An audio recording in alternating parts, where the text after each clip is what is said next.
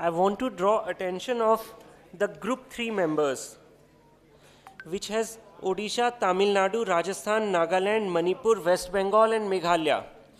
We have received the presentations by the other 3 groups. However, the presentation from group number 3 is awaited.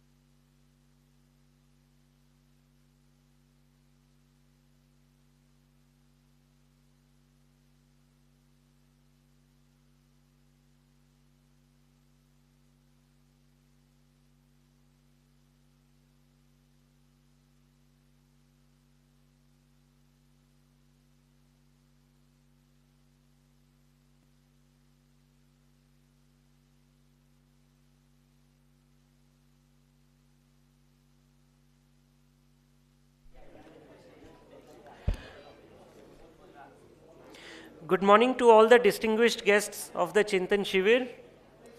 I request all the guests to please take their seats. We shall be starting the program shortly as the Honorable Minister, sir, is about to arrive.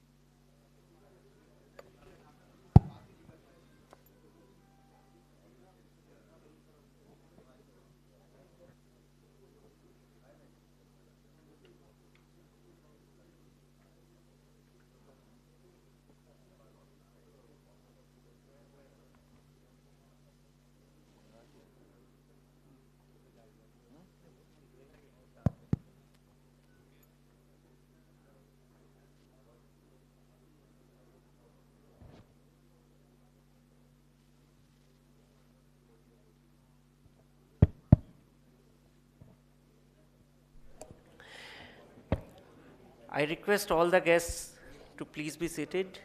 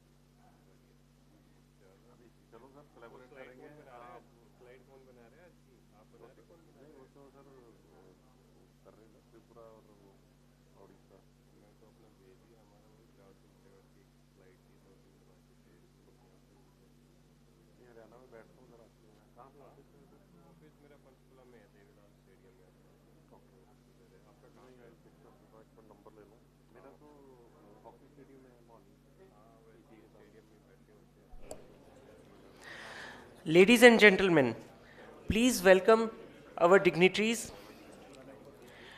On dais, we have today with us Honorable Union Minister, Youth Affairs and Sports and Information and Broadcasting, Shri Anurag Singh Thakurji. Welcome, sir. Honorable Minister of Youth Affairs and Sports and Public Works Department, Government of Manipur, Shri K. Govindas Singh ji. Honorable Minister of Youth Affairs and Sports, Government of West Bengal, Shri Arup Biswas ji. Secretary Sports, Government of India, Srimati Sujata Chaturvedi ji. Namaskar, and a very warm welcome to all the distinguished delegates on second day of Chintan Shivir of Ministers of Youth Affairs and Sports of states and UTs. Today, we have two sessions to deliberate and share ideas, followed by the concluding session, where we have 5 minutes presentations by each of the 4 groups formed yesterday. After the concluding session, we have customary Manipuri lunch, followed by visit to Loktak Lake, organized by the Government of Manipur.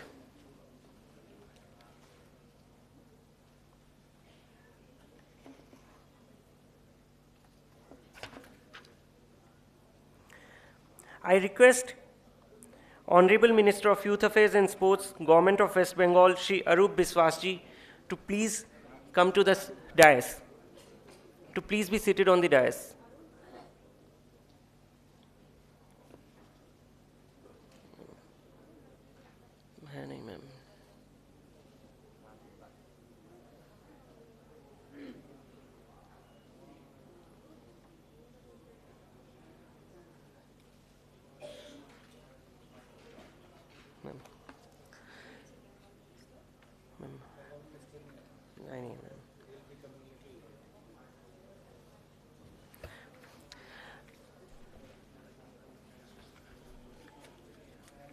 May I request the Punjab Minister Gurmeet ji, please come.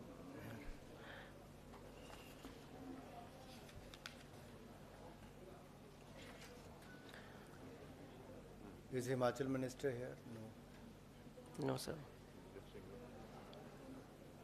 Tinku ji कल आए थे मैं टिंकू जी कल बैठे थे Tinku ji were you here yesterday Tinku ji कल आप बैठे थे ऊपर तो फिर सिक्किम के मिनिस्टर साहब को बुलाइए लेप्चा जी को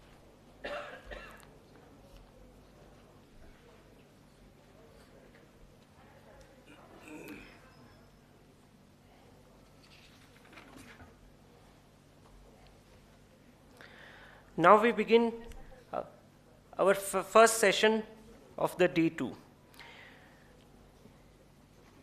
Our first session is issues and challenges in sports governance. In this session, we have 6 presentations followed by open house discussion. I now invite Shri Sandeep Pradhanji, Director General, Sports Authority of India, to moderate this session and make the first presentation.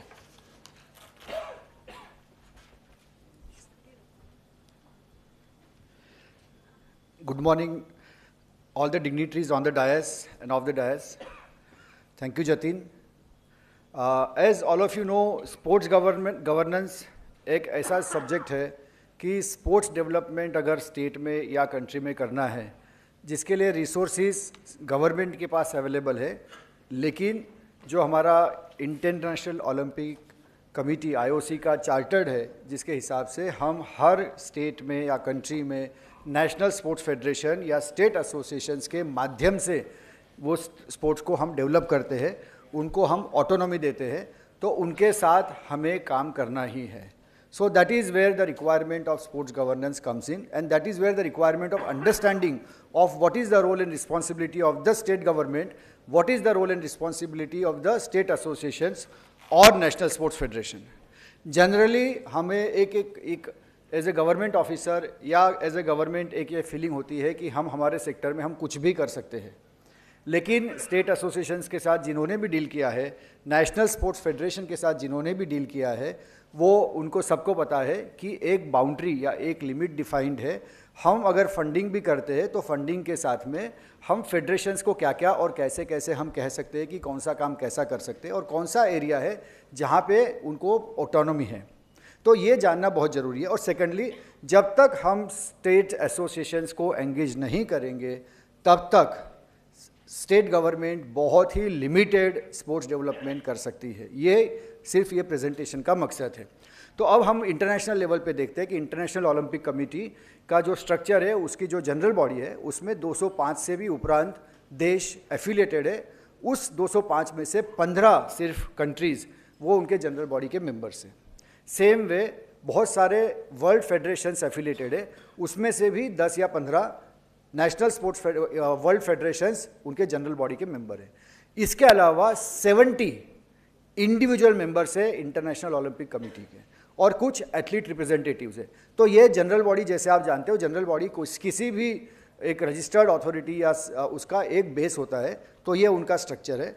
Ji affiliation जो world federations को देते हैं, इसके साथ साथ में parallel उनके associations बने हुए हैं कॉन्टिनेंट लेवल पे. फिर कंट्री में हमारा इंडियन ओलंपिक एसोसिएशन है जो कि IOC से एफिलिएटेड है. Same way Indian Olympic association के साथ नेशनल स्पोर्ट्स फेडरेशन एफिलिएटेड है और नेशनल स्पोर्ट्स फेडरेशन के साथ में स्टेट एसोसिएशंस एफिलिएटेड हैं और ओलंपिक एसोसिएशन के साथ इंडियन ओलंपिक एसोसिएशन के साथ में स्टेट ओलंपिक एसोसिएशंस एफिलिएटेड है. कई जगह पे स्टेट में आगे बढ़ करके फिर डिस्ट्रिक्ट एसोसिएशन की भी स्थापना हुई है. तो 2011 में स्पोर्ट्स कोड जब ये लागू किया गया तो उसके पहले भारत सरकार के बहुत सारे सर्कुलर इंस्ट्रक्शंस थे. बेसिकली उसको इकट्ठा करके ये स्पोर्ट्स गवर्नेंस के लिए स्पोर्ट्स कोड इकट्ठा किया है. मैं ये जानना चाहूँगा कि कितने स्टेट गवर्नमेंट ने स्पोर्ट्स एक्ट या अपना खुद का स्पोर्ट्स कोड लाया. Can I know from the director और the state secretaries who are present here, any of the state who has got the state act? We know Kerala has got the act. We know the Rajasthan has got the act. What do you have in your state? Sir, it's a code or administrative instructions or? No, sir, it's an act. Which state? Bihar, sir. Bihar, you have the state act. Sir. Okay, then Kerala we know it. Kerala and Rajasthan we are aware. And Bihar has a sports act. Any other state which has come up with the code or issued the circular that will follow 2011 code? Sir, we are in the process of implementing it. We have Okay, so we'll just restrict to those who have done it. Sir हमने sports conduct code बनाया था, लागू भी किया था, but agitation के बाद फिर 2 महीने बाद उसको वापस लेना पड़ा. ठीक है. Okay, so that's your experience. Is it for the state association governance and the state governance, or it is for running the sports by the state authority within the state? So does it deal with how the state association should function and what will be the funding pattern if they don't do anything that sort is mentioned in the act? I don't think so. Yeah. Any other state? So now many high courts have held that in National Sports Federation's case, when they are mandating the general election, the election of a general body, they are allowing only the state association to vote only if the state association is following 2011 sports code. So sooner or later, for better governance, there has to be some kind of mechanism, either by way of act or by way of code or by way of some kind of instructions to regulate and to govern. Now, as all of you know, state associations are registered trust or registered society. Nowadays, the Section 8 companies are also formed. So there are, I mean, 7 or 8 or 10 people come together and form these associations. So how does state government get mandate to pass the act or to pass the sports code? It is only and only because the moment the state association governs that particular sports in the state, or the National Sports Federation runs the particular sports in the country, they get monopoly to run that particular sports, to field Indian team, to field your state team. So when any authority or any registered body gets a public function, they get a capability or they are authorized to do a public function, then the government is well within its power to say what is to be done and what is not to be done. So there are the broad components. All of you are aware what are the sports code ka broad components. But yes, we in ministry, we have many officials who deal with sports code, and any state government who need any advice, suggestions, all of you can contact the joint secretary, director, or of course secretary sports madam is also there for the guidance. Now model code has many guidelines, such as model code of election, then what should be the terms for the executive committee, who is eligible to vote, and so on and so forth. All the rights and the responsibility of the federations are mentioned.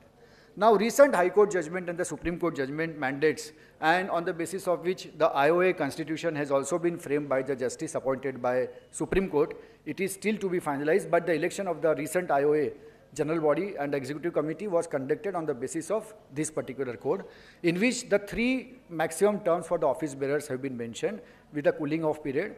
There is a president and the 14 executive committee members. The president of the IOA will be before you in some time. The representative of the sports persons, so that is the athlete commission concept has been recognized in the IOA. There is an athlete commission consisting of representative from all the national sports federation. They form their general body. They elect the athlete commission.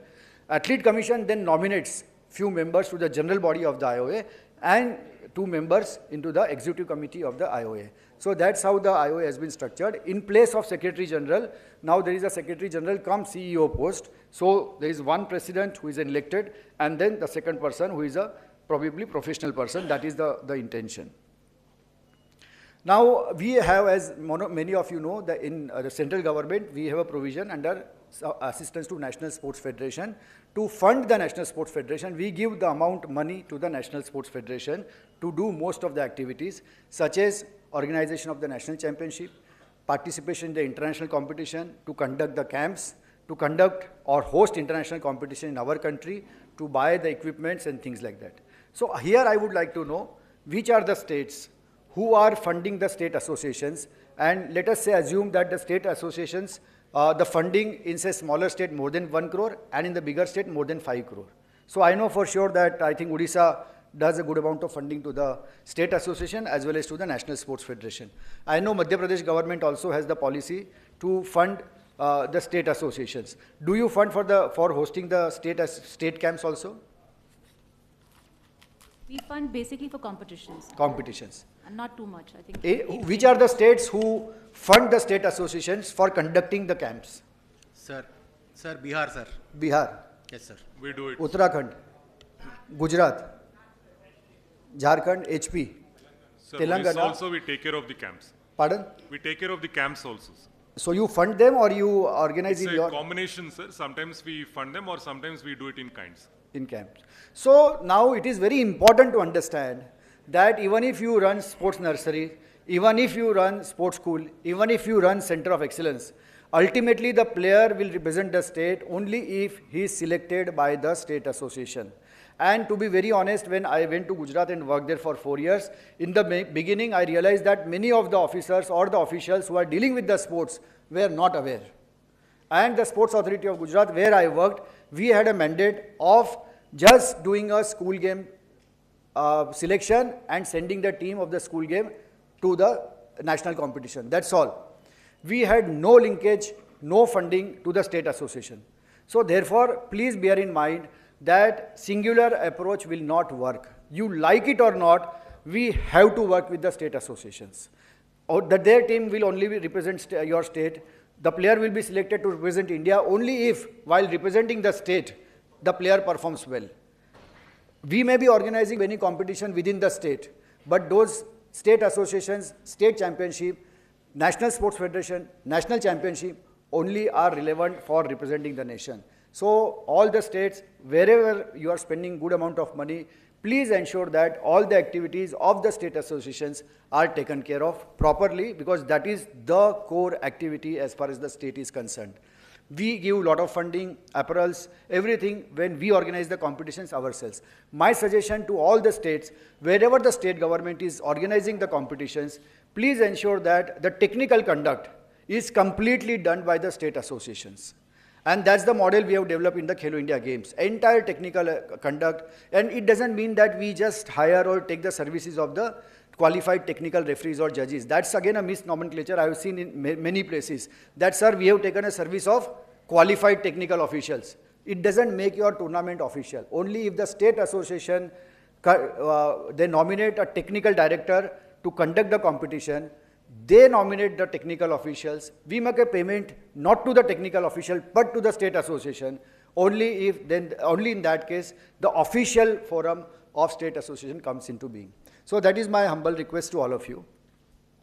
Now these are the examples, what is the structure in UK. So essentially, I'll not go into detail, but there are two funding models.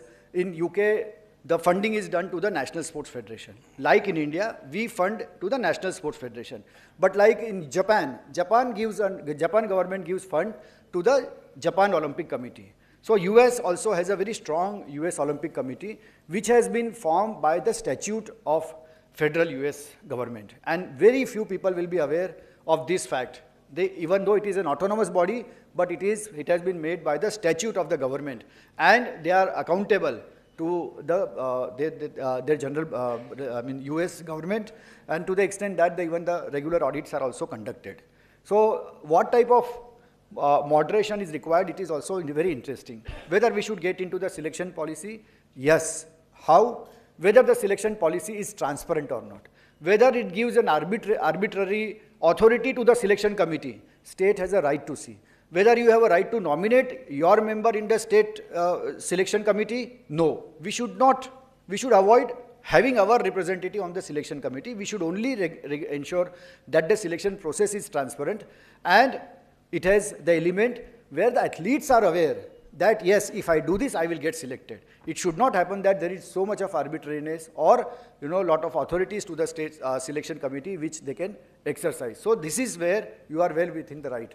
Whether you can conduct a competition, you can conduct the competition. Suggestion is either you take a technical conduct completely from the federation, or you ask, better course of action is to ask the state association to conduct the election, fund them, and you ensure that the other than the technical conduct, rest of the things like event part of the competition is taken care of by you or collector or municipal commissioner. So the robust system is one where the state association role, especially in the competition, is very important.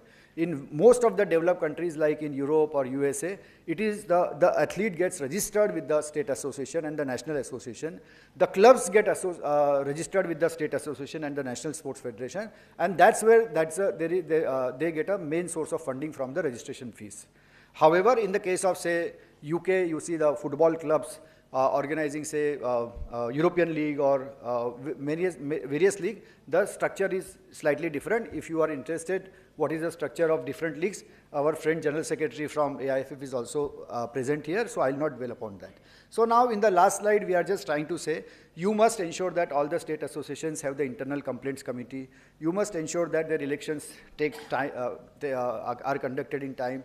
The age, tenure, some kind of guideline is there and it is followed when you give a recognition. And you should also see whether your state association is affiliated to the National Sports Federation, which is recognized by the Government of India. Otherwise, there is a dichotomy that comes in. Thank you very much.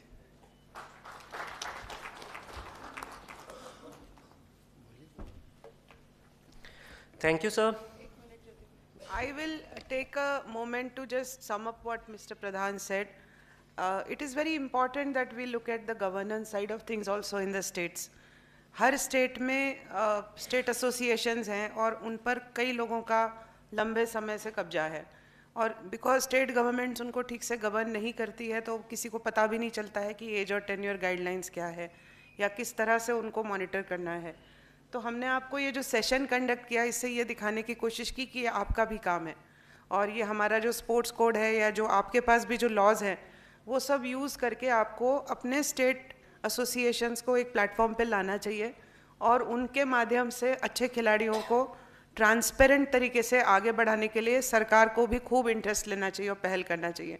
I will request all the secretaries, principal secretaries, ACS to kindly have a meeting of these associations, whichever sports are prominent, whichever sports you think are prominent, to have a meeting with them and discuss what they're doing. And in case the governance aspect is not clear to you, please engage with us. We will help you to understand what is important in that. And then, you know, you can fund them in a way that the best athletes can reach the international fora. So that is one important takeaway, I think, from this session, which I would request all the senior officers here to, and the honorable ministers, to kindly keep in mind when they proceed with their work once back in the state. Thank you.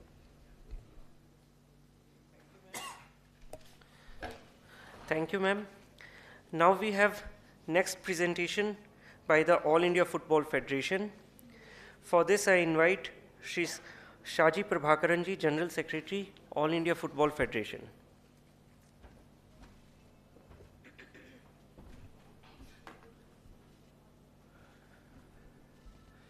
Very good morning, Honorable Minister Anurag Thakurji, all the ministers of sports from various states, Sujata Chaturvedi ji, and all the dignitaries present here.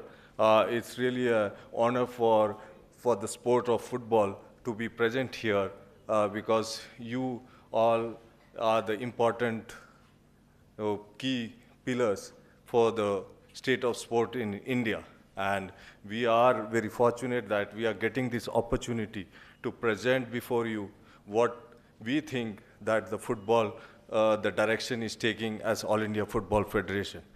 First, we are coming to share with you the mega project, that's FIFA Football for School program, which was launched on 30th October 2022, when our Honorable Minister of Education, Dharmendra Pradhan ji, signed the MOU with the FIFA President, Mr.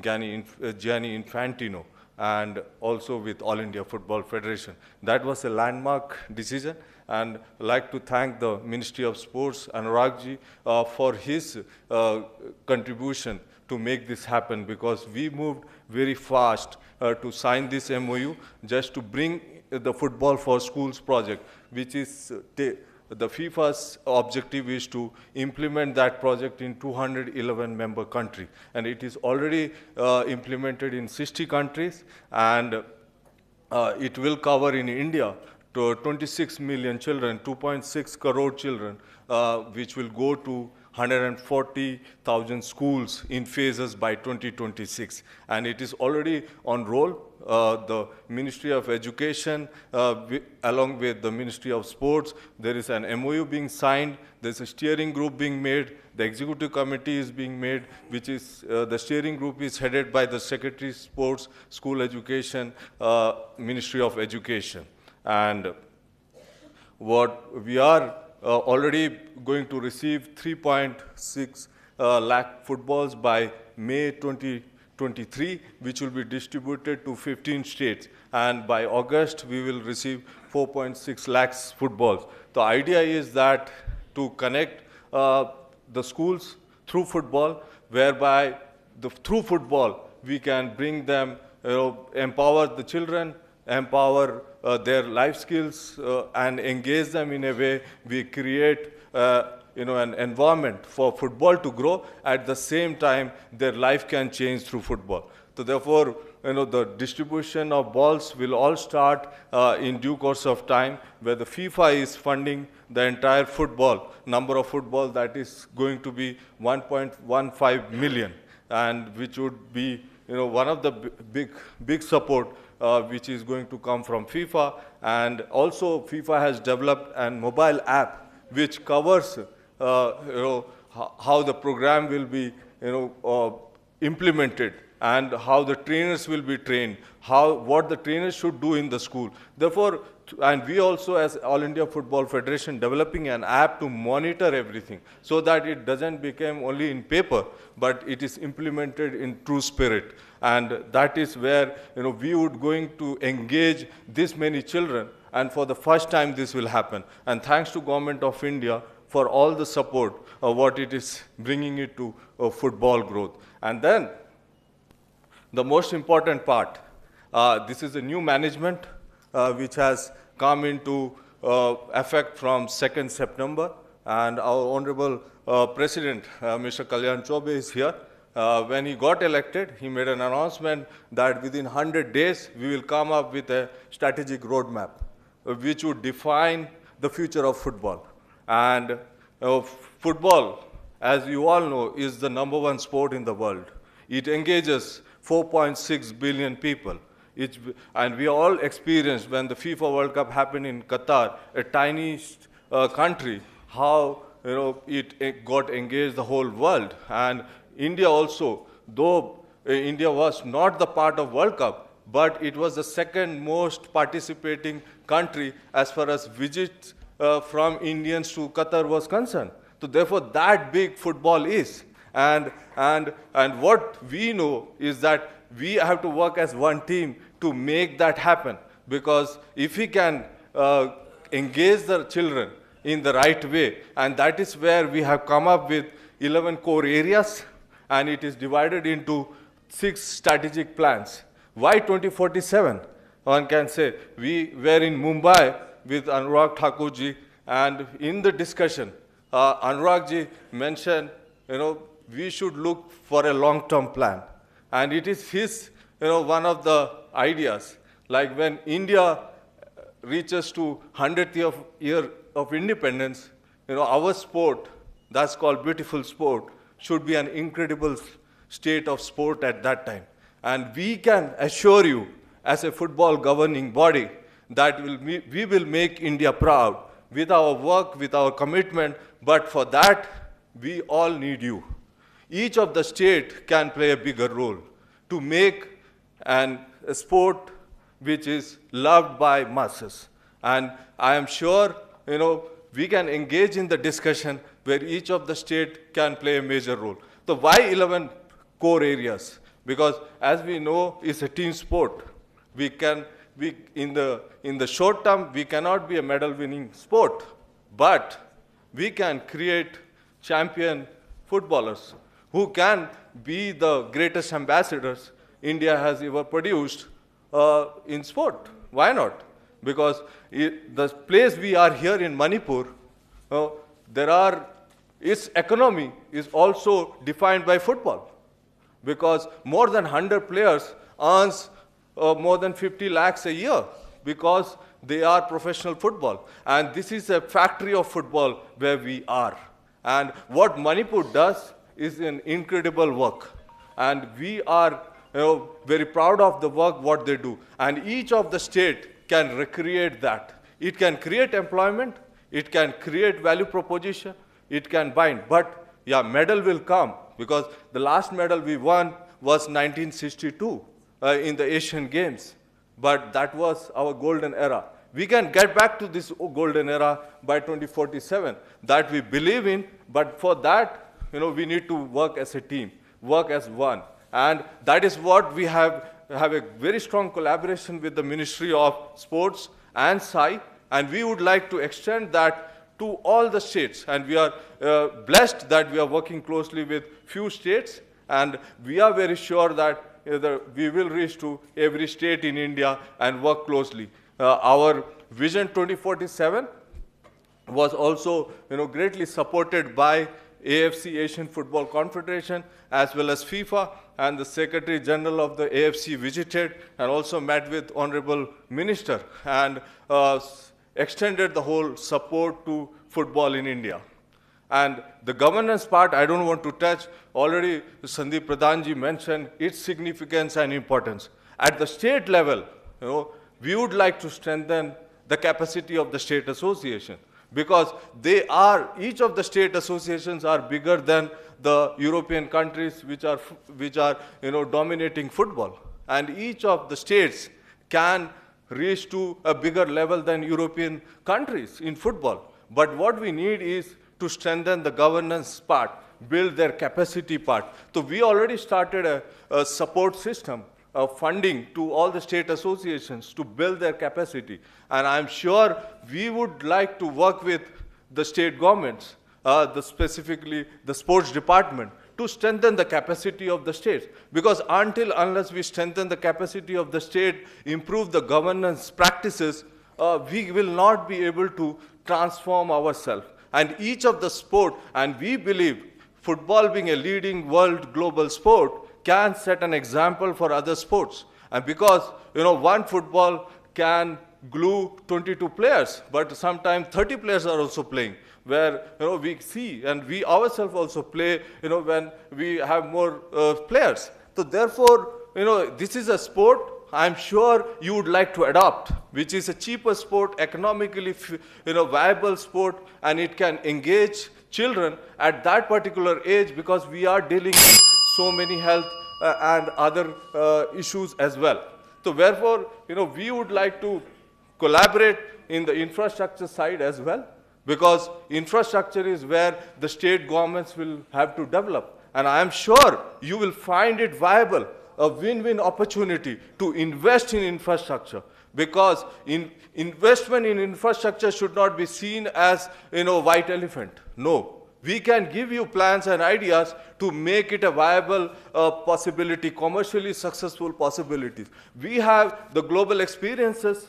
We can bring the FIFA experts, global experts, to work with you so that you build stadiums, you build sports infrastructure, which is going to create value, not only for the sport, for the community, for create employment opportunity. It will be a commercial win-win situation.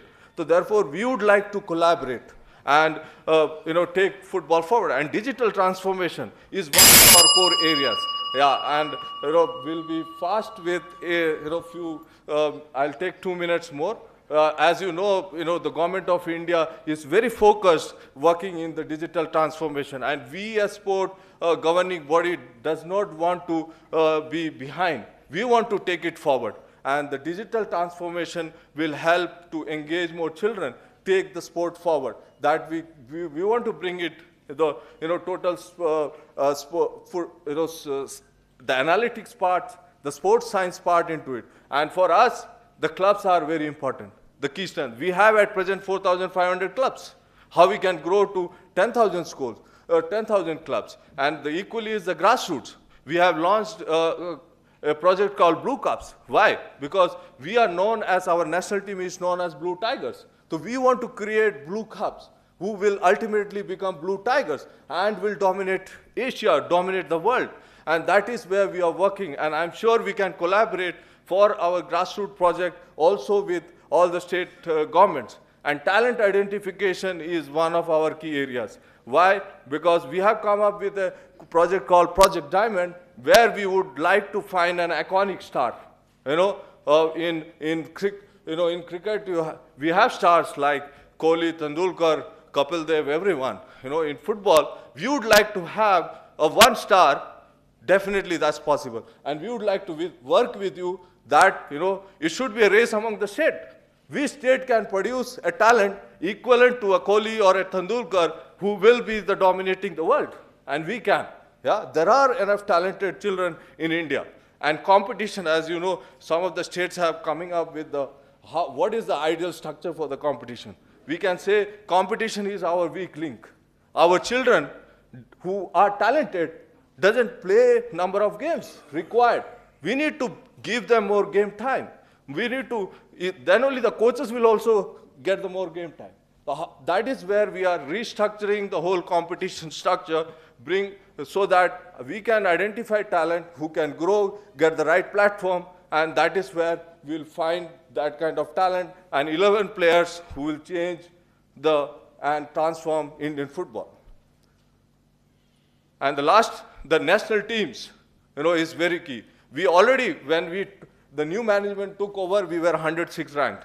We are now 101 ranked. And we are very sure, our president already made a statement that we will break into 100 very soon. And we are working on a target. And by 2026, we want to be top 10 in Asia. By 2047, we want to be top 4 in the world. And that way, we will be playing in the World Cup. And the last part is the commercialization and marketing. See, without sustainable environment in sport, we can't grow.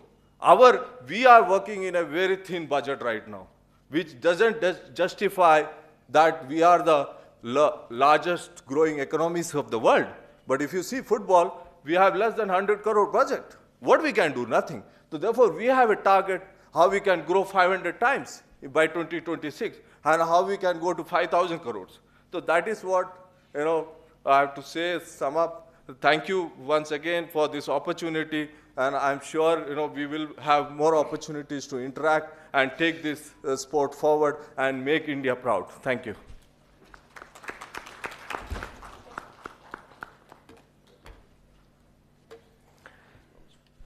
Thank you very much. Ladies and gentlemen, I welcome Dr. P.T. Usha ji, President, Indian Olympic Association, and Shri Kalyan Chaube ji, President, All India Football Federation and Joint Secretary, Indian Olympic Association, who have joined us for this Chintan Shivir. Before we move forward, I want to request all the distinguished speakers to please strictly follow the allotted time limit. The buzzer will be sounded 1 minute before the allotted timeline and with a long press at the end of the allotted time limit. Please follow. Now we have presentation by the Indian Rugby Football Union, for which I invite Shri Rahul Bose ji, President, Indian Rugby Football Union, on the dais.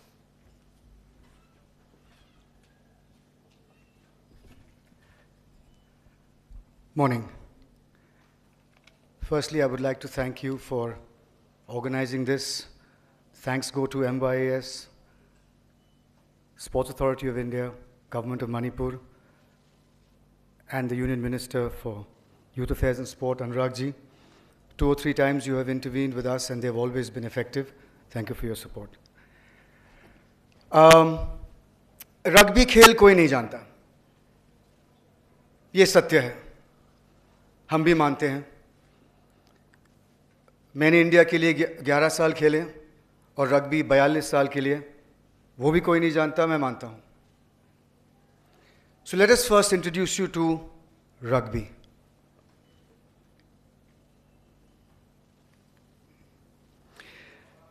सत्ताईस states में हम हैं, 300 district, बाकी सब आप देख सकते हैं.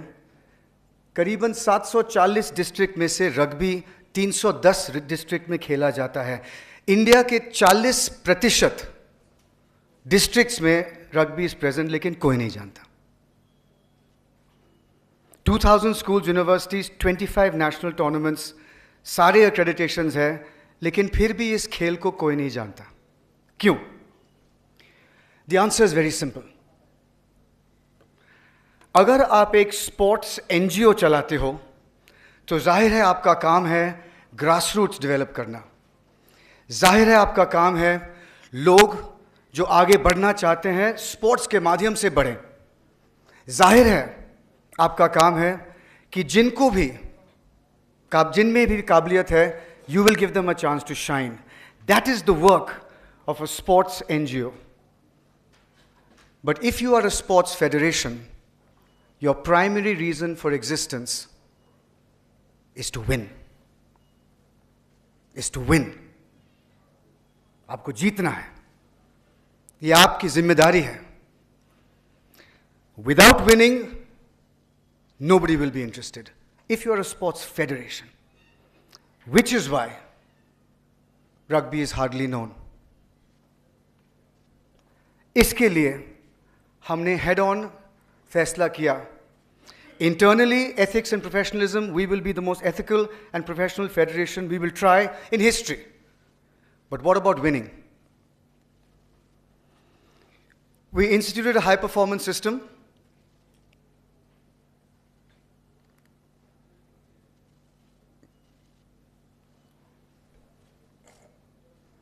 Professional contracts.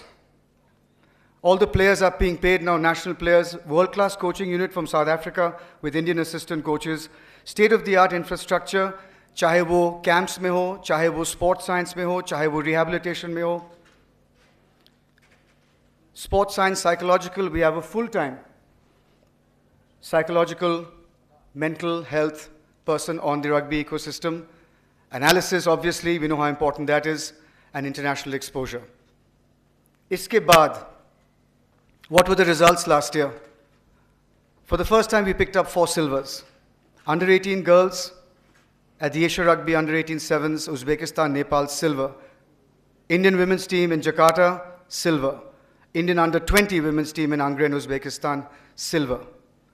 This year, we want to convert all those 4 silvers into gold. जितना हम पैसा मेहनत इस हाई परफॉर्मेंस में दे रहे हैं, मैं दावे से कह सकता हूं हमारे इसके पहले 20 साल में हमने नहीं दिया. Okay, so what's the situation? The Indian men's rugby team is 12th in Asia at multi-sport events like the Asian Games, Commonwealth Games, and the Olympic Games. The Indian women's rugby team, and this is to be noted, is 8th in Asia at the same multi-sport events. Indian Under 20 women's rugby team is 2nd in Asia. Indian Under 18 girls team is 2nd in Asia. Indian Under 20 men's rugby team is 4th, and the Under 18 boys rugby team is 4th. Nobody knows this.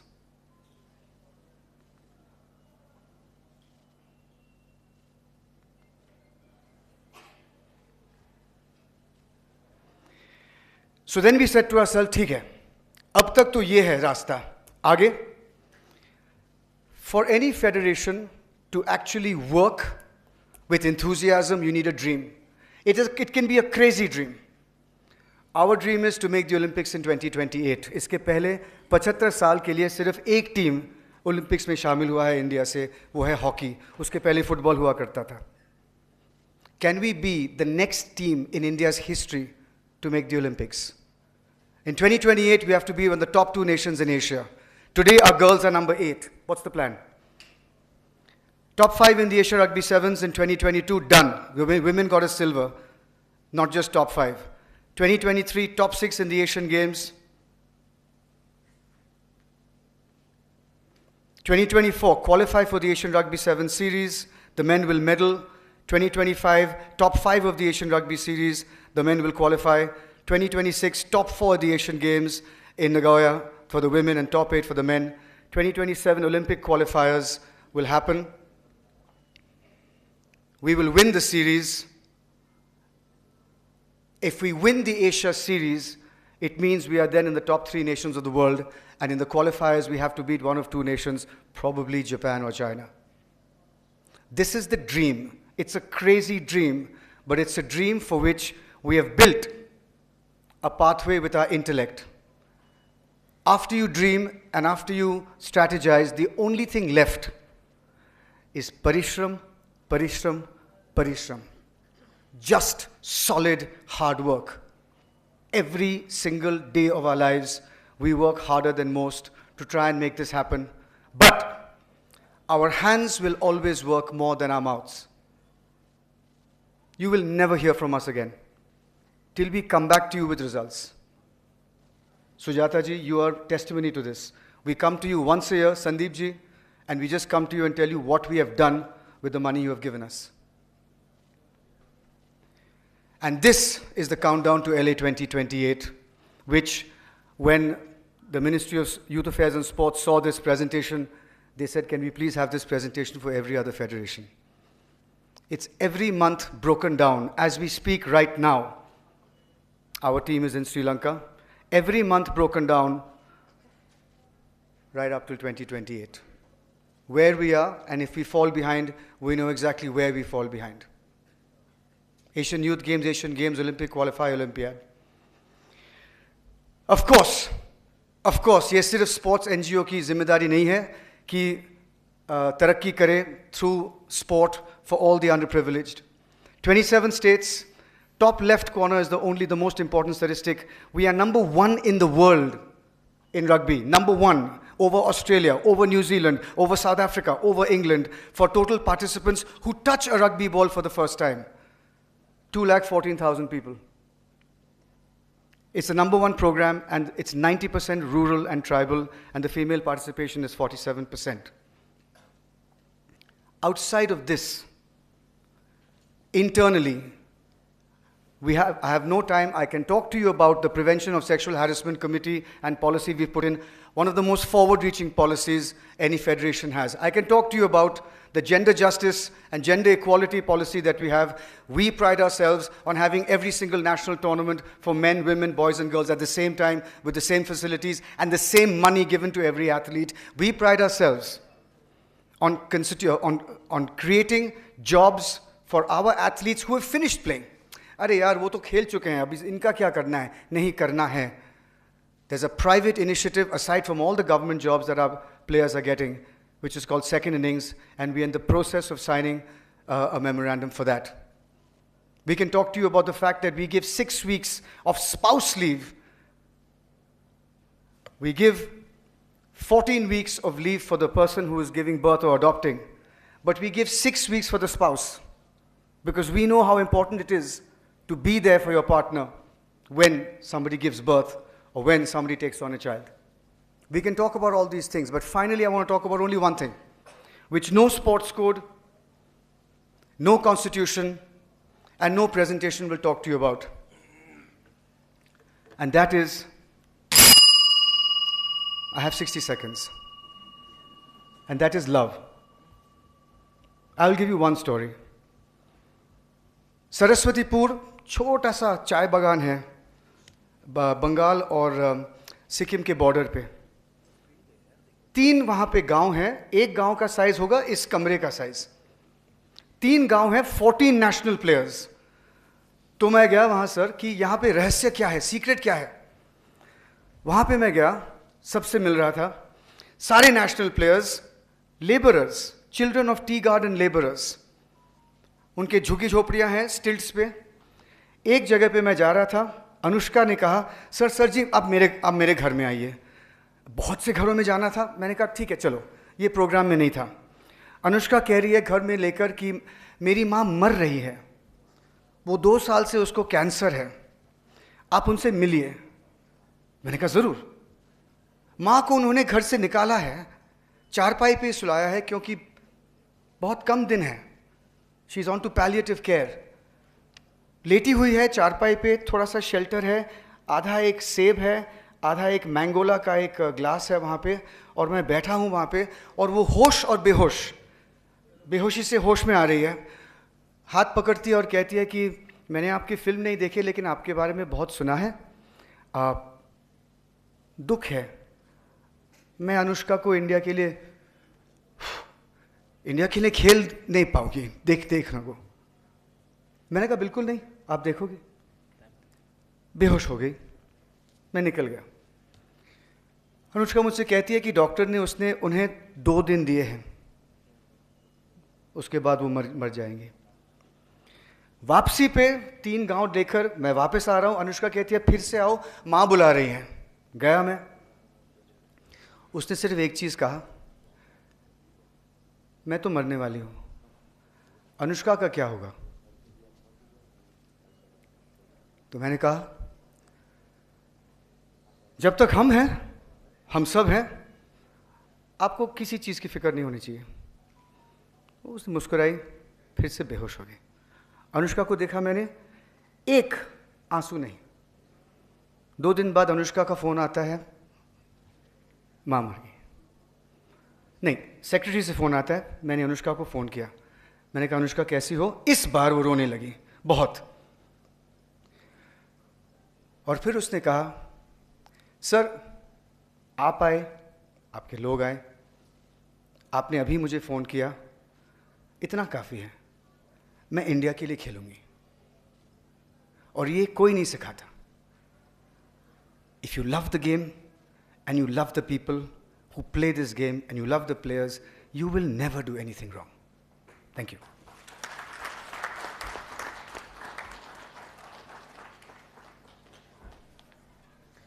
Thank you very much. Now I invite the Team Indian Olympic Association on the dais for the presentation, please.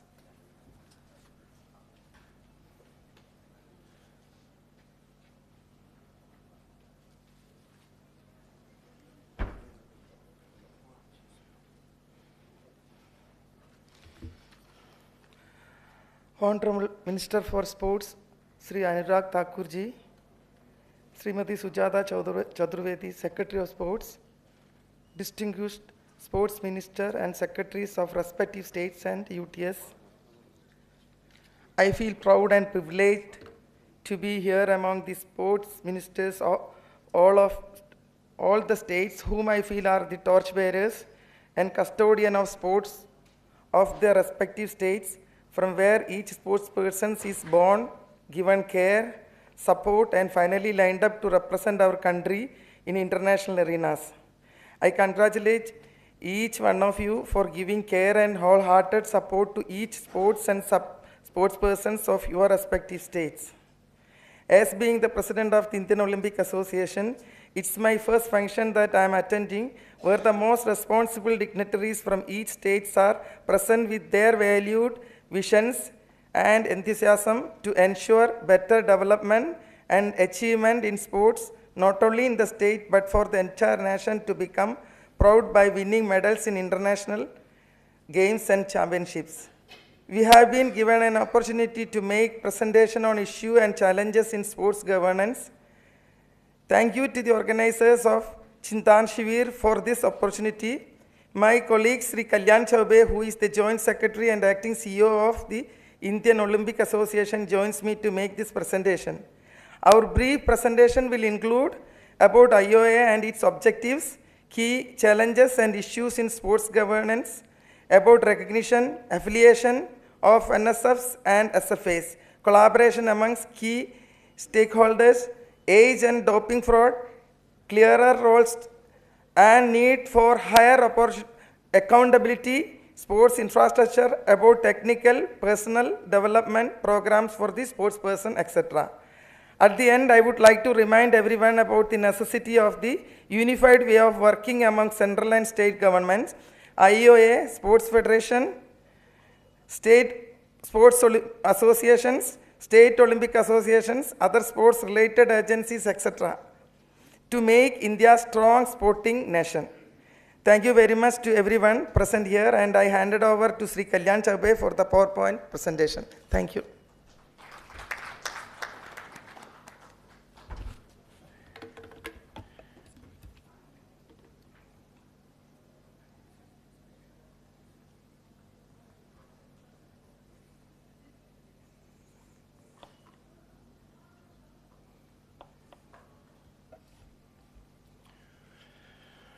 Thank you, Dr. P.T. Usha, President, Honorable President of Indian Olympic Association, Honorable Minister of Sports and Youth Affairs, and also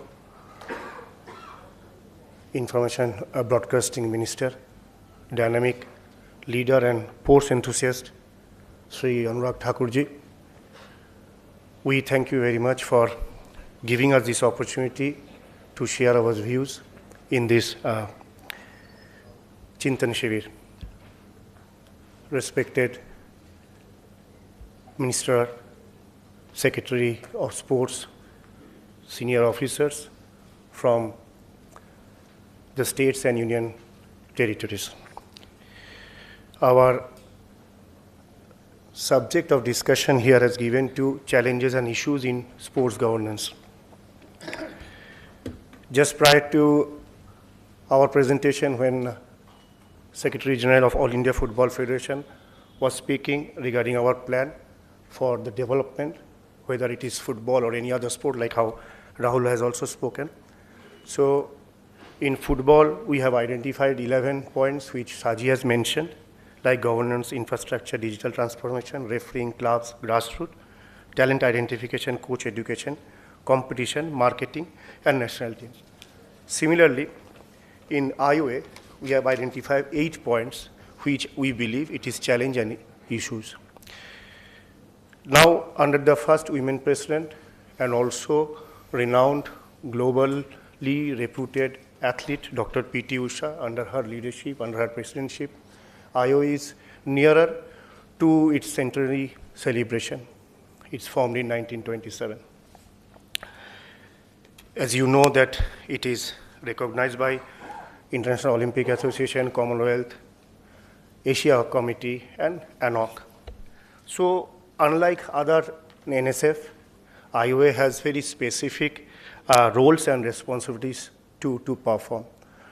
So it is like, it is promote Olympic values and education, promote IOC international Olympic academies, foster athletes, provide Olympic scholarship, create more athlete-centric programs, initiate to get more laurels for India, and celebrate Olympic Day that is on 24th June every year. So what are the challenges we have? 8 challenges. These are the first is affiliation. Sir, affiliation is an area where we find every week a new challenge. We have, according to our last electoral college, there were 33 federations who were affiliated. So out of 33, one is under dispute now, that is handball. So these 32, also there are 12 to 14 federations, they have some issues or the other, which we have to deal regularly. Apart from these 32, 33, there are 14 non-affiliated and around 7 to 10 associate federations. So we have to come with a proper guidelines or policy from your office per se, so that how IOA will function to sort out these affiliation issues. Sometimes there are, each federations are having 3 to 4 parallel lobbies who claim they are the official body. And for these athletes, they get hampered. So this is, I believe, the most challenging part in functioning IOA. The second in the collaboration of stakeholders. I'm very happy to say that the support and collaboration we get from your ministry, the Ministry of Sports, Sports Authority of India. So whenever there are issues regarding getting coaches, sometimes the federations, they have some challenges to get to host trials.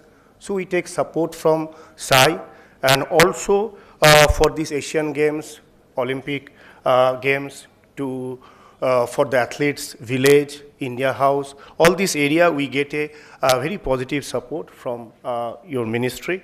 But since it is not only between IOA and Sports Ministry, we also need support from respective state ministry, state association, National Sports Federation. So I think this is also area we need a proper collaboration between the stakeholders.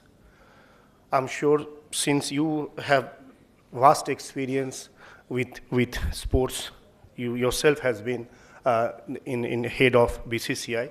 So there is an area where the age fraud for the youth and grassroots programs, there is also for the youth players, upcoming players, there is a doping fraud. So we have to, maybe if we can create a database or app, something like that, where we can enroll these grassroots players who are, let's say, aged between 6 to 10, and if we can enroll them then and there, so perhaps we can address this age fraud issue. And your another department of your ministry, that is NADA, with NADA, IOA has hosted couple of seminars between the head of NSF to educate players and the coaches about the bad effect of doping. So this is the area we need to create more education or seminars for doping fraud and age fraud. We also need to understand what are the roles and accountability of each of these stakeholders we have discussed, and whether or not National Sports Code is going to be implemented in the State Olympic Association or National Sports Federation. So if this national sports is there, if we get any guidelines, then this will also be easier for us to work, because we get these queries also too often, and especially several RTIs we get every day or every week perhaps. You have several infrastructure in each and every state under the SAI, or there are SAGs also there. So I believe if IWA can come with a partnership with you and to maintain and to make a medium for revenue generation by PPP or any other mean, I think that will be nice. There are several infrastructure we can upgrade facilities also, which is much required in terms of modern sports science. We have coaches, there are coaches, most of them, they had been the ex-athlete, ex-players, and so they took coaching as their career. But we also need to upgrade their skill with the time. So we need to have more and more coaching education programs. Also, we have athletes in the grassroots level or youth level.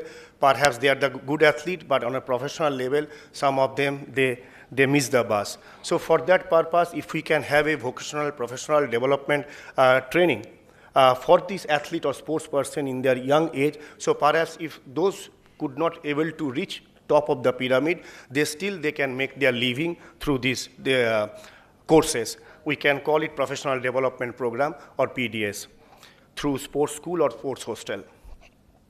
Last is the 8th.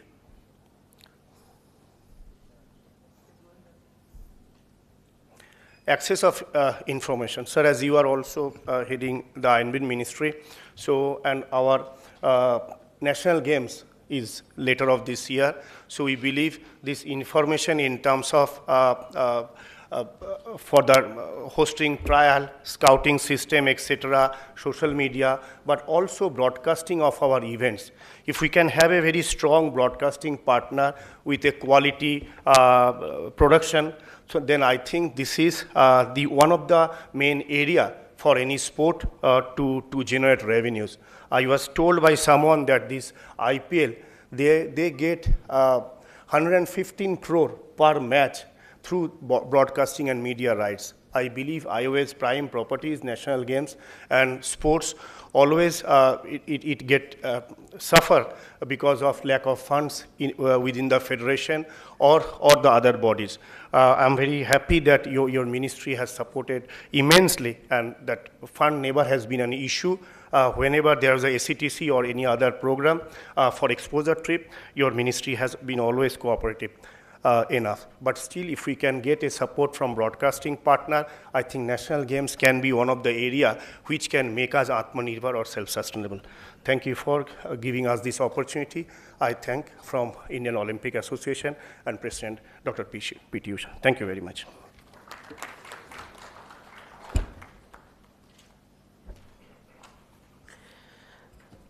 Thank you very much to both our esteemed guests from the Indian Olympic Association.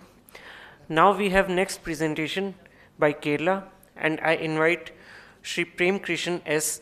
G. Director, Sports, Kerala Government.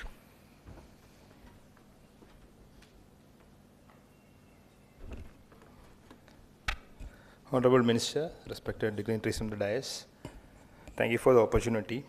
Before getting into the presentation, I have been working as the Director of Sports in Kerala for the past 1 year. So whatever I am going to discuss right now is whatever that has come out because of the discussion with various stakeholders.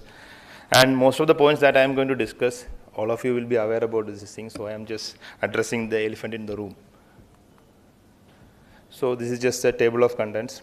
So Kerala was the first state to enact a Sports Act, appoint Sports Commission, and we have an elected Sports Council also. This is the general structure of the sports in Kerala. We have a directorate, then we have the elected Sports Council, and we have set up a Sports Kerala Foundation. It is a PSU that has been set up for the infrastructure needs. It was set up 2 years ago. There's a major shift in strategy. So I just get right into the topic, the issues and challenges in sports governance. As I mentioned earlier, all these points have data has been collated with discussion with various stakeholders who are involved in this sports sector. The first major challenge is first is the multiplicity of the controlling agencies. In Kerala, if you take another person filed a case by saying that this association is not affiliated, I am the person who is responsible, I am the affiliate association, so he filed a case against us. So right now we are fighting the case. So what I suggest is that we need a national framework on this thing. We need there is a lack of clarity, there are overlapping powers. So if the central minister can take a note of this thing, it will be really helpful. Next is the budgetary constraint. Yesterday also we were discussing about the same thing. Compared to other departments, Kerala, the total budget is around 130 crores. So compared to other departments, the amount of budget that is allotted is really less. But we are working on things like PPP, CSR funding, and also the Khelo India scheme has come up. So I hope that in the coming years, this can be sorted out. This is one of the major challenges, the infrastructural issues. I would like to classify it in 3 layers. The first thing is the grassroots level infrastructure. For example, playgrounds. The grassroots level playgrounds are not sufficient in most of our panchayats and villages. And then coming to the training centers, if you take the training centers and sports hostels, there are lack of proper facilities are not available. That is one of the major challenges. And another thing is the world-class infrastructure where we can host big events, etc. So what Kerala has done is that we have created a separate PSU called Sports Kerala Foundation for addressing the infrastructure needs.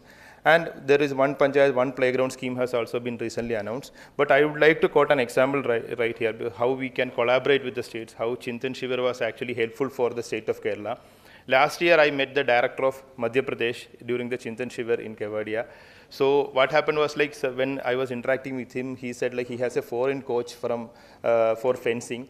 So we had one girl who was really good in fencing, and I talked to the director, and he was very kind enough to send to admit the girl in the academy. And I would like to put in record that after we sent, she has won the gold in national games.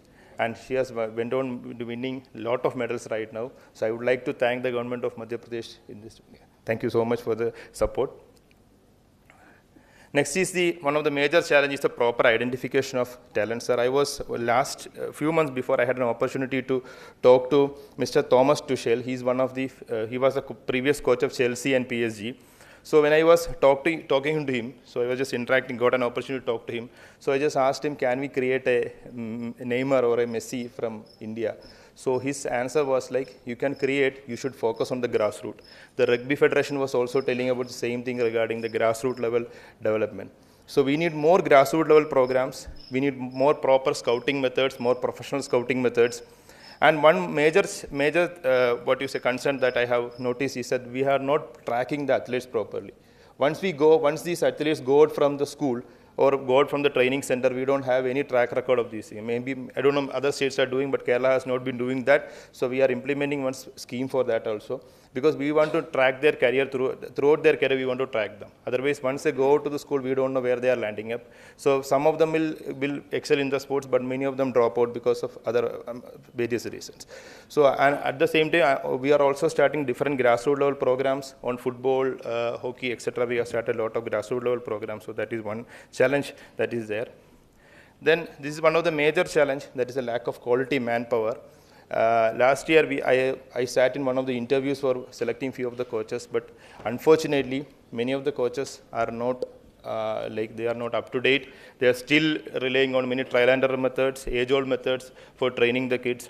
So, Honorable Minister was talking about this introducing IT in sports, etc. But, sir, I would like to mention one thing, that Kerala introduced, because in one of our schools, we introduced one IT system, and for tracking the kids, tracking their progress, etc. But after 3 years, I was just checking the progress, the system has failed, because the problem is that the coaches were not aware of how to properly use this IT infrastructure. So whatever app that has been developed, it has failed because the coaches were not interested, or they don't know how to use this thing. So what I suggest is that there should be a coaches empowerment program, there should be given more exposure, and there should be continuous assessment of these coaches also, so that we get the best coaches. And right now, many governments, even we are also trying to get foreign coaches, but one important thing is that these coaches are very, very expensive.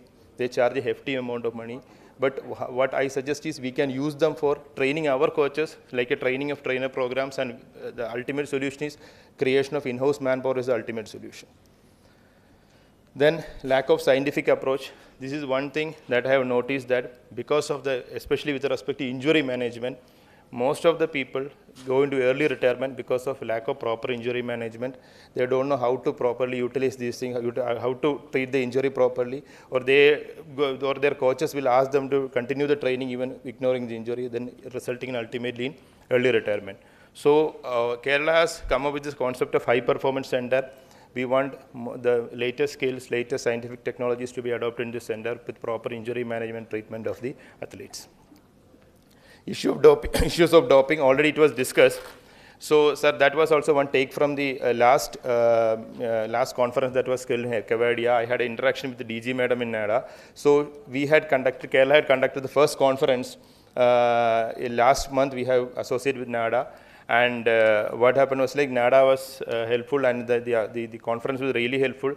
And after the conference, we took a feedback from the people who came from NADA. And they were telling that most of the people who attended the conference, most of them were coaches, medical practitioners, etc. They are not aware about the issues of doping. So if they are not aware about the issues of doping, then the athletes are much less aware about these things. So it will result in a lot of disqualification. And DG ma'am was actually telling the number of people who got disqualified because of unintentional doping, and the numbers are pretty huge. So right now Kerala has entered into a three-year-long association with NADA. Our aim is that we want to create some master trainers, we want to create some medical practitioners, and we want to create a framework by associating with NADA. So that is one thing. And finally, even though we talk about sports culture and all, still a lot of awareness needs to be created among the public regarding this thing. So Kerala has taken one step, that we are planning to introduce sports as a subject in school. As a topic in school, and hopefully that we hope that in the next academic year it is going to come up. And in the one more thing that we have done is that also was a good thing that we got from the last conference. There was a bus that was there, fitness assessment bus was there in Kevadia. So we actually collaborated with them, and we brought the bus to Kerala, and we actually conducted a fitness assessment throughout the entire district of Kerala, random sampling of people, around 10,000 people, basic fitness test was conducted, just to create an awareness about the fitness. We are still awaiting the result. So the athletes, school children, and public, everybody participated in this thing. So just to create a awareness regarding the Fit India movement. And finally, my final point is that address the issues of inequality in sports. Still, a lot of women need to come to sports. Tribals, coastal areas, all these lot of potential are there. So, a lot of programs need to be done in that field also. So, that's it. That's it from my side. And Minister was telling about the collaboration. I hope that more states can collaborate. We today also are discussing with different states so that we can betterment of the sports. Thank you. Thank you so much.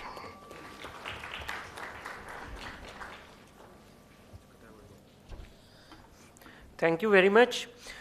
Lastly, in this session, we have presentation by Haryana, for which I invite Shri Ajay Singh Tomarji, Director Sports.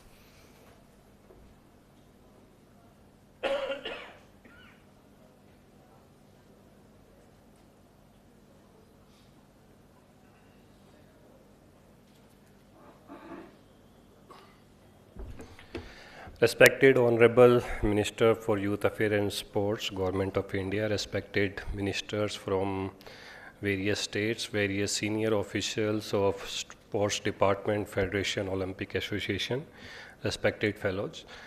Sir, I would like to start with just some small observation that I joined Director of Sports only 1 week ago, and though I was working in field for 11 years and closely associated with different sports, because I have been a sports person during my college days and played for my college in inter-college competition. So I have fair knowledge, but I might be having some technical difficulties related to more advanced topics. So I will apologize in the beginning itself. Sir, regarding the issues and challenges, my respected colleagues and senior officials have already stated, and there are of course issues related to the functioning of various association, federation. One of them is of course a lack of clear-cut hierarchy. Multiple organization, associations are there. There are dispute between the legality also, like my friend from Kerala was saying. There are court dispute, court battles, and in general, the very purpose of association federation that was to actually promote the sports, to create the infrastructure, to organize the tournament, to find the talent from the grassroots. Those functions are maybe lacking, and probably our federation in various sports, some of the federation are doing wonderful job, but some of the federation, maybe because of resources or institutional supports, are not able to do their duty for which they were interested upon. And will not, so these issues are known to all of us, and I will not delve deeper into these particular things. I will like to highlight that how Government of Haryana tried to overcome these difficulties, the lack of promotion of sports by federation, and how the government itself took up the responsibility and to make Haryana as #1 state in the country in matter of sports. So, sir, what we did back in 2016 is that we brought a Haryana Sports Council Act, by which we made a council for the entire state of Haryana, in which our Honorable Chief Minister is the President, Honorable Sports Minister is the Vice President, and Administrative Secretary Sports being the Secretary General. The purpose of this State Sports Council is to promote sports, to promote the infrastructure in the state, to promote the tournament, to promote the talent gathering in different sports. So all the sports are covered.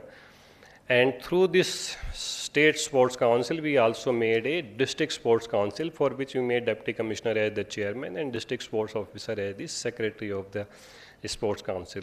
And District Sports Council function on the similar pattern as the State Sports Council, that is to promote. Now, first of the thing that we tackled through this is that we gave all the state government aid through this council to create a world-class infrastructure in every district. So we have 22 districts, one of the district is newly created. We have 21 district level stadium in there. So every district has got a district level stadium, and the level of infrastructure is quite good. So we have AstroTurf for hockey, we have athletics track, the world-class athletic tracks on those synthetic rubbers. We have football Astro ground as well. We have archery indoor stadium. Everything is there in that sports stadium. Usually that is a 25-acre facilities in every district that we have created. Through this council also, we initiated a lot of other initiative, one of which I would like to highlight, and this is one of the key state government initiative which is excellent, and it tackles lot of problem at lot of level. I will just explain briefly. So this is the sports nursery. These are like stated objectives: grassroots development, talent identification, maximum utilization of resources, and sports upliftment. And I will go with this one. These are the incentives and how it is good. So when we start looking at talent, like catch them young, that is a motto that we always speak about. And when we say the catch them young, we are catching them in the school. So class 1 to class 12, usually age of 8 to 19. So that is the young age when there is a formative year of any student, any sport person, and we want to catch them there.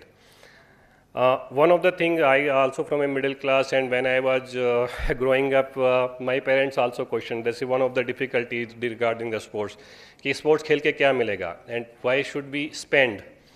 Middle class income, there is not lot of scope of spending. So what we did is that these nursery, we give 1500 rupees per month for age group 8 to 14 and 2000 rupees per month for age group 15 to 19. And that is a support. Okay, so we will take care some of your nutrition requirement and some of your consumable items in the sports. It's not sufficient, but yes, we give something. So nobody can say कि sports खेल के क्या मिलेगा, खर्चा क्यों करना है. We will provide you. So this is one thing that we took up, that we started providing monthly stipend to the students, sports person who are enrolled with us. Second thing that we did is ki the future, right? Okay, so sports person has no future that is there in the middle class in India. Ki खेल के क्या बनोगे? Of course, one of the key thing is that you should become a coach, but then there are not many scope for government coaches and everything. So we give it to the coach. So whoever is NIS diploma holder, we get 25,000 rupees per month, and certification cost 20,000 rupees per month. That is that nursery that coach start. He will get 25,000 rupees per month, and his student, his pupils, will get 2,000 or 1,500 rupees per month. So that is the another thing that we tackle, that those nursery students, they will know that, okay, when we grow up, even if we are not able to win the medals, we can still become a coach and we still have a future. We will earn 25,000 rupees per month and we will train the next generation of sport person in India. Third thing that we cater through this initiative is, we say the lack of infrastructure. So every federation, I don't think most of the federation has any infrastructure. They are not able to create. In Haryana, I have not seen any stadium that is being run by federation, created by federation, it's all sports government. There are a lot of infrastructure already created in school, colleges, village level, universities, that was being used, but not for that particular purpose. So what we did is that we actually asked anyone, so anyone from NIS diploma holder, NIS certificate, these are the the coaches qualification is there. So any person can tie up with any institution, arrange for a stadium and apply for a nursery. So when we started this one, these diploma holder coaches, they went to their, back to their town or school. They found out, okay, there is a, let's say, badminton court in one of the school. They tied up with that, okay, we will teach your student with free, but you let us also run the nursery, in which I will have 25 students of my own choice. They tied it up, then they applied to us and we allotted them a nursery. And he started teaching 25 of our students and maybe probably a similar number of students from that particular school. And suddenly we have created 1,100 nurseries in the state of Haryana. You can say 600 of them being private nurseries, 600 stadiums, immediately got utilized for the promotion of the sports in Haryana. And that is a very focused approach. Every facility created in private school, government school, private stadiums is being utilized. The coaches themselves, they are going, so it's a, you can say PPP or you can say participation from the coaches itself. And any coaches who has done their diploma, they can actually enroll through this particular nursery. Our underutilized, whatever we have, the facility is being utilized. Coaches are getting good stipends. Athletes are also getting a good stipends. Another thing that I would like to highlight is that these are 516 private nursery, and of course government coaches has also started doing their nurseries. Sports infrastructure. So this is again, I would like to highlight, this is an advanced scientific training and rehabilitation center. So there is a lot of injury, sports, there is a lot of injury. And there was no specialized, and the treatment cost is also very high. So if a talented person, 16-year-old, got injured, if he does not get a proper care, he will be out of the game for 1 year, and that will be the end of his career. So we started this. One of them is already started in Panchkula, and 2 more is coming up. It's a very good facility that has been created, and we have physiotherapy, nutritionist, and everything that is there. And the last one that I would like to highlight is the Haryana Sports Academy. So these are on the same pattern of Sai Center of Excellence, in which we are trying to give the similar level of facilities to our good sportsmen. That will be end. Thank you very much. Thank you.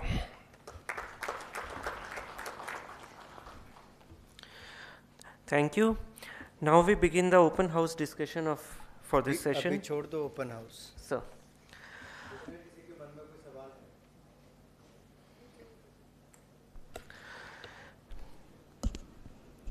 To the point, अगर सुझाव या सवाल.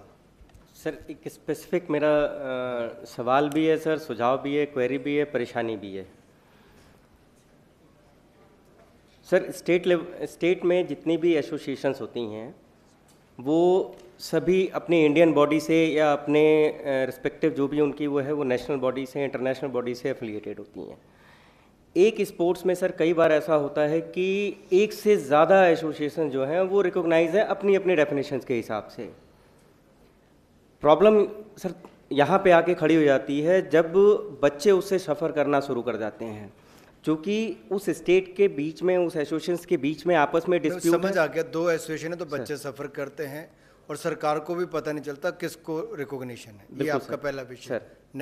Sir next ये है कि उससे problem जब create होती है तो बदनामी सिर्फ और सिर्फ स्टेट गवर्नमेंट की होती है। इतनी डिटेल में मत जाइए, आप वे आउट पूछिए ना। अगर ऐसा सिचुएशन है तो क्या करना है सर? इसका सॉल्यूशन चाहिए सर। वो दे देते हैं सोल्यूशन। अभी पीटी उषा जी बैठी है, वो आपको बता देती है। सर मैम से भी सर यही आप बहुत लंबा खींचते हो भाई। आपका सवाल ये है कि अगर दो फेडरेशंस, एक फेडरेशन राष्ट्रीय स्तर पे है, दो एसोसिएशन अगर राज्य पे है, किसको मान्यता प्राप्त है सर? और अगर नहीं है किसी को तो कन्फ्यूजन क्रिएट है जिसके कारण बच्चों को दिक्कत है। इस स्थिति में आईयूए को क्या करना है सर? ये आपका सवाल हो, जवाब दे देंगे। अतुल्य जी, There's the classification of nursery you had shown A, B, C. Just elaborate a little on that. How do you call it A, B, or C?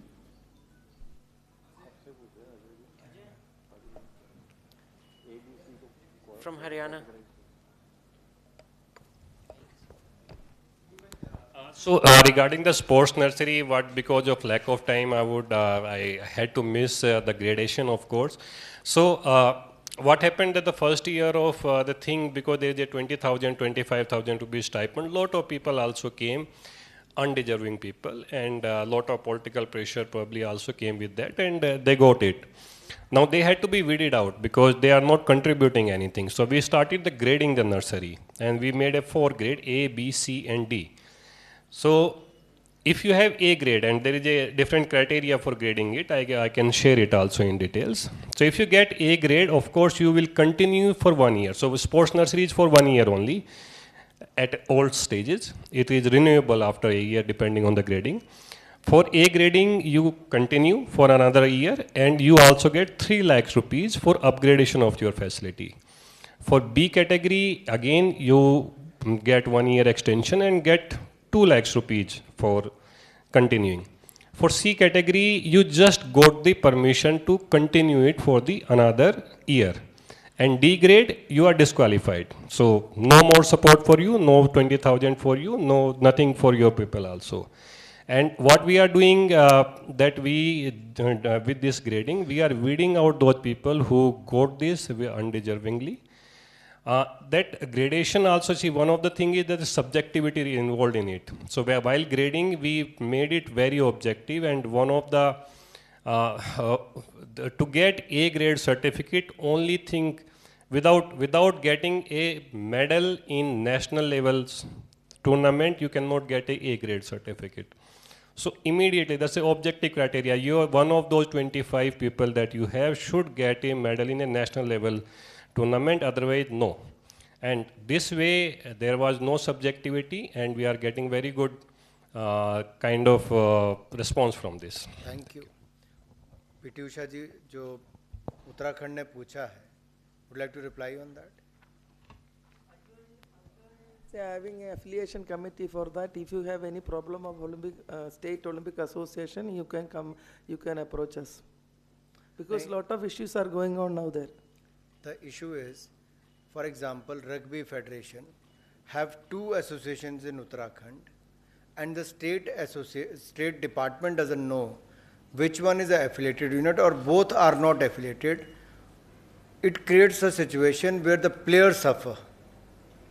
So what is the remedy for that? That was his question.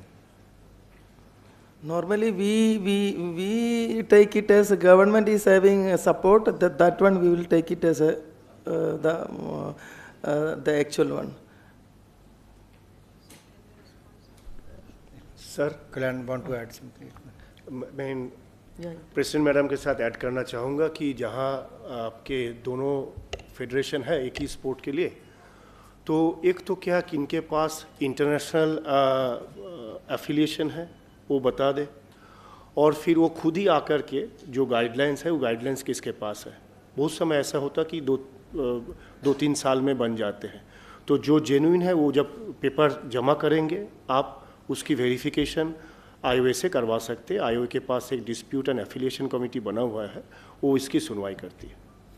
Sujata ma'am wants to add something. एक ये देखना होगा, अगर आपको ऐसा doubt आता है तो आजकल सारी सूचना वेबसाइट पे तो होती है, तो जो आईओए के एफिलिएट्स हैं वो आपको इनके वेबसाइट पे मिल जाएंगे। ज़्यादा ज़्यादा इनको एक ईमेल करके पूछना पड़ेगा। और मुझे क्लैरिटी नहीं है, आपने शायद ये बोला कि कोई स्टेट एसोसिएशन कोई इंटरनेशनल एफिलिएशन मिला हुआ है? नहीं, इनका देखिए, इनको उसका आइडिया नहीं। जो नेशनल फेडरेशन ने रिकॉग्नाइज करना है स्टेट एसोसिएशन को, जी, मैं वही यही करते बता रही हूँ कि इसकी सूचना आप मतलब आपको कंफ्यूजन है तो IO is the right place, जैसे सर ने बोला, और all these informations are available on their website. हाँ, बोलिए ना। बहुत सारे टाइम पे मैम ऐसा होता है कि आईओ से ही इनको दोनों बॉडी को मान्यता ही आईओ से मिली है। एक को प्रेसिडेंट ने दिया हुआ है, एक को सेक्रेटरी ने दिया हुआ है, and both are claiming that कि we are recognized and we are affiliated. Change हो गया है, तो यू कैन ट्राई नाउ। ये अभी ये प्रैक्टिस बंद हुआ है। अभी आप यदि लिखते हैं तो इसके हम जवाब देंगे। There is one question, sir. Suhas ji, sir, Maharashtra there are 7 federations, associations. Basically, they have disputes. The National Federation has given affiliation to X district sports association or state sport association, and the state Olympic. Now it is become very difficult for the administration to basically to decide which federation is the. क्या आपके उसके कोई ऐसा rule है कि मान लीजिए जैसे इन्होंने कहा कि रग्बी वालों ने किसी को मान्यता दी और स्टेट की जो ओलंपिक एसोसिएशन है उसने दूसरे को मान्यता दी है। मेरे ख्याल से तो जो फेडरेशन ने मान्यता दी है, नेशनल फेडरेशन ने, उसी की मान्यता को बल देना चाहिए, यही है जी। और स्टेट एसोसिएशन को मान्यता देने के अधिकार नहीं है। ऐसा है। मैं थोड़ा क्लियर कर देता हूँ, अगर कोई गलत होगा तो आप लोग उसको ठीक कर सकते हो। इंटरनेशनल ओलंपिक कमेटी ने आईओ को मान्यता दी है। भारत में आईओ ही प्रिंसिपल बॉडी है। इनके अंतर्गत सारी नेशनल स्पोर्ट्स फेडरेशंस हैं जिनको मान्यता उनकी इंटरनेशनल स्पोर्ट्स फेडरेशन ने दी है। ठीक है, वहाँ पे भी कन्फ्यूजन आता है कि कहीं पे इंटरनेशनल स्पोर्ट्स फेडरेशन ने किसी और को मान्यता दी है और अगर इन्होंने किसी और को दे दी तो वो भी एक कॉन्फ्लिक्ट का कारण बनता है। एक कॉन्फ्लिक्ट नेशनल लेवल पे है। दूसरा कॉन्फ्लिक्ट आप कहते हो कि राज्य के स्तर पे आता है, जहाँ पे स्टेट ओलंपिक एसोसिएशन किसी एक को दे रहा है और उसकी नेशनल स्पोर्ट्स फेडरेशन दूसरे को मान्यता दे रहा है। अब इस स्थिति में होना ये चाहिए कि जो नेशनल स्पोर्ट्स फेडरेशन ने जिसको मान्यता दी है उसी को ही अधिकार होना चाहिए, क्योंकि इंटरनेशनल बॉडी में रिप्रेजेंटेशन तो वही करने जा रहे हैं। एम आई राइट जी? उषा जी ऐसा ही है, मैम ऐसा ही है। तो सबको क्लियर है इस पर, और ये कहीं ना कहीं लिखित रूप में भी आना चाहिए। और आप सबकी स्टेट जो गवर्नमेंट्स हैं उनकी वेबसाइट पे भी जो रिकॉग्नाइज्ड बॉडी उसका नाम, नंबर और टेलीफोन नंबर आए, ताकि खिलाड़ियों को पता हो कहाँ पर जाना है। केंद्र की वेबसाइट पर भी नेशनल फेडरेशन से लेकर स्पोर्ट्स एसोसिएशन तक का भी आता है, तब भी कोई हर्ज नहीं, हमें भी वो कर देना चाहिए। Himachal sir, thanks for giving opportunity to speak. Sir, last year national games हुए थे अहमदाबाद में, उसमें जो हिमाचल के कबड्डी प्लेयर्स हैं उनको अभी 6 महीने के बाद भी सर्टिफिकेट नहीं मिले हैं, वो बार बार आ रहे हैं। तो एक सर सबमिशन था कि जैसे नेशनल राइफल एसोसिएशन है कि वो ऑटोमेटिकली उनके सर्टिफिकेट वहीं से वेबसाइट से निकल जाते हैं, QR कोड होता है, उसको स्कैन करके उसकी ऑथेंटिसिटी हो जाती है। तो सर पता किया कि कबड्डी एसोसिएशन जो है डिफंक्ट है अभी, तो प्लेयर्स जो हैं सफ़र कर रहे हैं। सर इसका कुछ सॉल्यूशन? ये एक रिटायर्ड जज बैठे हैं, पिछले 5 साल से वही रन कर रहे हैं। उसमें हमारे हाथ भी ये बंदे की कोर्ट द्वारा अपॉइंटेड कमेटी है। अब उनके चुनाव हैं इस महीने, हो सकता है तब तक समस्या का हल हो, लेकिन डिपार्टमेंट से कोई बात करे। विमल जी, डिपार्टमेंट से कोई बात करे गर्ग साहब से जो जज हैं रिटायर्ड, कि सर्टिफिकेट बच्चों के तो मिलने चाहिए 6 महीने में। लेकिन ये प्रक्रिया सभी फेडरेशंस को, आपको ही आईओ को बोलना चाहिए कि एक टाइम फ्रेम तय कर दीजिए कि 15 दिन के अंदर सर्टिफिकेट चला जाए। कितना समय लगता है? Sir, has to be cleared, then only they give. But I think now it is cleared. Now it is clear. Sir सभी फेडरेशन को भेज दिया गया है. हमें अहमदाबाद से मिला था कुछ 2 महीना पहले, और हमने सभी फेडरेशन को भेज दिया सर्टिफिकेट की कॉपी. अब हो सकता है कबड्डी डिफंक्ट है तो उनके पास नहीं गया होगा. कोई और फेडरेशन, कोई और question? Jharkhand. Thank you sir. Sir ये स्पोर्ट्स कोड की बात करना चाह रही हूँ सर.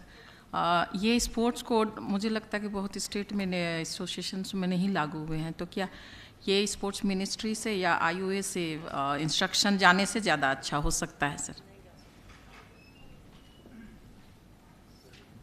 जी छत्तीसगढ़. वो भी बात आ रही है कि स्पोर्ट्स के बाद में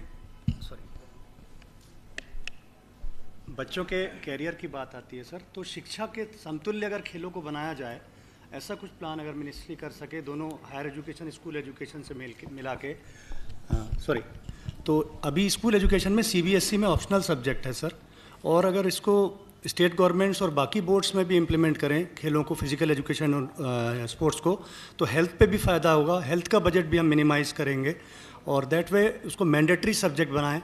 और स्टेट पीएससी और यूपीएससी में बहुत सारे सब्जेक्ट जुड़ चुके हैं जो कुछ अब चल भी नहीं रहे हैं. यूपीएससी तक जा रहा हूँ सर, सॉरी सर. तो अगर फिजिकल एजुकेशन स्पोर्ट्स को उसमें जोड़ते हैं तो बच्चों को जो कैरियर वाइज जाना है अपॉर्चुनिटी वो जा सकता है sir. That way and health हमारा यूथ का हेल्थ इम्प्रोवाइज होगा sir. Thank you sir. Anyone else? Yes, please. Sir, this issue pertains to the regulation not directly with the sports arena, but regarding the educational institutions which are giving the certificates, like BPED and graduation certificates. As we know that regulation in the higher education per se is not very effective, particularly in these sports institute, it has gone very down. In a recent, like last 2 months, I have been in sports and I have noticed that there are instances where even the people are not present and they just complete their BPEDs without their presence and all. So if we can regulate this, that will improve the overall impact on the coaches, the quality of the coaches and all those things. Thank you, sir. Sir, this is Director Sports Manipur. I have a small observation. My observation is to DG Sai. Like in the last CHINTAN SHIVIR held at Kebadia, I have put the observation that in certain discipline, say for instance in football, AFC certificate, AFC coach certificate, coaching certificate, it has become more prevalent and more prominent. And with this certificate, they become the coaches of football, professional football clubs. But we have an essential qualification that NIS diploma course is mandatory for becoming the coaches. So in that case, if NIS diploma course be met equivalent with AFC certificate course, then we can get many professional courses from NIS also. So this, I request the DG side to look into this matter, and if this can be done, then we will be getting more NIS course who are equally equivalent with AFC certificate holders.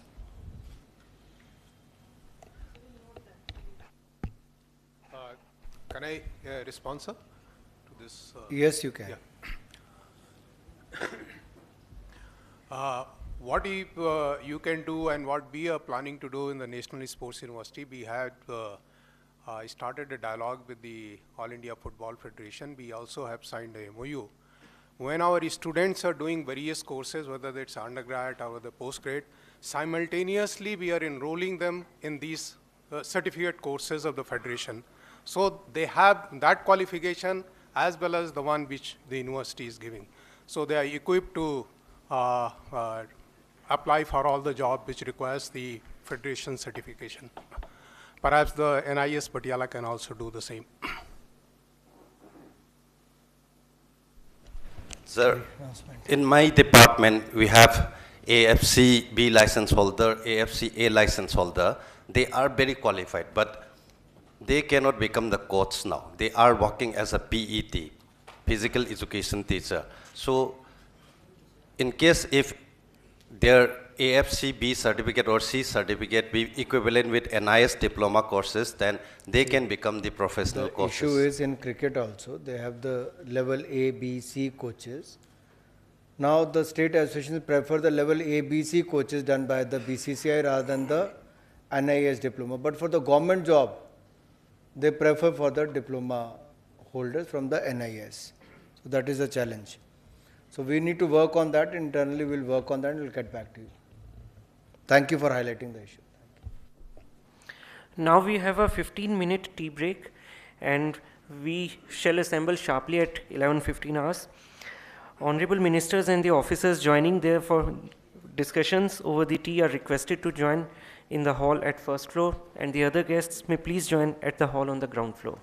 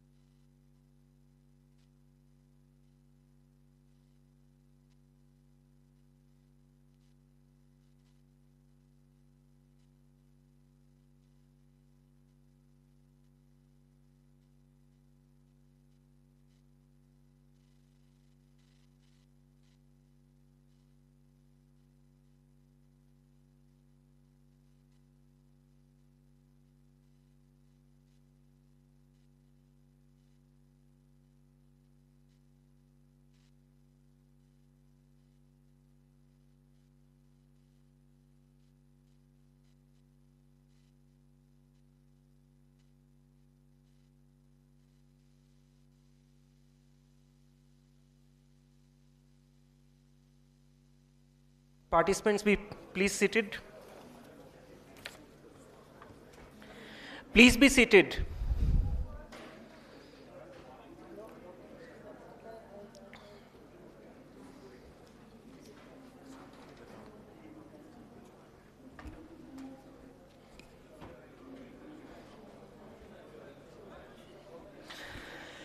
Welcome back.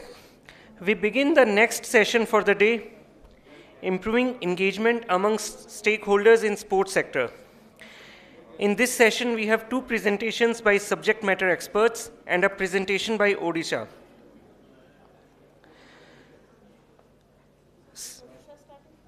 No, ma'am, the subject matter experts.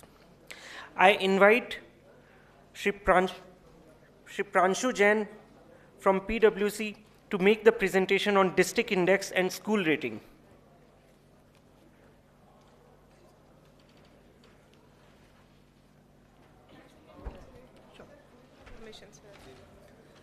Good morning again to all of you. The presentations that we are going to see now, one is about the district index of sports and school rating, and the next one is going to be by Zach about geotagging of sports infrastructure. The background behind these two ideas is to discuss them with you and put forth ways in which we can all collaborate. In this house right now, sitting next to the Honorable Chair is Usha ji. She heads the IOA. We are the central government. All the state government's esteemed colleagues are here. So we need to sit together and discuss as to how we can improve the atmosphere, climate of sports in this country, and what are the ways in which we can engage with each other. So the next two sessions are about that. And then we have a presentation from Mr. Vinil Krishna of Odisha, where they have done some enormous work in sports which the whole country reads about. So Mr. Pranshu is presenting the idea that we have developed. We welcome your suggestions, we welcome discussion, and based on the deliberations here, then we will go ahead and move in this particular direction. Thank you. You can start now. Good morning, everyone. Honorable Minister for Youth Affairs and Sports, Honorable Ministers on and off the dais, Secretary Sports, ladies and gentlemen. I have the privilege and opportunity to present two ideas to you. As ma'am mentioned, these are at a very initial concept stage, and the whole idea is to run it through all the stakeholders, take your feedback, and then the department would engage with all the states to take this forward. So the first up idea is to think of a possible district sports development index, which can be implemented in the country. And there are broadly four objectives, which we thought we can achieve through such an index. One is, can we look at promoting more competition as well as cooperation between various districts on sports development, sports culture, sports excellence? Can we use this index to nudge the districts to do more sports development activities, and in the process make incremental changes in the ecosystem of sports in the country? And also perhaps we can identify some role models, role model districts from which we all can learn and replicate some of the good practices. As we were thinking of developing this index, we said that we should not be only looking at inputs. So it's not that number of sports infrastructure that you have developed or number of schemes that we have, but the entire value chain of both sports development or sports culture as well as sports excellence should be looked at. So be it the processes that the districts have set up, be it the output that they have achieved as a result of the inputs and the processes that they have set. So the index looks at the entire value chain, all four KPIs if you like, or four sets of KPIs, and I'll explain those as we go forward. Just taking a minute on the precedents that we have. Such an index is not new in India. There are a number of indices that various other ministries have launched. Ease of Doing Business Index is one of the prominent ones, where various states as well as districts are evaluated on the reforms that they have undertaken. Similarly, Swachh Sarvekshan has evolved over the last 7-8 years into a very prominent index, and there are about 4,400 cities who are evaluated on the measures that they have taken for promoting Swachhta. ease of living index, city finance rankings. Various ministries have done these various indices to promote cooperation, to nudge the cities and districts to take initiatives. In sports also, Indonesia has implemented a sports development index, and we've done some bit of benchmarking with them and some bit of learning from them as well. This is the heart of the proposed index. So when we started creating it, we thought we could look at it in terms of 8 broad parameters. And I'd like to take a minute just to go through all the 8. Sports infrastructure, what's the quality as well as quantity of sports infrastructure that the district have set up, both at grassroots level as well as at the elite level. In terms of organization of competitions, what is the number of competitions that the district is organizing, and what's the diversity of sports that they're looking at. What's the competition? What's the performance of the athletes coming from the district, at a state, national, international level? What kind of incentive structure, if at all, district is driving some incentive structure beyond, what the state and the country at a federal level is doing? What are the initiatives which are happening in the sports schools of the districts, in terms of sport development activity and promoting sports culture? Promotion of health and fitness initiatives which the district is taking up. In terms of inclusivity, promoting women, promoting para-athletes, promoting disabled athletes, and so on, what kind of initiatives, if at all, the district is taking, and what kind of governance framework has been set in place. We also said that when we were deliberating, we said that we should not be only looking at sporting excellence, but through this index, can we look at sports development and culture as well as sports excellence. So broadly, these 8 parameters have been divided into 60-odd indicators, which are almost equally split between sports culture and sports excellence. This is the further breakup of those parameters into sports development and sports excellence. So we are saying there could be a district which is doing a lot of initiatives on sports development. There could be another one which may be doing a lot of work on sports excellence. Can we look at a district which is doing both? And we want to recognize the initiatives in both very distinct areas for development of sports. One more idea is that we will not look at all districts uniformly. A small district versus a large district, there could be a very differentiating level of maturity.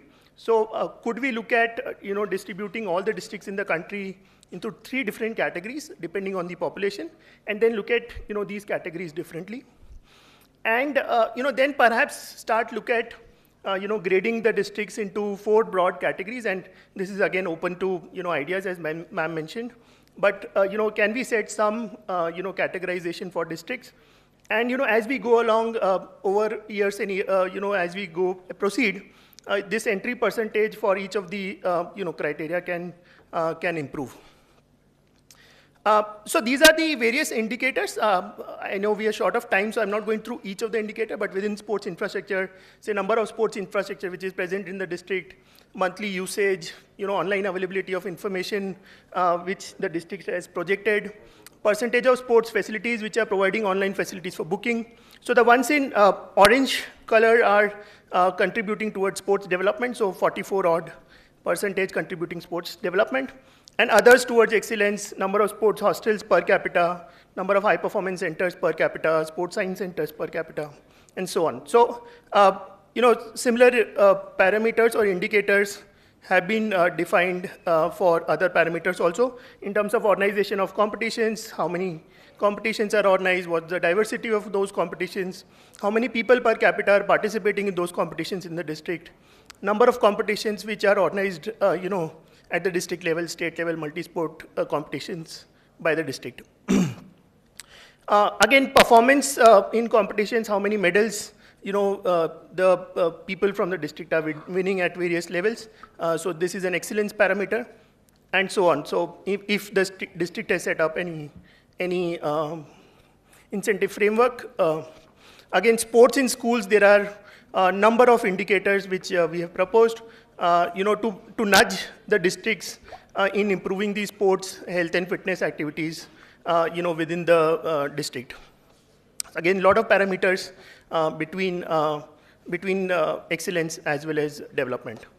Promotion of health and fitness, inclusivity in sports, and governance measures that the district is taking.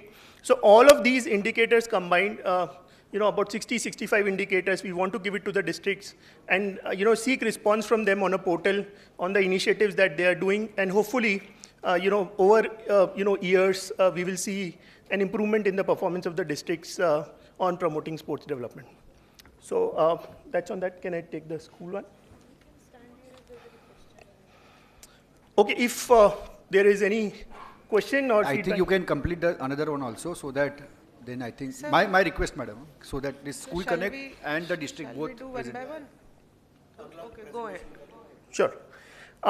The second idea is to, have a better connect with schools and look at, the initiatives that the schools are taking up for promoting sports, health, and fitness. The previous one was focusing on districts. And idea is, can the schools self-evaluate themselves on, the initiatives that we would ideally like the schools to take up. This would, not just improve the awareness in the schools, but also, promote, hopefully, some kind of competition, promote sports and fitness, overall in the schools. And obviously, there's a lot of benefit to the schools as well, for them to take such an initiative. It will improve their visibility. Maybe there will be better spirit within the school. A lot of competition can drive, also a lot of secondary benefits that we can envisage, for all the implementation of various schemes of the government of India. It will hopefully nudge the schools to take up these initiatives. And again, this has precedence across the world. Australian Sports Commission has a similar program. There are districts or states who have implemented, similar program for promoting schools to take up such initiatives. So in this one, the broad idea is, can we pick up 4 areas? One is promoting fitness and healthy lifestyle amongst the students of the school. Second is, their participation in the Fit India Mission school engagements. Third is excellence in sports, kids from the school who are excelling in sports, and talent development initiatives that the school is taking up. Within each of these 4, there are some indicators which have been identified. So for example, in terms of fitness and healthy lifestyle, how many outdoor and indoor stadium facilities they have, what kind of time they are giving for physical education, is there a standard curriculum with the board for sports promotion, what is the number of PE teachers which are available, and so on. So this is towards fitness and healthy lifestyle. What kind of initiatives they are taking up for Fit India missions, school engagement. So for example, Fit India School Week, Fit India School Quiz, what is the participation level from the school, what is the performance of the school in Fit India School Quiz, Khelo India Physical Fitness Assessment, how many kids are taking the assessment, whether they are participating in the Fit India Freedom Run, and so on. So this will also help us implement some of the Fit India initiatives. In terms of excellence, what is the performance of the kids at district, state, national sports events? What is the performance in the indigenous games? And how are the school performing at international sports events? So some parameters around that can nudge the schools towards excellence in sports. And in terms of talent development, what are the initiatives that the schools are taking in terms of setting up dedicated sports academy, promoting sports among girl students, how many students from the school are becoming Khelo India athletes. So all of these coming together, again, our proposal here is that we will let the schools do self-evaluation, again, these parameters, instead of, the department doing it. And, they can submit some documents on a common portal. And then can we recognize some of the better performing schools in terms of, best government school, best private school, residential school, and so on. And again, some kind of rating framework could be set in place. So I'll stop here and open to any feedback, comments that the dignitaries may have. Thank you.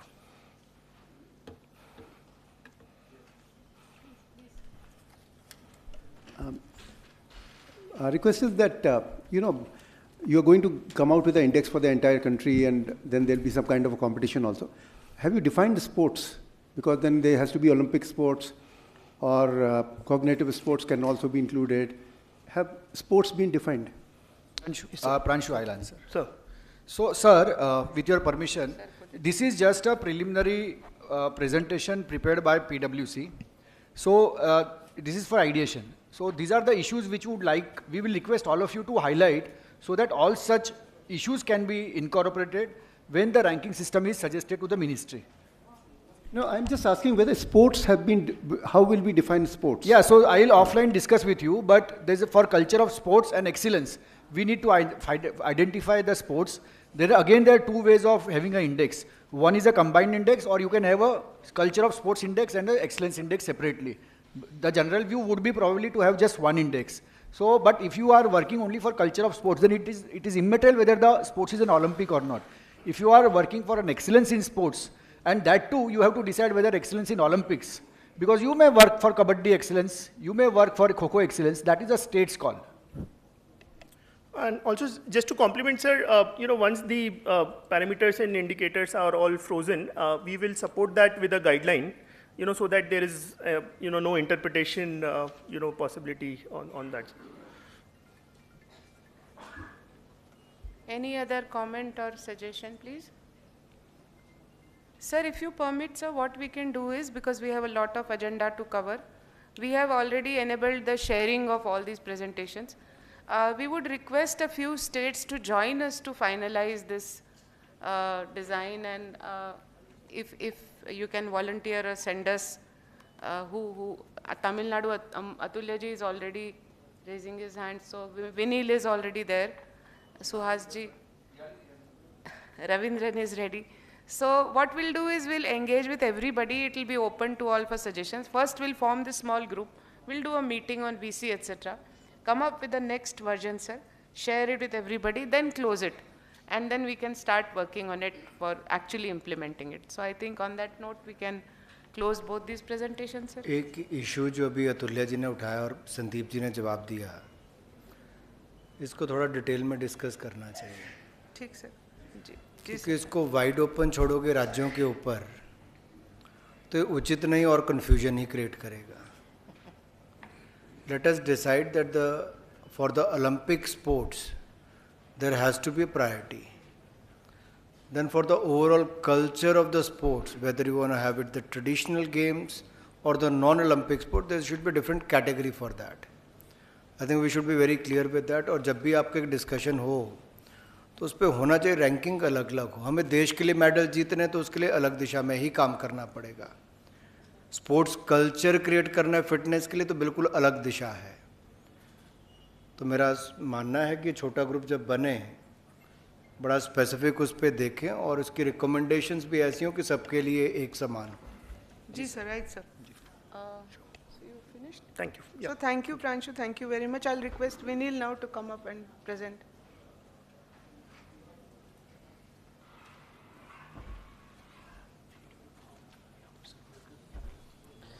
Now I request Shri Vijay Singh, Project Director, Bhaskaracharya National Institute for Space Applications and Geoinformatics. Oh, sorry, then you have to wait for him. To make the presentation on geotagging of sports infrastructure. Will you just wait for a second? Sir, इसके लिए थोड़ा सा background देना चाहती हूँ sir, कि आपको याद होगा सर 2021 से हम लोगों ने डेटाबेस बनाने का प्रयास किया सर. विभिन्न राज्यों में क्या क्या इंफ्रास्ट्रक्चर अवेलेबल है उसका एक सेंट्रलाइज्ड डेटाबेस अपने पास होना चाहिए और वो हमारे किसी एक पोर्टल पे उपलब्ध होना चाहिए. ये एक सिंपल मिशन था. अभी तक हम लोगों ने स्ट्रगल किया. कई बार डेटा नहीं आया, कई बार नॉन स्टैंडर्ड डेटा आया, एंड कई बार वो डेटा जो आया उसको क्लीन करने या वेरीफाई करने के लिए हमें दिक्कत हुई. तो लेटली सर जो गति शक्ति मिशन आया है उसमें हम लोगों ने भी अपना ज्वाइन कर लिया है स्पोर्ट्स इंफ्रास्ट्रक्चर के लिए, और उससे सर हमारा एक प्रिलिमिनरी डिस्कशन गति शक्ति की टीम से हुआ, बाइजैक ये इंस्टीट्यूशन से हुआ, और अब सर हम लोग इसमें स्टेट्स के साथ बहुत स्पेसिफिक और अच्छे तरीके से आगे बढ़ने का, चूँकि हमारी हेल्प कर रहे हैं बाइजैक, तो वो किस प्रकार से हम करेंगे उसके लिए सर एक छोटा सा प्रेजेंटेशन है. उसके बाद इस पर अगर स्टेट्स को और कुछ चर्चा करना है तो again we can discuss. So you can go ahead please. Okay. Honorable dignitaries on the dais and of the dais, Yeah, basically, before going for geotagging of sports infrastructure, I would like to go back for little bit of a brief discussion on PM Gati Shakti. Under this program itself, we are integrating all the sports infrastructure, developing the mobile application as well as the web portal. So it is basically an interministerial state collaborative program where till now 33 ministries and all the state governments, 25 departments have integrated their data sets in this national master plan. And the overall coordination is done by DPIIT, Ministry of Commerce and Industry. And basically the overall scope of this program is that it's a national master plan for multimodal connectivity and its connectivity to all the economic zones for sustainable development.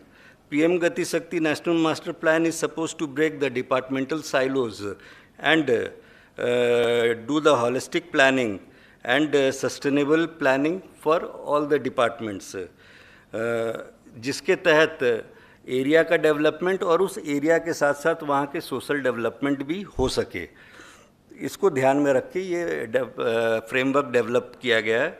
इसके अंदर जितने भी technologies हैं plus जितने भी departments के multi sectoral databases हैं, उसके ऊपर जितने भी प्रोसेसेस और अप्रूवल्स अप्लाई हुए हैं, उसके तहत यूज़र डिपार्टमेंट और मिनिस्ट्रीज़ के अनुरूप एप्लीकेशंस डेवलप किए गए हैं जो quick delivery mechanism, low cost और इजी टू यूज़ है।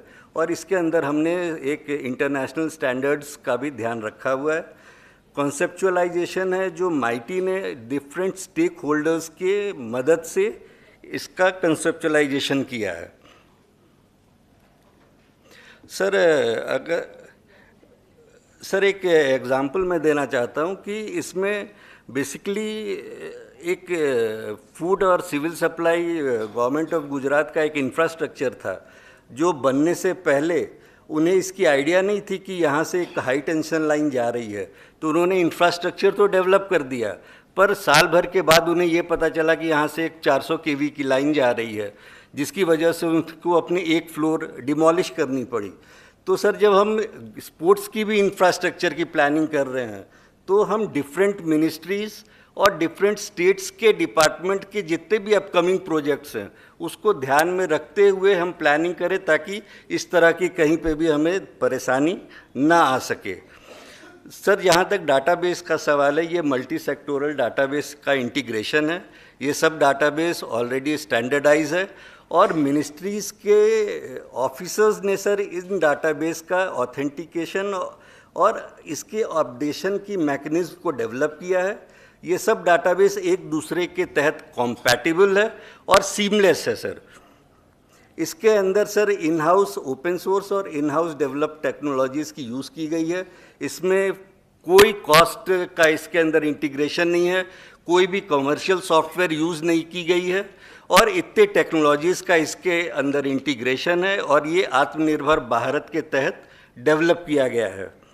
इसके अंदर सर जितने भी डाटाबेस हैं इसमें इतने तरह के रेगुलेशंस ऑलरेडी हमने इंटीग्रेट किए हुए हैं, तो कोई भी इंफ्रास्ट्रक्चर अगर मिनिस्ट्री ऑफ स्पोर्ट्स की कहीं पर भी आती है तो उनको पहले से खबर होगा कि कौन से रेगुलेशंस इसमें अप्लाई होते हैं, चाहे CRZ हो चाहे हमारा कोस्टल रेगुलेशंस जोन है, वो उनको पहले से पता चल सकता है और उसके आधार पे वो अपने अलाइनमेंट को मॉडिफाई भी कर सकते हैं ताकि कम से कम परमिशंस लेने की ज़रूरत हो। सर ये जो गति शक्ति है बेसिकली इसका जो ओवरऑल कोऑर्डिनेशन है वो DPIIT के थ्रू है और बाइसैक एक टेक्नोलॉजिकल सपोर्ट प्रोवाइड करता है। जहाँ तक स्टेट डिपार्टमेंट्स इसके अंदर कंसर्न है सर, स्टेट नोडल एजेंसी है और इसके अंदर नोडल ऑफिसर्स की नियुक्ति हुई है और वो नोडल ऑफिसर्स हैं वो स्टेट डिपार्टमेंट्स DPIIT और बाइसैक एन के साथ कोऑर्डिनेशन करते हुए जो उनके प्रॉब्लम डेफिनेशंस हैं वो डिफरेंट डिपार्टमेंट्स के लिए वो डेवलप करते हैं और बाइसैक उसको ध्यान में रखते हुए यूज़र की ज़रूरतों को ध्यान में रखते हुए एप्लीकेशंस डेवलप करता है ताकि प्लानिंग में एक सस्टेनेबल डेवलपमेंट हो सके। सर ये जो एक स्मॉल सर है, फिर हम सीधे कैसे डाटा इंटीग्रेट होगा उस पर हम चले जाते हैं सर। ये एक डाटाबेस का स्ट्रक्चर है। कोई भी डाटाबेस पहले इस पोर्टल पे अपलोड होगा या क्रिएट होगा, उसकी डाटा वैलिडेशन की एक सर्टेन मैकेनिज्म है जिसमें चेकर मेकर और अप्रूवल का हमने कंसेप्ट डाला हुआ है। एक बार डाटा अपडेट हो जाता है उसके साथ उसका मेटा डाटा इंटीग्रेटेड है, डाटा स्टैंडर्डाइज है कि नहीं है उसकी एक सर्टेन फॉर्मेट बनी हुई है, और इसके तहत क्वालिटी इम्प्रूवमेंट प्रोग्राम के तहत डाटा की सिम्बोलॉजी भी हमने इसके अंदर की है, और यूज़र्स को ध्यान में रखते हुए एप्लीकेशंस, टूल्स और मॉड्यूल्स डेवलप किए गए हैं जो फ्यूचर प्लानिंग में डिपार्टमेंट इसको यूज़ करती है सर। सर एक ये छोटा सा मिनिस्ट्री ऑफ स्किल डेवलपमेंट और एंटरप्रेन्योरशिप के जो जितने भी उनके एग्जिस्टिंग इंफ्रास्ट्रक्चर है वो हमने इसके अंदर दिखाया हुआ है, और इसके साथ सर हमने इंडस्ट्रीज़ को भी साथ में दिखाया। तो हम ये देख सकते हैं कि जहाँ पे इंडस्ट्रीज़ आ रही है वहाँ पे हमारा स्किल डेवलपमेंट की इंस्टीट्यूट्स है कि नहीं, और जहाँ पे वाइसे वर्सा स्किल डेवलपमेंट की इंस्टीट्यूट है वहाँ पे हमारी कोई इंडस्ट्रीज़ है कि नहीं, ताकि ये डिमांड और सप्लाई गैप को ये फुलफिल कर सके। और सर इसका रिपोर्ट भी जनरेट होता है, और रिपोर्ट के आधार पे हम इसको देख सकते हैं कि कहाँ कहाँ पे ये इसके लोकेशंस हैं सर। सर यूपी गवर्नमेंट ने बहुत अच्छा एक एप्लीकेशन हमारे बाइसेक के साथ ये पीएम गति शक्ति के तहत पहुंच का एक पोर्टल डेवलप करा है, जिसके तहत उनके जो अनसर्व्ड विलेजेस थे उसकी उन्होंने आइडेंटिफाई की डिस्टेंस क्राइटेरिया के द्वारा, ताकि वहाँ पे नई स्कूल्स की व्यवस्था शॉर्टेस्ट रूट के साथ की जा सके। सॉरी, अब सर हमने इसके अंदर डैशबोर्ड भी डेवलप किया है स्पोर्ट्स मिनिस्ट्री के लिए, खेलो इंडिया और प्ले फील्ड के रूप से, ताकि जिसके अंदर sir discipline wise state wise हम इसका नंबर ऑफ इंफ्रास्ट्रक्चर देख सकते हैं। Other than that sports wise भी हम इसका इंफ्रास्ट्रक्चर की जानकारी इसमें हमें मिलेगी।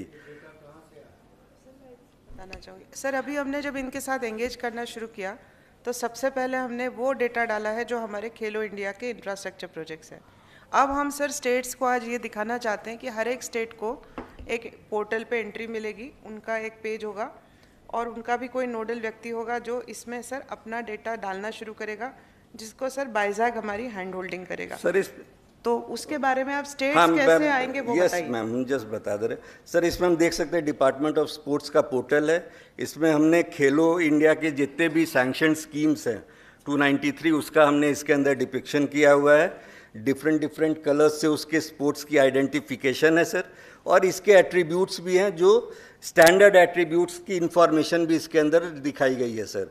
इसके तहत सर हमने प्ले फील्ड्स जितने भी स्पोर्ट्स हैं उसके भी जो लोकेशंस हैं सर इसके अंदर हमने इंटीग्रेट ऑलरेडी किया हुआ है, चाहे आर्चरी हो या फिर उसकी इंफॉर्मेशंस हो, एथलेटिक्स की हो, तो सर हमने उस तरह से इसको डिपिक्ट किया है कि कहाँ कहाँ पे इसके लोकेशंस है।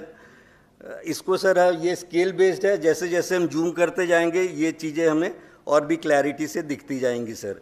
और ये इसके तरह इतने सारे डिपार्टमेंट्स ऑफ स्पोर्ट्स के लेयर्स हैं, और इंफ्रास्ट्रक्चर खेलो इंडिया स्कीम की भी इसके अंदर इंटीग्रेशन हमने की हुई है। इसके तहत सर इसके अलावा इसके अंदर और भी इंफ्रास्ट्रक्चर्स के लेयर्स हमने ऑलरेडी इंटीग्रेट किए हुए हैं, जिसके सहायता से गैप आइडेंटिफिकेशन इसमें किया जा सके।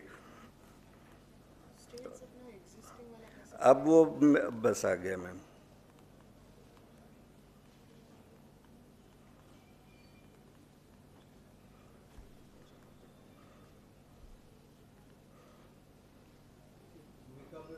ये मॉड्यूल्स सर हमने इसकी कनेक्टिविटी की मॉड्यूल्स इसके अंदर डाली हुई, जिससे कोई भी शॉर्टेस्ट डिस्टेंस किसी भी इंफ्रास्ट्रक्चर से, चाहे रोड की हो, चाहे एयरपोर्ट की हो, चाहे रेलवे की हो, वो हम जान सकते हैं। Next next next go to the yes next. ये वो डिस्टेंस, शॉर्टेस्ट डिस्टेंस इसके अंदर वो ऑटोमेटिक बताएगा सर। नेक्स्ट। हाँ, मैडम का एक कंसर्न था कि जो भी डाटाबेस अभी तक इसके अंदर इंटीग्रेट हुआ है उसकी वेरिफिकेशन की एक मॉड्यूल सेट की जाए जिससे कि वो डाटा वेरीफाई हो सके। तो हमने सर इसके अंदर एक वेरिफिकेशन का टूल डाला हुआ है जिसमें कोई भी ऑफिसर्स अपने जगह पे बैठ के उस इंफ्रास्ट्रक्चर को देख के ये बता सकते हैं कि अगर ये एक्यूरेट है तो वो उसको वेरीफाई कर सकते हैं, और अगर उसमें कोई करेक्शंस है तो हम नीड करेक्शंस के ऑप्शंस को क्लिक करके उसको सबमिट करेंगे तो वो डाटाबेस में डायरेक्टली वो अपडेट हो जाएगा। और इस तरह से हम देख पाएंगे कि कितने से कितने ज़्यादा इंफ्रास्ट्रक्चर्स वेरीफाइड हो चुके हैं और कितने इसके अंदर पेंडिंग है और कितने का करेक्शंस जो इंफ्रास्ट्रक्चर है उसकी करने की ज़रूरत है, तो वो हम इसके तहत कर पाएंगे। इसके अलावा सर इसके अंदर क्वेरी बिल्डर भी है जिसके तहत हम मल्टीपल कॉम्प्लेक्स क्वेरी करके कोई भी गैप एनालिसिस हम इसके द्वारा कर पाएंगे।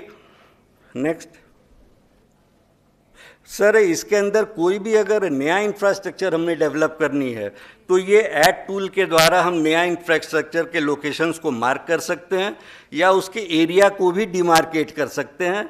और जैसे हम इसको ड्रॉ करेंगे ऑटोमेटिक एक इसका जो फॉर्मेट है सर वो ओपन हो जाएगा जिसके तहत वो उसके स्टेट्स, डिस्ट्रिक्ट्स और तालुका और विलेज को वो अपने आप आइडेंटिफाई करके फिलअप कर देगा।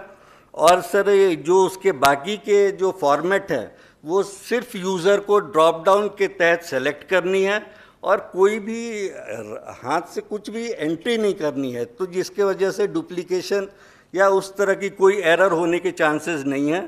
और जैसे हम इसको सबमिट करेंगे ये डायरेक्ट हमारे डाटाबेस में ये इंफ्रास्ट्रक्चर सबमिट हो जाएगा। मेरा एक सवाल है, मैं बीच में ही आपको रोक रहा हूँ। जी सर।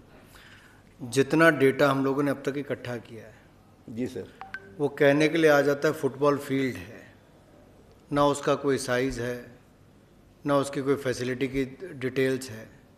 कहने के लिए मेरे पास 5000 फुटबॉल फील्ड्स होंगी और मेरे पास 4000 इंडोर स्टेडियम्स होंगे, लेकिन उसका कोई अता पता नहीं कि उसका साइज़ क्या है, फैसिलिटीज़ क्या है, वो इस पे कहाँ एड्रेस हुआ है? सर उसके लिए सर हमने एक mobile app, madam secretary ma'am का एक कंसर्न था सर कि जो जैसा आप भी कल बता रहे थे कि पिछले चिंतन शिविर में जो हमारा इतना सारा डाटाबेस है उसकी डिजिटाइजेशन आज भी हुई नहीं है, तो हमने मोबाइल ऐप डेवलप किया जो बहुत यूज़र फ्रेंडली है, जो स्टेट्स अपने यहाँ पे जितने भी इंफ्रास्ट्रक्चर हैं सर उसको डायरेक्टली वहाँ पे जियो टैग करके जैसे वो इसको अपलोड करेंगे सर ये हमारे वेब पोर्टल के साथ इंटीग्रेटेड है, तो हम लाइव डाटा देख पाएंगे अपने वेब पोर्टल पे भी कि फील्ड से कितना डाटा कलेक्ट हुआ है और कहाँ कहाँ पे अभी भी पेंडिंग है सर। तो ये मोबाइल ऐप पे सर ये बेसिकली OTP बेस्ड हमने डेवलप किया है सर मैम के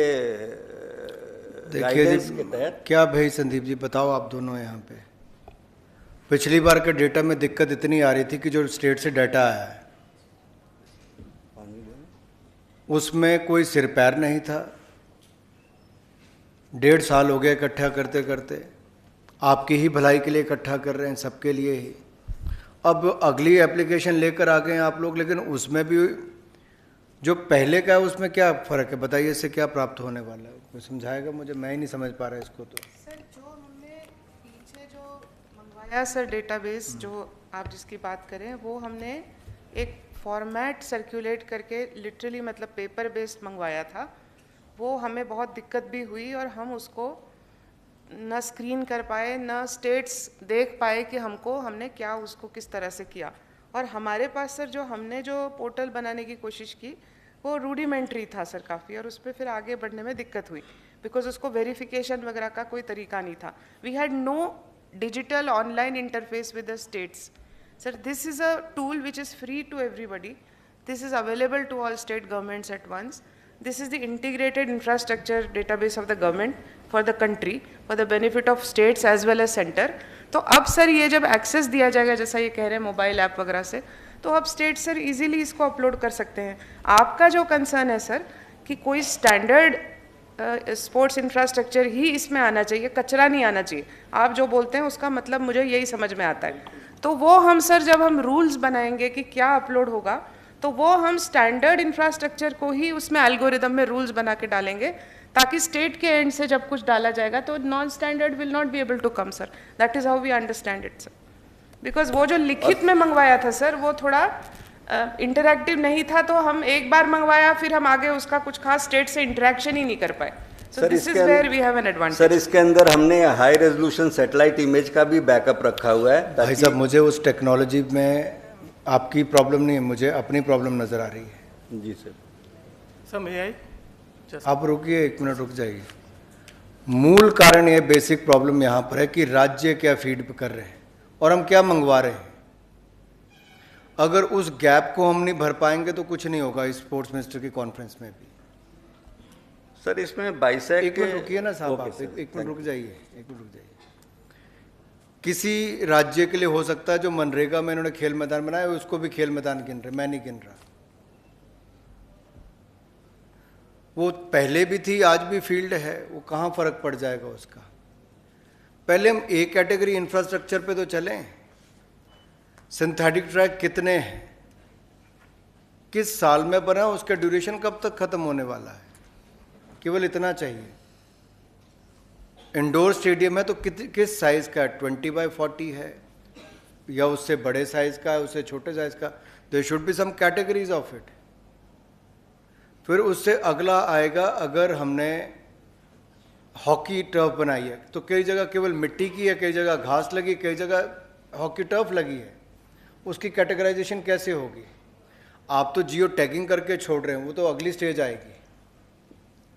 सर इसमें सिर्फ जियो टैगिंग नहीं है, इसके अंदर स्पोर्ट्स वाइज सर जो एक स्टैंडर्ड फॉर्मेट मिनिस्ट्री ने बनाई है सर, वो ड्रॉप डाउन मेनू से कोई भी फील्ड पे अधिकारी उसको सिर्फ सेलेक्ट करनी है। दिखाइए सर, जैसे यहाँ पे आप देख सकते हैं प्ले फील्ड है और फिर name of the play field है, ये सब ड्रॉप डाउन मेनू से ही सेलेक्ट करनी है sir. Name of the play field आ गया, फिर आगे फिर सर जैसे डिसिप्लिन नेम है तो हम जैसे डिसिप्लिन नेम को क्लिक करेंगे सर, कोड टाइप इसके अंदर डिफरेंट टाइप्स ऑफ नहीं, आप कोड टाइप खोलिए, इसमें सब डिसिप्लिन नेम के नीचे कोड टाइप। हाँ सर, ये अभी इसमें ये हम डायरेक्ट पीपीटी में देख रहे हैं सर, बट इसके अंदर जो भी हमें क्या कोड टाइप में क्या क्या ऑप्शंस हैं, इसमें क्या क्या ऑप्शन है जी कोड टाइप में।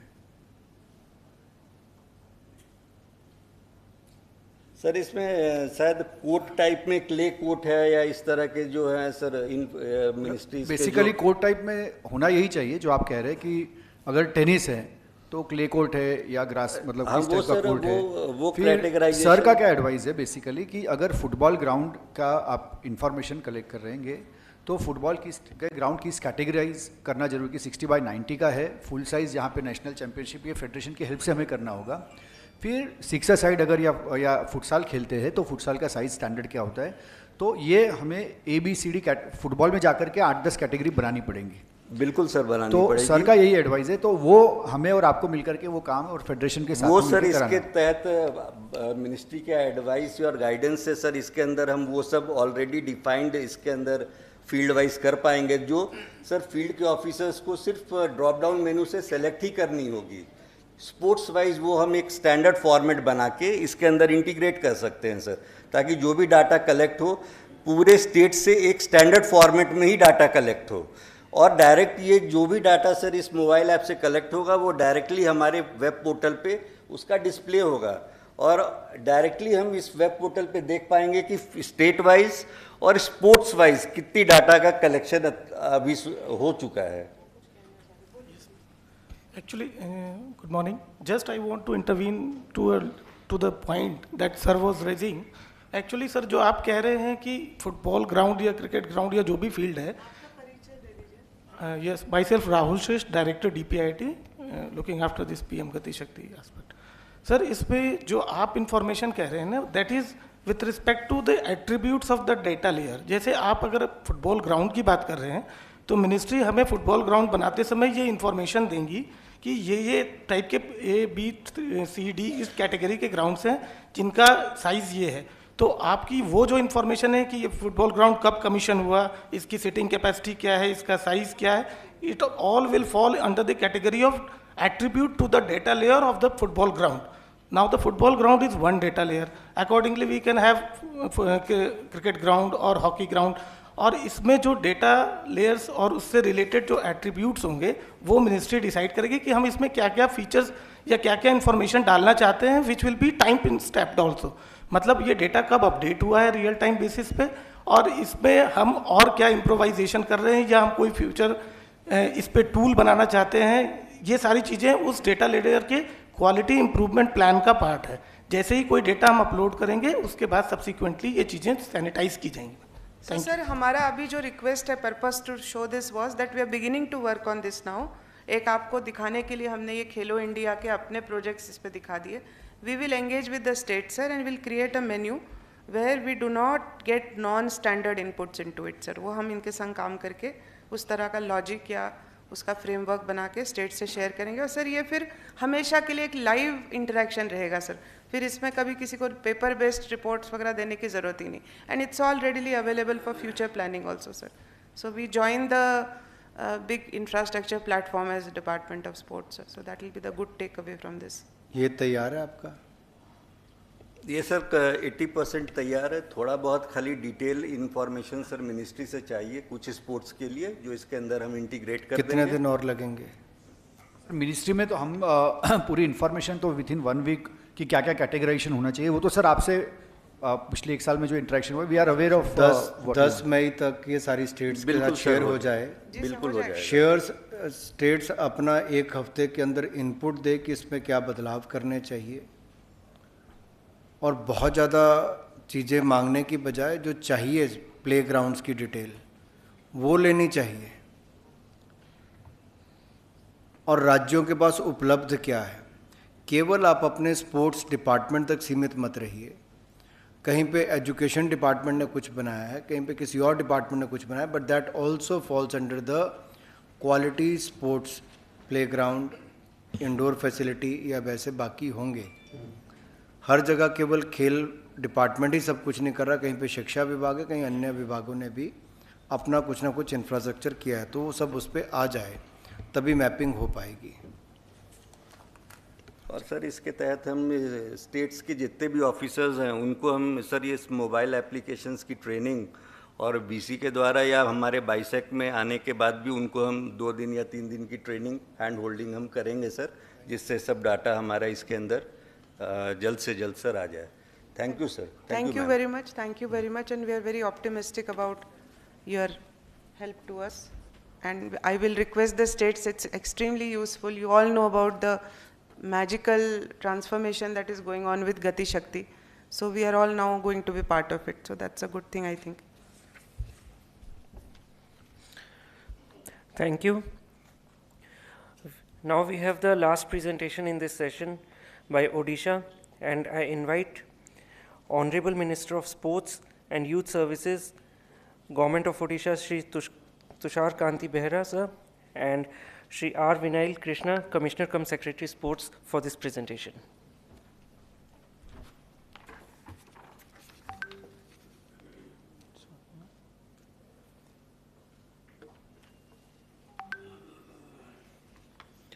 All the dignitaries on the dais and of the dais, a very good morning one and all.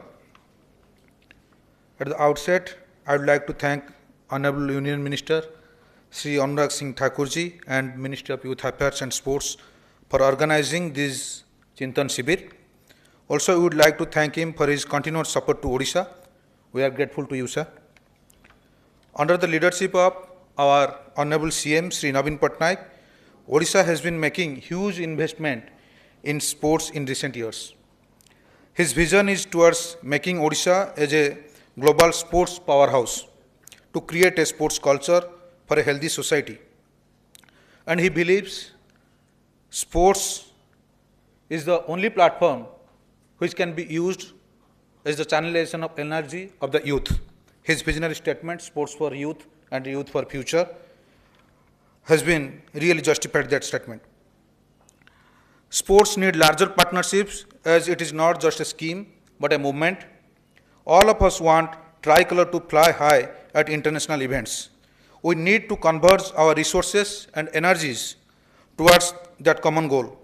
Therefore, our Honorable CM believes in the model of partnerships with all the stakeholders. We have partnered with the corporates and elite sport persons and sports agencies and national federations towards creating excellence. We have to leverage the strength of the partners. Government has strength in investing huge amount of infrastructures and conducting large number of competitions, while the corporates have advantage of flexibility in recruitment and procurement. Therefore, they are best suited to bring in the coaches and critical staff and high quality kits and equipments. In short, government takes care of the hard components while the corporates take care of the soft components. We are experimenting with this model and it has started showing some results. As the credibility of the programs is established, more corporates are wanting to partner with the government. We have come up with 4 or 5 examples as case studies. Now I would request our Secretary, respected Shri R. Binil Krishna, to make a detailed presentation.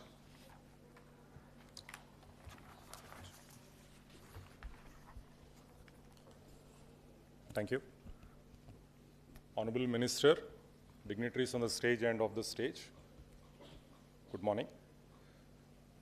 So as our Honorable Minister has mentioned, our model of partnership which we engage with all the stakeholders is in terms of the hard component is something that we take care, and the soft component, HR and related issues, is something that we are trying to engage with the corporates.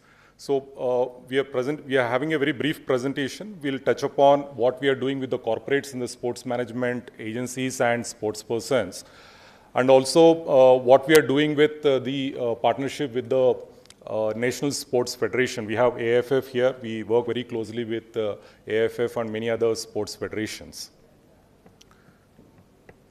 Broadly, if I have to explain it, we as a government take care of the infrastructure, the competitions, right from the state level to national and international level, cash rewards, incentives to the sports persons and also jobs, coaches education program, which is a major vertical that we all need to address, and also the athletes promotion in terms of athlete, not only the cash rewards, they also need recognition. That's what really actually motivates them. And therefore, we do large-scale PR and media publicity for the athletes as well. And our partners, the corporates and the sports management agencies and elite sports persons, they bring in the soft component, that is in terms of the coaching program, deployment of coaches, including foreign coaches, international level, and also our good reputed national coaches. Grassroots training centers, in some of our sports disciplines with our corporate partnerships, they are engaging the coaches at the grassroots level also. For example, for hockey, with the Tatas, we are running around 25 hockey training centers with synthetic turf. This just we have launched it. So here again, we are investing in the infrastructure. We are taking care of the housekeeping, security, all those aspects. They provide the manpower in terms of coaches and assistant coaches, and having the detailed coaching program at those levels.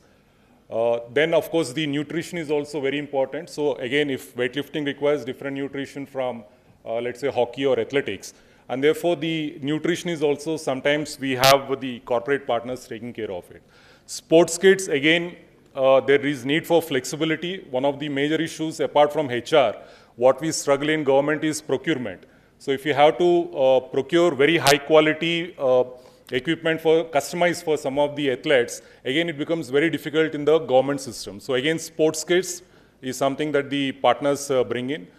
And science, sports is currently driven by science. If we really need to get medals at the Olympic level, we have to bring large scale science into our coaching programs. And therefore, that is again something with respect to equipment or the experts. It's a very high cost activity, and therefore again the corporates have that flexibility to bring in the right kind of resources for that. So a combination of all these is what we run our high performance centers in partnership, and these are the different sports and different partners that we have currently, and they are established and they are running for last few years. Some of it we have just started.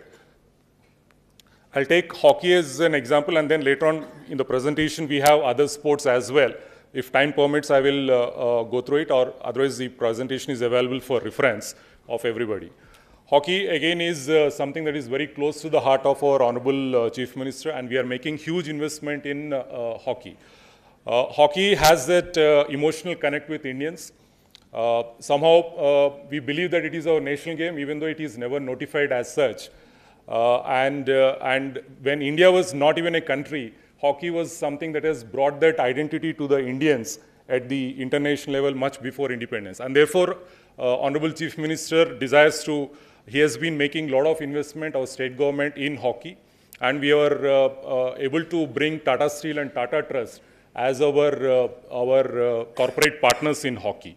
So here, infrastructure is something that we invest. We have built the not only India's, it's the global best 2 stadiums in hockey are in Odisha, in India. So recently for the World Cup, we have built this stadium in Rourkela, which is currently having the Guinness World Record. Then we have Kalinga Stadium in Bhubaneswar. This is also the venue for the World Cup. So our hockey players get the best of the facilities when they practice and play the competitions. This is the high performance center building. This is where the hockey players are being accommodated. This is just about to be inaugurated. So it is a fully it has accommodation, it has classrooms for education, dining hall, kitchen, practice space, gym, physio. So it is a complete, comprehensive facility that is created in the same campus as the stadium. The coaching program is run by the Odisha Naval Tata Hockey High Performance Center. So they bring in all the staff, the entire coaching staff, the support staff that is required for doing this high performance coaching program. And here, very strategically, we are only concentrating on the sub-juniors and the juniors, because our idea is that once we concentrate on sub-juniors and juniors, the pathway is for them to get into the Indian junior teams. Then they have a pathway to go into senior teams and have a career for themselves. So our focus is entirely on the junior programs through the corporate partners. Then competitions is again something that the government invests a lot. So we have been doing large number of international competitions, national level. So this is basically to create an atmosphere for the game, and also motivating the budding hockey players so that when they see these competitions, they all get quite inspired. Coaches education program is again something that is very important. So we have Hockey India and FIH, different certification levels are there. So therefore, we regularly conduct these programs in partnership with Hockey India, so that we have certified coaches at all levels to take care of our coaching programs across the state. Then grassroots training centers, what I was explaining. So these are the 22 are already ready, and another 3 will be ready shortly. So these grassroots training programs, what we call as the hockey training centers, these are also spread, some even in the block level where hockey is very popular. And this again, the coaches come from the Tata Group. And they also conduct these grassroots leagues regularly to identify the talent and pick them up for the high performance center. Then again, to promote the game, we are conducting currently summer camps across our hockey training centers, and it's a huge response from the kids of various age groups. Athlete promotion, I was briefly mentioning. So for an athlete, it's very important to give that recognition so that they are constantly motivated to work hard. So we do it through social media and media. And of course, we give a lot of awards, cash rewards, one of the best, like whatever Haryana gives, we are also giving on par with that. And also we give directly job. If they get a medal at the national level or get selected to the national team, then they automatically get the job in the government. So that's again a great motivation for most of them. Sports science, as I was mentioning, so this again, the corporate partner, the Tata, they bring the video analysts, the sports psychologists, sports diet, nutrition, physiotherapy, rehabilitation, injury management. Again, in all these things, they bring in the required experts and resources. We are very keen that the education is very important for all our athletes, the hockey players and also the other sports persons. Because even the success rate is hardly 5%. So if you are taking 100 hockey players into our high performance center, then hardly 5 or 10% will actually go into the national level. So therefore, what happens to the remaining 80–90% of the students? So we try to say that education is something that we have classrooms and tutors are engaged so that they don't neglect their education. And we are in talks with Tata Strike to create career progression, career counseling support also, so that because they are physically fit, they can easily get jobs in police, they can get jobs in army or any physical oriented. Even in our physical education college, we have given 15% reservation to whoever is a sports person who is part of our hostel or the HPC. So holistic development in terms of the education, recreation, everything. This is jointly done by both the government and also our partner. So some results have started coming in. I will just want to mention one thing regarding Sunilta Topo. She is only 16-year-old and she is already in the camp for the senior women's team.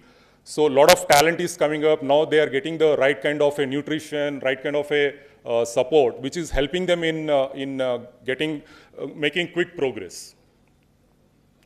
So like how I have explained in hockey, I will quickly go through some of our other partnerships. So similarly, we have it in athletics. So here our partner is Reliance Foundation. So we are again taking care of the infrastructure. We are building the India's first indoor athletics stadium so that our athletes can practice throughout the year, whether it's winter or summer or rainy season. So this is something coming up, and we are also investing in synthetic tracks across the state because athletics is something that is like a basic discipline from which kids can go into many other sports as well. So we are trying to invest in this one. So again, the coaching program is conducted by the High Performance Center, here in this case the Reliance Foundation. So they have deployed 2 British coaches, and also we have large number of our own national and state level coaches who take care of this. We organize competitions, not only the international level competitions, but also the national level and state level, and also we have performance graded competitions, which are also organized regularly to identify the talent. So again, coaches education program is very important for us. Grassroots training, again, summer camps, daily coaching programs across our synthetic tracks, this also keeps going on. Talent scouting, again, this is something that we have a elaborate program through which we scout. And awards and recognition, this is just one example of Bapi Hanstra. Currently, he is world #1 in 400-meter hurdles in the under 18 category. So he shifted to 400-meter hurdles. He used to be an 800-meter athlete. And he shifted to 400-meter based on one of our coaches' suggestion. And within 1 year, he is able to achieve the world #1 ranking. So that shows the kind of talent that is there in the country, and providing the right coaching and resources, we will definitely be able to dominate, because athletics is something, madam is here, so it's supposed to be very difficult in international level because of the competition from Western resources. We should be able to achieve it. And we give good kind of a cash rewards for the athletes whenever they perform. So this is again the Sports Science Center for Athletics. And I wanted to mention one more. Honorable Chief Minister's vision is not only for Odisha, but it is also for the entire country as in India. He wants as our Honorable Minister said, the tricolor our flag has to fly high in the international events. And therefore, in our high performance center, it is not only Odisha athletes or the sports person, but we allow almost like up to 25% from other states as well. So here you can see Jyoti Eraji, who's from Andhra Pradesh, and she is now, I think she has broken 5 national records in 3 weeks. She has been performing so well in recent time. Similarly, we have Amlan is from Assam, so he was training in our Kalinga Stadium in our high performance center, and currently he has also broken the national records. In swimming, we have the partnership with JSW, and we are constructing an indoor aquatic center. We already have swimming centers, and we are also investing in 25 swimming training centers, where again the same model, the JSW is deploying the coaches and assistant coaches and also lady coaches, while we are investing in the infrastructure, we are maintaining it, housekeeping, security, pool operator, the lifeguard, those categories we are taking care of, and coaching program is run by JSW. So these are some of the visuals of the coaching program. So we have a South African coach and also one of the Asian medalists from India, Sandeep. He is also part of the coaches program. And we also support the Swimming Federation, and we conduct the competitions also regularly. Recently, we have conducted the Khelo India League as well. So this is again the coaches education program at all levels. Swimming again is something little bit risky is there. So therefore, we try to see that we take care of all the safety factors so that the parents are confident to send their kids to the swimming. So again, the grassroots, some performances. Weightlifting, again, we have with one of our local company and also 10 Week Sports of Sri Kumble. So weightlifting, again, we are setting up 47 training centers. So these are the visuals of some of our big centers. And again, the coaching program, competitions, coaches education. Sports science, as we are partnering with Abhinav Bindra Target Performance Center. So this, again, we have established it. Now we are expanding it. So we have a large number of experts in these fields who are helping our athletes across the sports disciplines. So similarly, we are upcoming with the Gopi Chand, the Badminton High Performance Center is coming up. We already do badminton with Sai Regional Center. We partner with the Sai, and it has shown really good result. We have some Sai coaches, and we also are investing in the badminton competitions. So badminton, again, we are now currently constructing 90 indoor halls where badminton will be trained. Similarly, with shooting, we have Aditya Birla Group, who's our corporate partner, and Gagan Narang is there. Recently, we have signed an MOU with ArcelorMittal Nippon Steel. So we are establishing the Gymnastics High Performance Center and also grassroots at 3 other locations. It's almost ready. We'll be inaugurating it. We would request Honorable Minister also will request for time. This gymnastics center, sir, the part funding for the building, the indoor hall has come from the ministries, infrastructure fund. And since we are trying to create the ecosystem overall, so sports management is also very important in terms of the sports management degree and also the certification courses. So this we have tied up with Xavier Institute, which is based in Bhubaneswar, and they have tied up with France Emilion Business School, and we have created these. So currently, second batch is running in sports management. So the advantage that they have is that whenever we have the competitions or other activities, they intern with us, and therefore they get that live experience of learning. Secondly, very quickly regarding our partnerships with the federations. So hockey is something that we sponsor. Yesterday only Cabinet has further approved for another 10 years of sponsorship for hockey team. So it's not only just about sponsorship, but we also partner with them in the competitions, the international championships, and also coaching camps and coaching certification programs. Kho-Kho, again, we partner with them. We supported them with the Kho-Kho Nationals and also Kho-Kho League, which was launched last year. We have partnered and taken one team, Odisha Juggernauts, which also won. And Kho-Kho we are very keen on developing because it's a low-cost model. It can be spread very quickly. Kho-Kho is popular in Odisha as well. Rahul Bose was here. We partner with rugby. We sponsor the women's team because he has shown his commitment to take rugby into the Los Angeles 2028. So therefore, we are partnering, and our girls also do very well in rugby.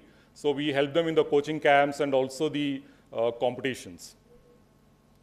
We are partnering with the AFF, so we have developed some of the best FIFA level grounds. So we had conducted the FIFA Under-17 Women's World Cup. We were one of the venue, and luckily as a legacy, we have got really good quality football stadium and pitches. So again, we regularly conduct the competitions with them, championships. We are going to host the Four-Nation Intercontinental Cup in June again. And Bhubaneswar has been the base for the under-16 and under-19 teams over the last 4 or 5 years. So we have not only given our infrastructure, but we also part fund the entire coaching program for the football teams, youth football teams. And one of the main focus that we have is on women's football. So we have Odisha FC, which is also, again, we support. The Odisha FC is a privately owned club. So we support in terms of no cost for the infrastructure and facilities. And they make the Bhubaneswar as their home ground. And it is one of the, I think it is the only ISL club which is also having a very strong women's team as well. So that has been at our request because we want to promote women football. So this some visuals from the Women's League tournaments that we had organized. We do a lot of these coaching certificate programs also on referee programs, technical official program in partnership with AFF. And we have a large number of grassroots level programs that we are doing. Swimming again is something that we are supporting the Swimming Federation in a way. And their focus is there on water polo, because once upon a time we were good in water polo decades back. And the only other team event where India can do well at the Asian level is water polo. So they have brought Serbian coaches, and we supported them with some funding and also the infrastructure. One important thing that we are doing is the Olympic Values Education Program. This we are doing it in coordination with Indian Olympic Committee and IOA. So this is a program that we are currently running in 90 schools in Odisha, and we are expanding it to another 250 schools. So overall, another major intervention that we do is we support the federations in terms of organizing big events, so that we also develop the capacity to organize, and at the same time we are trying to popularize the sport.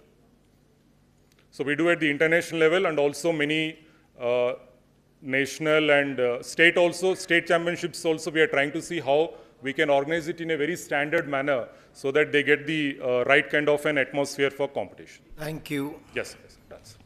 Thank you so much, sir. Thanks for giving Thank you. Your sports budget.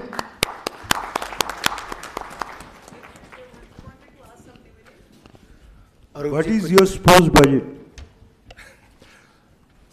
We used to be in the range of 150 crores. In the last 2 years, we are now at 1200 crores. 1250. Can I request, whenever I think we talk about budget, let's differentiate between 3 things. Infrastructure budget. Second is a salary, and some of the states have a salary component of PE teacher also, which is important if it is included. And then what is a soft component for training or grassroots development? Then that I think will reflect whether it's a balanced budget or not. That is my personal view. Yes. Actually, currently we are in the process of doing infrastructure large-scale projects. So almost 80% of our budget is going towards infrastructure development. So the remaining 20%, which is also a large sum currently, it's almost like 200 to 300 crore is going towards the competitions, coaching programs, and at various levels.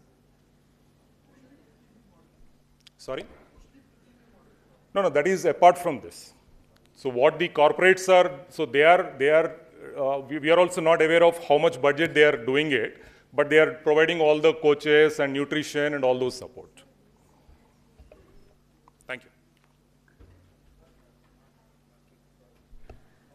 Jatin, wait. So that was an excellent presentation. So thank you, Government of Odisha, Honorable Minister and Vinil. Sir, yesterday, now we have concluded the formal presentations round.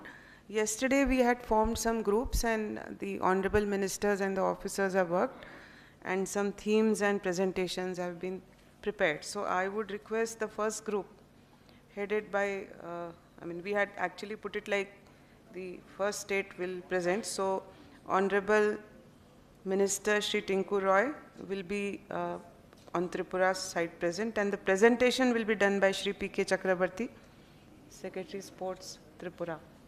So if you are ready, we can start. So the subject... Jaldi karna padega, we are running very late. Sir, subject is scouting of grassroots talent.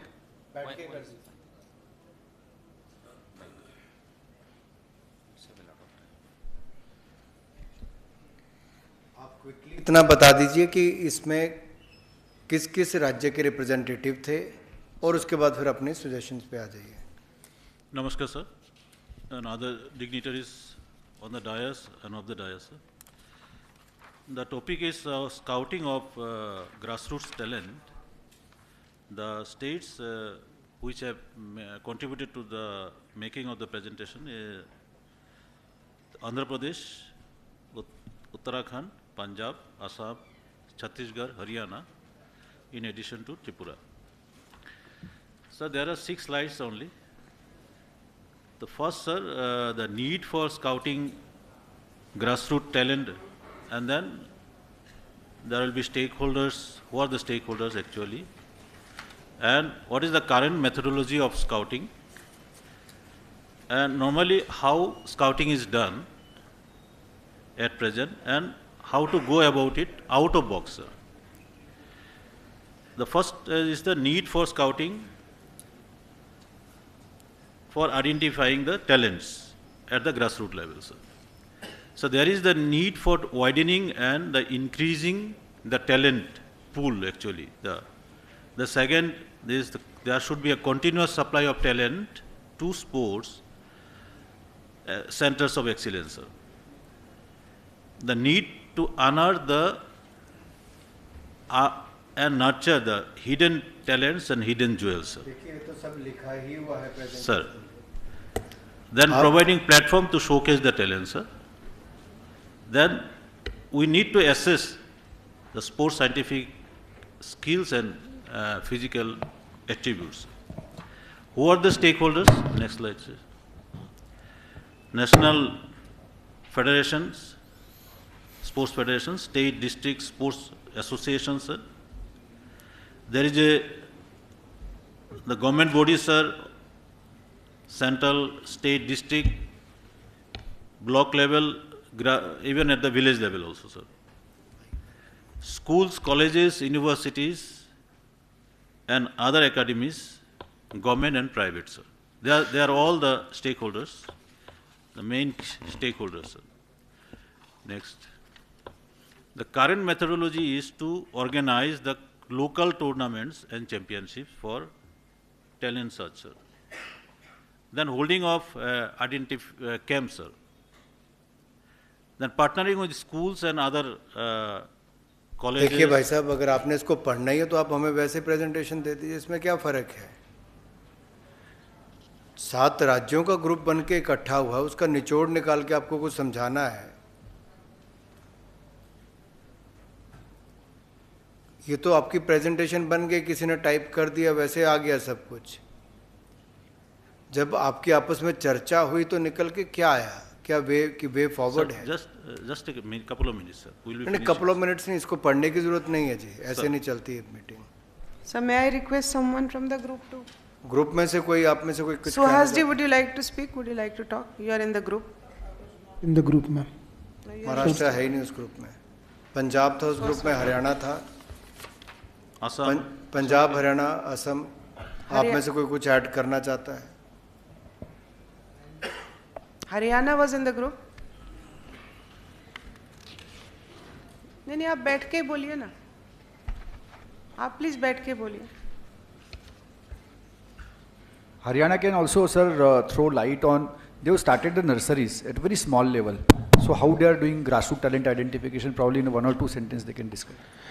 Sir, I already gave it in my presentation regarding the nursery that is being run in the schools or in private grounds and everything. And the focus is to catch the talent and nurture them at the young level. And one of the very good thing about the gradation of those school nursery is that we have that landmark that every nursery should be getting some medals in the recognized national event, state level event, international event. And based on those results, we promote them. We give them 3 lakhs rupees also per year so that they can upgrade. So whoever is performing better will keep on getting support. and those who do not perform will be weeded out. So वो आपने सुबह बता दिया था, तो उनका 1 साल का एक्सटेंशन होगा, 3 लाख रुपए मिलेंगे, नेक्स्ट कैटेगरी को 2 लाख मिलेंगे, 1 साल के एक्सटेंशन। Right sir. उसके अलावा कुछ ऐड ऑन करना है तो रेपिटेशन की बजाय let us utilize the time in effective manner so that we should take back something. Sir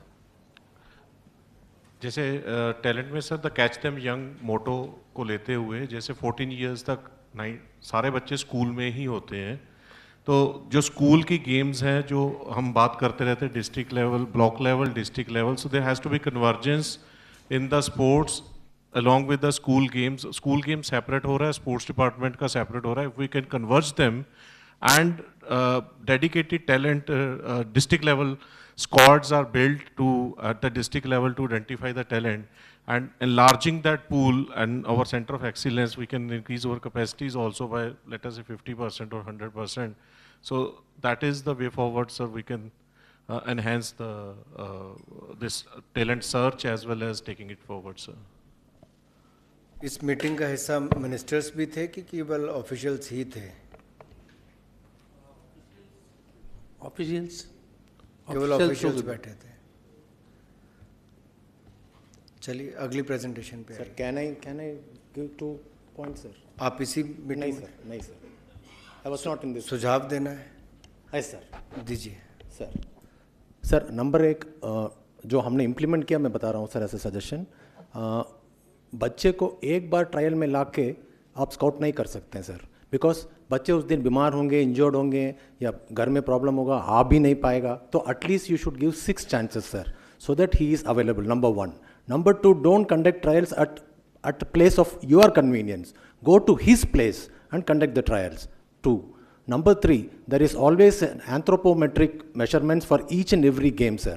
आप आर्चरी ले लीजिए, शूटिंग ले लीजिए, they have a battery test conducted, sir, which is called as World Beaters test, which is implemented throughout the globe, sir. So let us implement that and do the anthropometric test, and we can identify कौन बच्चे किस game के लिए लायक है.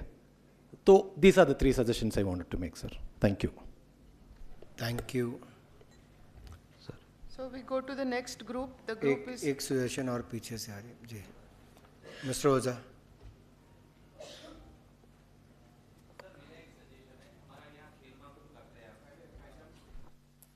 Hello sir, myself Bhaumik Kumar Ojha, I am from Gujarat. हम sir state में खेल महाकुंभ करते हैं, वहाँ पे हम टैलेंट आइडेंटिफिकेशन करते हैं. मैं सर सबको बताना चाहूँगा, हम 2 तरीके से टैलेंट आइडेंटिफिकेशन करते हैं. एक हम करते हैं प्रूवन टैलेंट के जो ऑलरेडी कोई स्पोर्ट्स खेल रहा है, उसमें कुछ अचीव कर रहा है, और दूसरा हम तालुका लेवल से फिटनेस टैलेंट आइडेंटिफिकेशन करते हैं, जहाँ से हम हर एक तालुका से 8 बच्चे लेकर आते हैं डिस्ट्रिक्ट लेवल पे. वहाँ पे उनका बैटरी टेस्ट होता है, उनका फिर फिटनेस इंडेक्स बनता है, उनको फिर हम वहाँ से सिलेक्ट करके स्टेट लेवल पे ले जाते हैं. स्टेट लेवल पे जो हमारे टेस्ट होते हैं वो सारे सिंथेटिक एथलेटिक ट्रैक पे होते हैं, और उन पर फिर उनका मेरिट लिस्ट बनता है. 21 मार्क्स का हमारा एक चार्ट है पूरा, और फिर वो मेरिट लिस्ट के हिसाब से फिर हम उनको डिस्ट्रिक्ट लेवल स्पोर्ट्स स्कूल में लेके आते हैं, और वहाँ पे मल्टी स्पोर्ट्स एक्सपोजर देते हैं. और 2 साल के मल्टी स्पोर्ट्स एक्सपोजर देने के बाद उनको प्रूवन टैलेंट में, जो स्पोर्ट्स में वो बच्चा अच्छा है, वहाँ पे उनको कन्वर्ट करते हैं. तो इसमें सर हमें काफ़ी सफलता मिली. हमारे बहुत सारे बच्चे ऐसे हैं कि जो वाईटी में सिलेक्ट हुए हैं, वो जूनियर में इंडिया में भी रिप्रेजेंट किया है. तो सर ऐसे भी हम एक मॉडल डेवलप कर सकते हैं सर सारे state. Thank you sir. Thank you Sir, the next group is competition framework development. The member states were Goa, Gujarat, Mizoram, Madhya Pradesh, Jharkhand, Maharashtra, Karnataka, and Shri Rushin Bhatt, Secretary Sports Authority of Gujarat, will make the presentation. Is he here? Yes. Please, वहीं से करिए, जल्दी करिए. जी. तो sir जो next पे चले जाइए. स्लाइड चेंज करिए. सर जो स्ट्रक्चर्ड कंपटीशन फ्रेमवर्क है उसकी बात की है. स्टेट लेवल, डिस्ट्रिक्ट और ग्रास रूट लेवल से कंपटीशन स्ट्रक्चर होना चाहिए. उसका purpose talent identification, upgradation of skills, elite career pathway और क्वालिफिकेशन फॉर मेगा इवेंट्स होना चाहिए. डिफाइंड रोल होने चाहिए सर। सुबह से जो डिस्कशन हो रही है, प्रधान साहब ने भी बताया है कि किस किस का क्या रोल होता है, गवर्नमेंट का क्या रोल होता है, एसोसिएशन का क्या रोल होता है, उसमें भी स्टेट और सेंटर का क्या रोल हो सकता है। सभी को एक स्टेज पे आके अपने रोल में क्लैरिटी लेके हर एक को अपना रोल डेफिनेटली प्ले करना पड़ेगा। उसमें कोई किसी को डोमिनेट करना चाहेगा तो इसमें अच्छा नहीं हो पाएगा।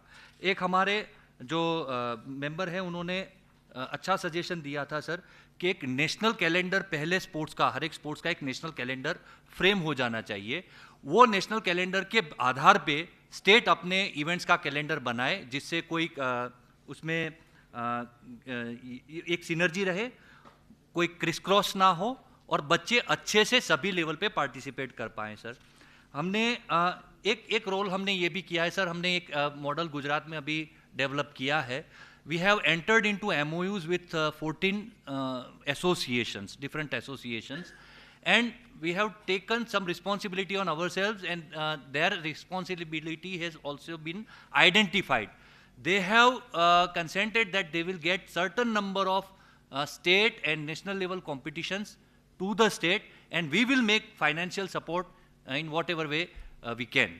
So ऐसा एक मॉडल भी डेवलप करके हम कंपटीशन की संख्या बढ़ा सकते हैं और इससे हमारे बच्चों को ज़्यादा से ज़्यादा फ़ायदा हो सकता है सर।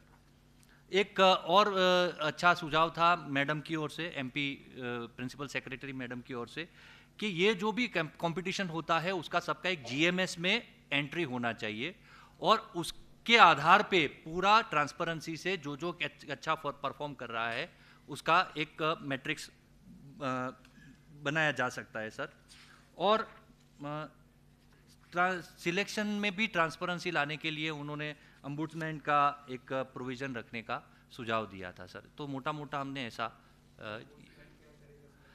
अगर कुछ मतलब सुबह जो सर, क्योंकि कल हम जो ऐसा डिस्कस कर रहे थे वो ऐसा हुआ था कि जो सिलेक्शन होता है उसमें एक न्यूट्रल एंटिटी होना चाहिए जो इंश्योर करेगा कि पूरा ट्रांसपेरेंसी से सिलेक्शन हो रहा है और उसमें भाई भतीजावाद नहीं चल रहा है। तो उसके लिए ये एक सजेशन आया था सर। क्या वो हमारा डोमेन है वहाँ पे जाना? ऐसा सर ने सर सुबह बताया था ये नहीं कर सकते।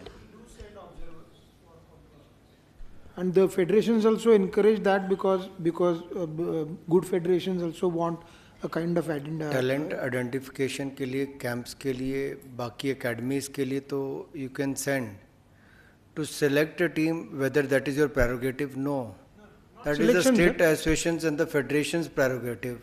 We should not jump into their domain area and we should try and stay with. That is my request to all of you. I mean that we should maintain.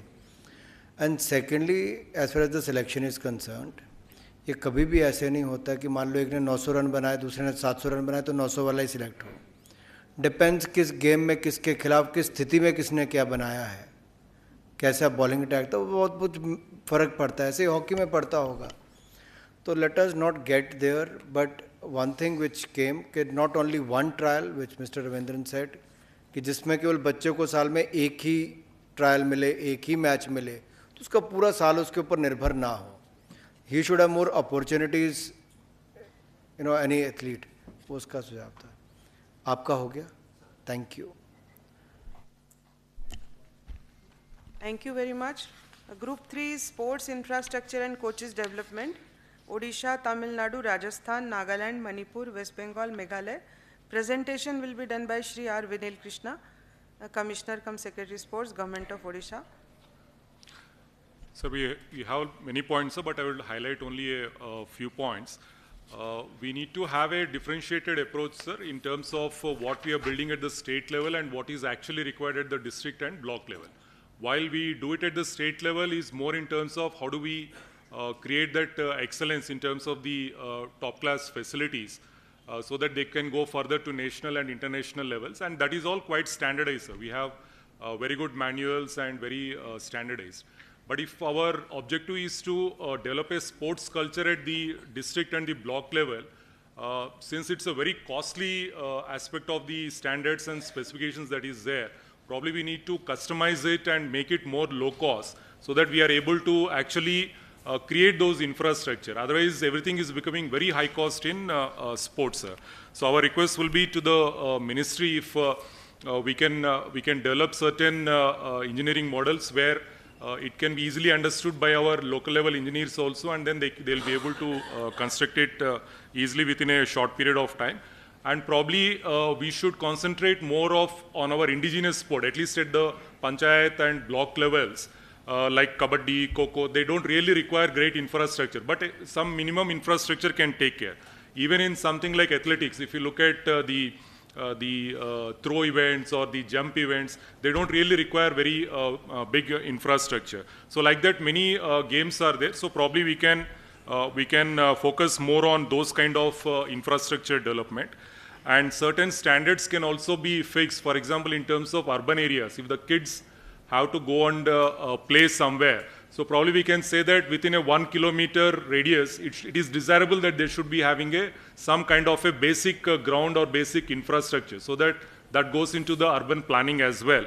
And maybe in a 5 kilometer radius, some medium standard sport infrastructure facilities are also there. And there are grounds across the urban areas in terms of the schools and colleges. While during the school period or the college period, the school and colleges will utilize, but we should move towards co-sharing, so that during the morning and evening, there can be a large number of coaching programs in these grounds, and they are fully optimally utilized. Fund is definitely a problem in terms of creating the infrastructure at such a large numbers, and therefore we need to develop different models in terms of convergence of funds from various sources, and also maybe some private partnerships and some kind of other corporates and PSUs also pitching in, and local level different sources of schemes. Also some suggestions have come that we need to probably, after expanding it to the 1,000 Khelo India centers, probably in phases we can expand. And Haryana has given a very good model of the nurseries. Probably that is something that can also be standardized, and we can take it forward. With respect to the coaching development, it's a major gap across the country. We are not able to find, it's not only about finding very good quality coaches at a top level, but it is also about getting the basic coaches at the grassroots level. So therefore, the coaches is the catchment we'll have to see. The catchment is definitely the PET teachers who are there in large numbers. Probably we need to have certain incentive schemes, whereby whether it's an increment or a promotion or some other way of a reward, so that they are motivated to take up the coaches certification programs. And these coaches certification programs also we need to standardize. Many of these sports federations have done it, but many other, it's still not in a desirable level. So probably the quality of coaching training also needs to improve a lot. And another suggestion is that the validity of the certification probably should not be for a longer period. It could be 3 year, 5 year, that can be determined, but that can also be standardized. Because one problem we are facing is that somebody has done an NIC diploma 20 years back and is still following the same methods in terms of coaching, whereas many new things have come up in the field.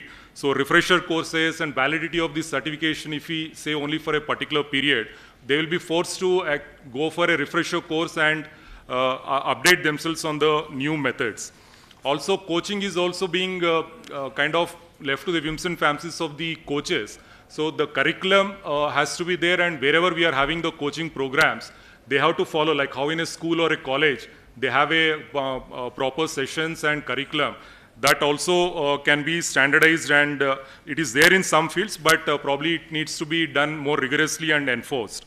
And using the technology, we can have very good quality of coaching videos, different techniques, skills, and rules and games related, and those can be freely be available. A lot of work has gone into making the videos, but probably it can be translated into many other Indian languages, so that at panchayat and block level also, kids, many times the local PET teacher, if he is very enthusiastic, he learns it on the YouTube and try to do it for the kids. So probably that standardization also can be given, and of course the national level medalist and other players are through the Khelo India centers are being utilized currently for coaching. And the foreign coaches exposure, because our coaches also learn a lot from foreign coaches, which we have seen during our programs in Kalinga Stadium. So probably at the state level also there can be some kind of a support given so that we also engage, or some standardization in terms of rates and other aspects. How do we engage them so that we bring in some of the good foreign coaches, so they bring in the coaching methodologies and skills that they implement in places like Australia or Europe or America, so that that can also help in our own coaches getting used to it. Secondly, the scientific aspect of the coaching in terms of the holistic coaching, not only just about what they do on the play field, but also what is required in terms of the nutrition and sports science, video analytics, injury management. All these, they are being taught, but probably the coaches' education needs to incorporate these in a more vigorous manner, and all the national sports federations and the central and state government will have to fund a large-scale coaches education program so that we are able to create that large pool of coaches across the age groups and different levels so that our programs can run in a very professional manner. So, thank you, sir. Thank you. The last group for today is Group 4, Partnerships for Development of Sports, Himachal.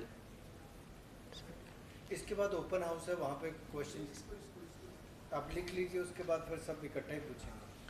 Himachal Pradesh, Ladakh, Telangana, Bihar, Jammu Kashmir, Delhi, Kerala.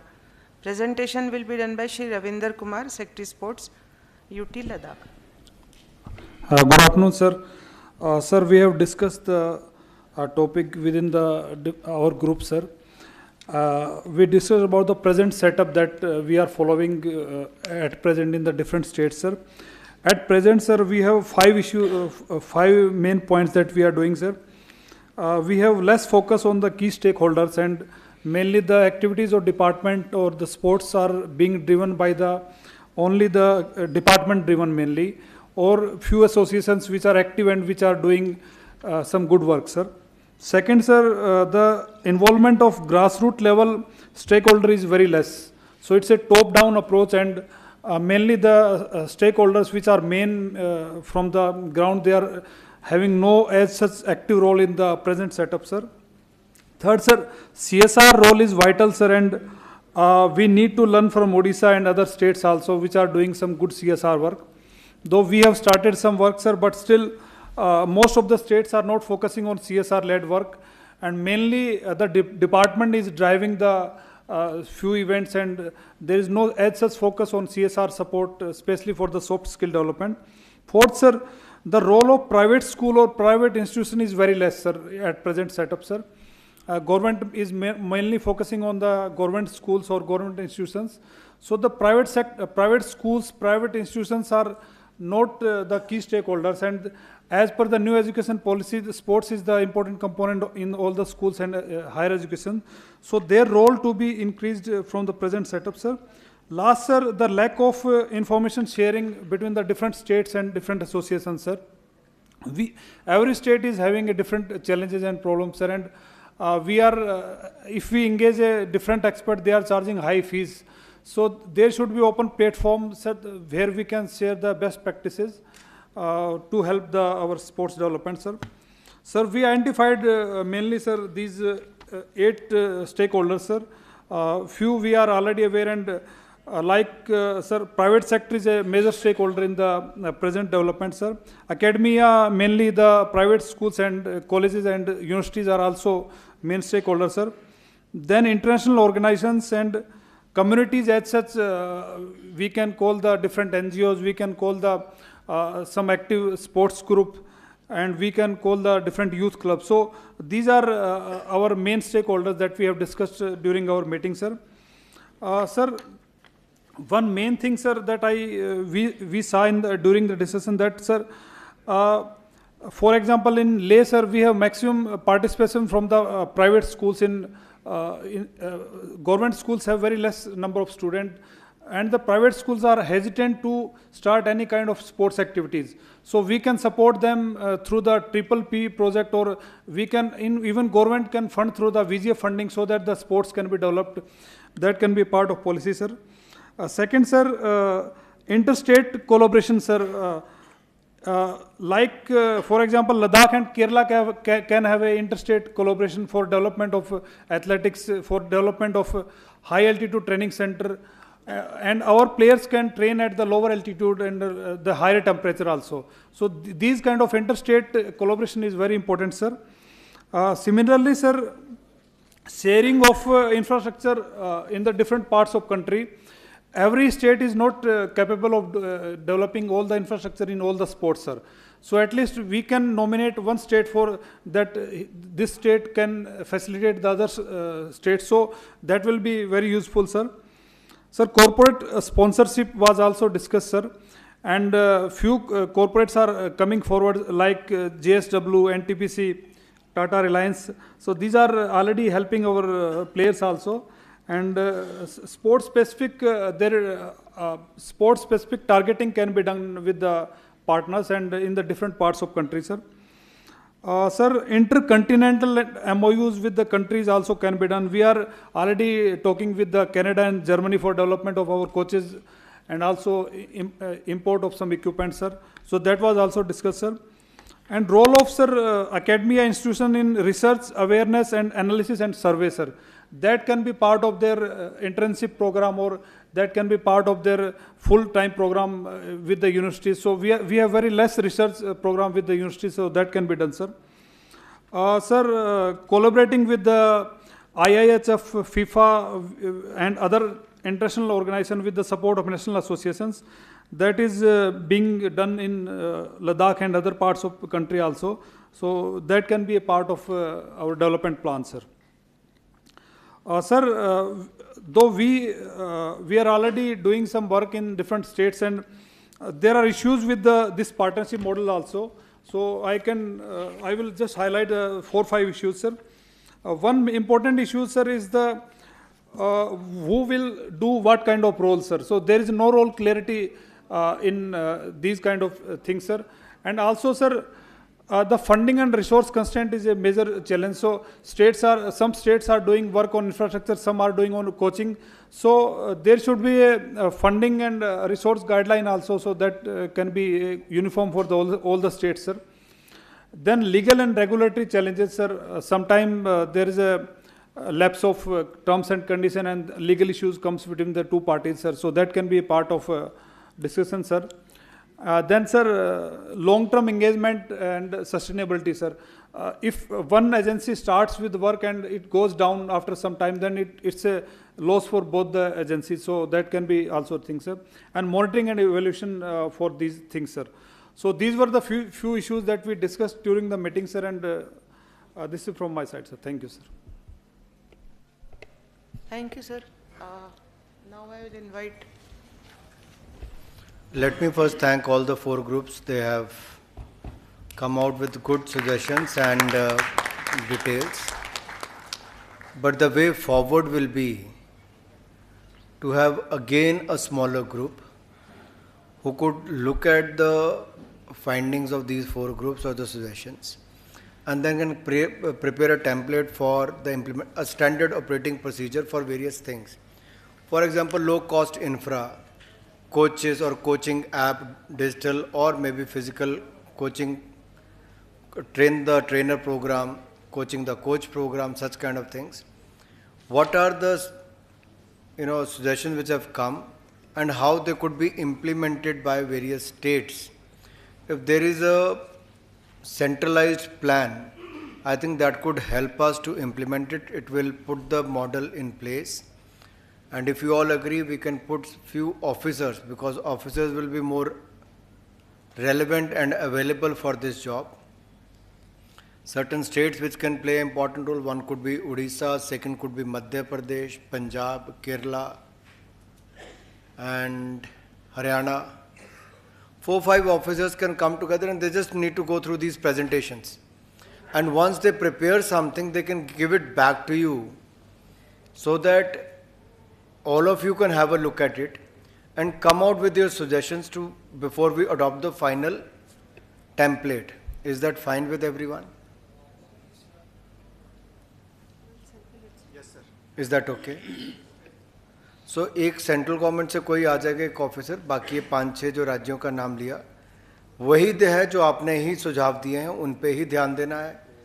जब आपको एक तैयार करके दे देंगे coaches के लिए क्या करना है, फील्ड्स के लिए क्या करना है, स्कूल्स को क्या करना है, राज्य की सरकार को क्या करना है, वो सब लिखित में आ जाएगा। उसके बाद आप अपने अगले सुझाव दे सकते हैं। Now we have the open house discussion for this session. Honorable Minister wanted to say something.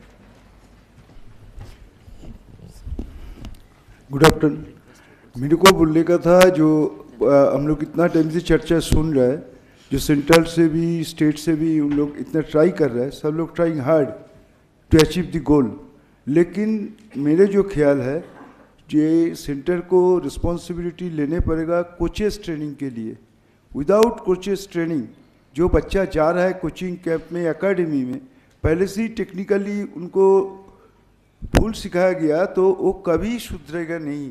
तो मिनिस्टर अनुराग जी से मेरा रिक्वेस्ट है, आप कोई फॉरेन कोच लाइए, हर स्टेट से 10-15 आदमी को लेके 15 दिन 1 महीना का कोचिंग सेंटर होने से वो जाके फिर दूसरा स्टेट में एक सीनियर कोच जाएगा, वो जाके ट्रेनिंग लेके फिर जूनियर लोगों को देगा तो होगा। नहीं तो कोचिंग के बिना हम लोग जितना इंफ्रास्ट्रक्चर डेवलप करें, जितना भी कुछ कर ले, विदाउट कोचेस कुछ नहीं होगा, ये हमारा ख्याल है। इसलिए बोलने के लिए उसी टाइम मांगा था। और एक दूसरी चीज़ है जी, ओपन सेशन है, मैं बोलना चाहूँगा। देखिए इतना तो सेंटर से भी हो रहा है, आप लोग इतना कुछ चर्चा हो रहा है, 3-3 दफ़ा चिंतन शिविर भी हो रहा है, लेकिन एक चीज़ हम लोगों को सोचने पड़ेगा, जो political affiliation in the sports, इसको सबसे पहले नहीं हटाने से कभी स्पोर्ट्स का डेवलपमेंट होगा नहीं। Politics for the sportsman, sport administration जो है, एडमिनिस्ट्रेटर है, उन लोगों के लिए छोड़ना चाहिए। पॉलिटिशियन लोग स्पोर्ट्स में चला जाएगा तो ये कभी नहीं होगा। एक एसोसिएशन में आप लोग देख लीजिए, फेडरेशन में देखिए, सारे जगह पॉलिटिशियन लोग बैठा हुआ है। एक एसोसिएशन में आप देख लीजिए, कोई आदमी 10 साल 15 साल 20 साल से प्रेसिडेंट या तो सेक्रेटरी बन रहा है। तो मेरे ख्याल है जे आज क्रिकेट में लोधा आ चुका है, 3 साल के बाद कूलिंग ऑफ होता है, तो क्यों इसमें नहीं होगा, हमारे सारा इसमें क्यों नहीं होगा? और क्यों ऐसा नहीं होगा जो हर स्पोर्ट्स एसोसिएशन में 50% प्लेयर को रहना चाहिए, मैंडेटरी होना चाहिए। इस चीज़ में मैं ध्यान देने के लिए बोलूँगा। टिंकू जी, उन्होंने जो बोला मैं भी वही थोड़ा सा ऐड करना चाहूँगा। त्रिपुरा में इसे बहुत सारे रेसिशन, मैं जस्ट 1 महीने हुआ स्पोर्ट्स मिनिस्टर बना हूँ, तो मेरे नज़र में जितना आया इसे बहुत सारे रेसिशन है जो 25-25 साल एक ही बंदा, जैसे कॉर्पोरेट हाउस चलता है ना, कंपनी का मालिक वो है, तो ऐसे ही एसोसिएशन का प्रेसिडेंट है तो चलते आ रहा है, वही 25-30 साल से एक ही एसोसिएशन चलाते हैं। ऐसे बहुत सारे एसोसिएशन ऐसे है। तो ये मेरे ख्याल में सेंटर में जो एसोसिएशन है इनको एफिलिएशन देना बंद करे, जो कम से कम 5 साल 6 साल या एक क्राइटेरिया फिक्स हो, जो एक बंदा प्रेसिडेंट 6 साल रह सकता है या 2 टर्म 3 टर्म, ये ज़िंदगी में, और मतलब वही है, और अभी उसका बेटा, तो बेटा भी उस एसोसिएशन चलाते हैं। तो ऐसे बहुत सारे एसोसिएशन हैं, तो वो भी एक थोड़ा सा ध्यान देना है। Any minister? I have a submission. जी भी। नमस्कार सर, मैं 2-3 पॉइंट्स पे ही इलेबोरेट करना चाहूँगा। हिमाचल प्रदेश से मैं संबंध रखता हूँ, आई एम रिप्रेजेंटिंग हिमाचल, और हाई ऑल्टीट्यूड सेंटर्स के बारे में सभी लोगों ने यहाँ पे बात करी है। इसमें I wanted to dwell on one thing कि though we already have sports authority of India ने वे बैक एक हमारे इलाके शिलारू में एक हाई ऑल्टीट्यूड सेंटर बनाया था, but that has not been able to develop as it should have been. उसमें जो है आपके जो पटियाला में आपका इंस्टीट्यूट है, वहाँ से भी बच्चे ट्रेनिंग के लिए वहाँ पे आते थे। इसमें मेरा सर एक निवेदन है आपसे कि इसमें जो है आप स्टेट्स की ग्रुपिंग करके, पर्टिकुलरली इसमें जम्मू कश्मीर, उत्तराखंड और हिमाचल की एक ग्रुपिंग करके, क्योंकि वी हैव सिमिलर स्पोर्ट्स और सिमिलर टेरेन है उन एरियाज़ का, अगर उसको हम डेवलप करें और इस एरियाज़ में विंटर स्पोर्ट्स को भी डेवलप करना एक बहुत बड़ा हमारे पास बोनस आने वाले समय में हो सकता है। अभी वी अंडरस्टैंड कि गुलमर्ग में एक आपका खेलो इंडिया के तहत विंटर स्पोर्ट्स हुआ था, but it has to be a annual एक फीचर होना चाहिए, कैलेंडर होना चाहिए। उसके लिए भी हमको आने वाले समय में वर्क करने की आवश्यकता है। विंटर ओलंपिक्स हो, स्कीइंग है, आइस स्केटिंग है, इसको हमें पर्टिकुलरली इन जो हमारे ये 3 स्टेट्स के बारे में मैंने बात कहा, यहाँ पे हमें ड्वेल करने की आवश्यकता है। और कोचेज़ के बारे में भी सभी माननीय सदस्यों ने यहाँ पे उस पर हार्प किया है, उसको मैं भी जो है उस पर हार्प करना चाहूँगा कि expert coaches should be hired on long term basis and short term basis. और चाहे वो लॉन्ग टर्म में 1 से 2 साल के लिए हो और शॉर्ट टर्म में 2 से 3 महीने के लिए हो। Orissa, we have to compliment them that they are doing a phenomenal job, and specially जो CRS इनिशिएटिव्स उन्होंने वहाँ पे लिए हैं। We will also try, Anurag ji का अपना होम स्टेट भी है, and we will definitely try कि वहाँ पे जितने भी हमारे लीडिंग चाहे ऑटोमोबाइल सेक्टर्स है, फार्मा सेक्टर्स है, उनके साथ हम टाई अप करके in the times to come हम उनके इनिशिएटिव से एक स्पोर्ट को, एक इंडस्ट्री को जो है उनके हवाले कर देंगे। And in the times to come we will try to start with the rural infrastructure and then go with the state level infrastructure in the state. तो और अंत में मेरा एक ये निवेदन भी है। निवेदन तो क्या है, ये चीज़ ऑलरेडी चल रही है वैसे, मगर जो आपके चाहे पंचायती राज इंस्टीट्यूशंस है, आपका एजुकेशनल इंस्टीट्यूशंस है, उसके साथ हर स्टेट में अलग अलग तरीके से कोलैबोरेशंस तो हो रहा है, which I think is been done in our state also to some extent. पर उसका भी एक नेशनल फ्रेमवर्क अगर आपके डिपार्टमेंट द्वारा एक फ्रेमवर्क हो कि किस तरीके से हमें इंटर डिपार्टमेंटल एक मॉड्यूल हम बना सकते हैं, ताकि उनका सहयोग भी हमें समय समय पर we want to whatever practices we want to have from our department, उसमें उनका भी हमें सहयोग मिलता रहे। तो इस चीज़ को भी हमें इस पे भी हम जो है अपना एम्फेसिस आने वाले समय में ले कर सकते हैं। तो ये मैं कुछ चीज़ें कहना चाहता था। Thank you for giving me the opportunity sir. Thank you. Any minister wants to add anything? जी गोविंद जी। नमस्ते, गुड आफ्टरनून। माननीय प्रधानमंत्री जी, 2-3 कार्यक्रम सारे देश में फैला था ताकि ये जन आंदोलन बन सके।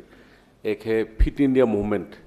हम लोग यहाँ पे तो चर्चा कर रहा हूँ कैसे हम लोग मेडल जीत सकता हूँ, इसीलिए सारे देश इसमें लगा हुआ है, सारे राज्यों ने लगा हुआ है। लेकिन मेरा एक चिंतन है ऐसा, ताकि हर गांव में एक स्पोर्ट्स एनवायरनमेंट अगर बनाने के लिए हम लोग सभी कोशिश करेंगे, ताकि वहीं से हमारे टैलेंट हंट भी हो जाएंगे और पैरेलली हमारा जो स्टूडेंट्स का जो पकड़ लीजिए स्पोर्ट्स में ज़्यादा इंटरेस्टेड नहीं है, लेकिन उनका जो स्वास्थ्य है, उनका जो हेल्थ है, ये स्पोर्ट्स एक एक्सरसाइज में, प्रैक्टिस में, ताकि वो कामयाब हो सके हर काम में के लिए। इसीलिए मैं सोच रहा हूँ कि हर गांव में एक स्पोर्ट्स का माहौल बनाना ज़रूरत है। हमारा गवर्नमेंट ने इस बार तय किया है कि एवरी गांव में हम लोग 5 इवेंट में हम लोग कंपटीशन करेंगे। उसका बाद में ब्लॉक लेवल में होंगे, उसका बाद में डिस्ट्रिक्ट लेवल में होंगे, उसका बाद में स्टेट लेवल में हम लोग का ये प्रोग्राम होगा। इसीलिए हमारा 30 करोड़ इस बार बजट में हम लोग पकड़ भी रहा हूँ, ताकि उसी में टैलेंट हंट भी हो जाए, साथों साथ हर गांव में एक स्पोर्ट्स एनवायरनमेंट भी बन जाए, ताकि ये माननीय प्रधानमंत्री जी का जो सोच है एक जन आंदोलन रूप में स्पोर्ट्स को ले जाना है, ऐसा एक हमारा सुझाव है, ताकि सारे देश में एक बढ़िया से स्पोर्ट्स एनवायरनमेंट बने। Good afternoon. Ladakh representative have rightly placed some few points which are very important. Like in Manipur, हमारा यहाँ पे अंडर 19 का हम लोग अच्छी तरह से परफॉर्म कर रहे हैं, लेकिन अबव 90 इसमें यहाँ पे मॉडर्न इंफ्रास्ट्रक्चर्स और ये फॉरेन कोचेस हम लोग नहीं ले पाते, क्योंकि we have got a very limited resources of the state also. इसलिए मैं भी ऐसा चाहूँगा कि इंटर स्टेट कोलैबोरेशन और sharing of platform of the high performance centre, like Orissa में जो इंफ्रास्ट्रक्चर आ रहे हैं, और ये कोचेस बाहर से ला रहे हैं, बहुत कोचेस ला रहे हैं मध्य प्रदेश में और भिन्न राज्य में जो रिसोर्सफुल राज्य में आ रहे हैं। तो इसमें यदि हमारा स्टेट का कुछ ये खिलाड़ी लोग को वहाँ पे भी मौका मिल जाए ताकि हमारा देश का ये देश के लिए, तो वही बोलना चाह रहे थे। जैसे मान लीजिए हमारा यहाँ पे AIFF और हमारा स्टेट सरकार के साथ एक जुक्ति हुआ है, उसमें we are going to put up one football academy. So here also we will request all the states to send their players. This will be a high performance center because Honorable Chief Minister himself is a good football player. So मैं विनती करना चाह रहा हूँ कि ये inter state collaboration and sharing of high performance centre platform with different states is need of the hour. That is what I just like to place. PT Usha ji. Sir, one request is from my side for the players. When I was doing sports, whenever we go for the competition, we used to get the accommodation and train, travel, everything free. Maybe association will take or maybe state government will take at that time. And now already athletic players, especially for athletics and all, already association is started registration fee. And apart from that, they have to do their own for the train ticket and their accommodation, everything. Maybe for the elite group, maybe they may arrange something, but not for the upcoming youth. So in that case, something has to be done for the players. This is from the players' side. Anyone else? राज्यों ने पहले तालियां मार दी, तैयारी करने के लिए तैयार हैं सब आपके सपोर्ट करने के लिए। सर मैं कल्याण बोल रहा था जी।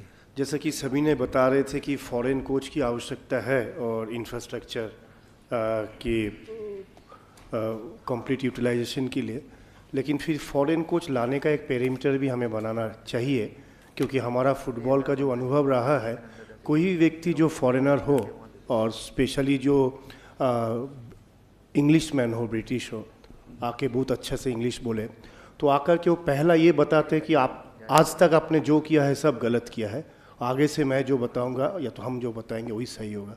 तो क्या होता कि मैं ये कहना चाहूँगा, चूँकि सभी ब्यूरोक्रेट हैं यहाँ पर और ऑनरेबल मिनिस्टर्स भी है, तो आप जिस स्पोर्ट के लिए फॉरेन कोच को रिक्रूट कर रहे हैं तो उनके नेशनल फेडरेशन के साथ ज़रूर बात करें और उनका एक पेरीमीटर है कि उनकी अकाउंटेबिलिटी क्या होगी। कहीं उनके लिए स्पोर्ट्स टूरिज़्म तो नहीं है, एक साल आए, अच्छा कमाया, अच्छा रहा, भारत को देखा, फिर चला गया, कोई अकाउंटेबिलिटी नहीं रहा। तो ये हमारा फुटबॉल में बहुत ख़राब अनुभव रहा। बाकी स्पोर्ट्स फेडरेशन को भी मैं चाहूँगा यदि करे तो अच्छा रहेगा। धन्यवाद। एक तो नेशनल स्पोर्ट्स यूनिवर्सिटी के VC TRC मिश्रा जी कुछ वीडियो दिखाना चाहते हैं, वो ज़रूर दिखाएं। दूसरा मुझे लगता है डिपार्टमेंट जो हमारा DPIIT और बाइसेक के गति शक्ति पर हमें साथ में जुड़ने का अवसर एक मिला है, क्योंकि उन्होंने प्रेजेंटेशन दी कि कैसे वो बाकी क्षेत्रों में मदद कर रहे हैं, जियो टैगिंग करने में, इंफ्रास्ट्रक्चर के प्रोजेक्ट्स के।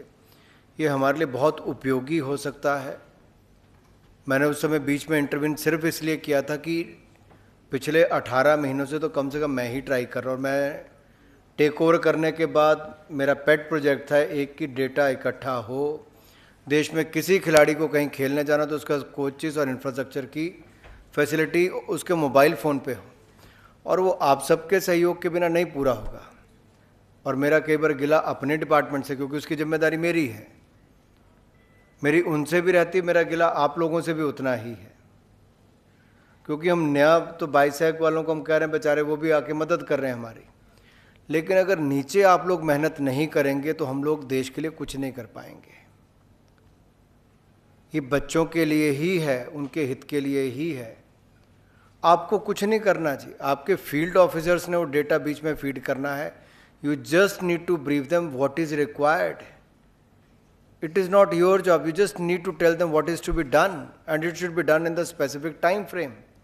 तब तो मज़ा आता है काम करने का, कितने दिन में हमने सब इकट्ठा करके डाल दिया। तो मुझे लगता है उसके ऊपर अगर जब आप वापस जाएं तो एक बार वीसी के थ्रू ये फिर वापस सबको बता दें क्या क्या फीड करना है, क्या क्या रिक्वायर्ड है, स्पेसिफिकेशंस के हिसाब से बहुत इम्पॉर्टेंट है। और अगर एनएसयू की आपके पास वीडियो है शर्मा जी, मिश्रा जी, प्ले कर सकते हैं आप, प्ले कर दीजिए, क्योंकि नेशनल स्पोर्ट्स यूनिवर्सिटी यहाँ पे मणिपुर में बन रही है। देश को स्पोर्टिंग सुपर पावर बनाने का संकल्प लेकर के चल रही है। भारत सरकार ने अभी तय किया है मणिपुर की ताकत का परिचय करते हुए हमने निर्णय किया है कि मणिपुर में स्पोर्ट्स यूनिवर्सिटी बनेगी। एक प्रकार से विश्व में खेलकूद की दुनिया में भारत का नाम कमाने में मणिपुर का बहुत बड़ा योगदान है। In 2018, Prime Minister Narendra Modi ji laid the foundation stone of the National Sports University to revolutionize sports education and research in India. With a visionary outlook and unwavering determination, Shri Narendra Modi ji sees the NSU as a key initiative in unleashing India's true potential as a leading sports nation. The NSU is not just shaping the future of Indian sports, but also creating an inclusive community that nurtures a fiery passion for the game. It is a symbol of India's unwavering commitment to sports and a testament to the power of dreams and aspirations.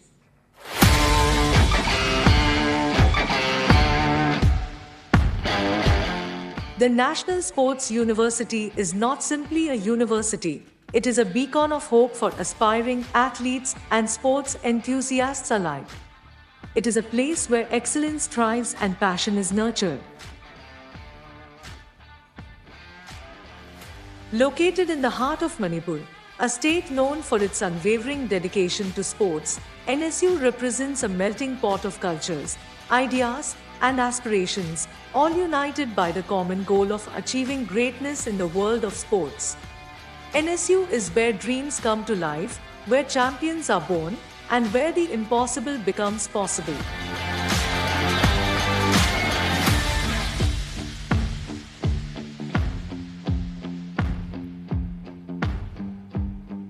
It's a hub of excellence in sports education, research, and innovation.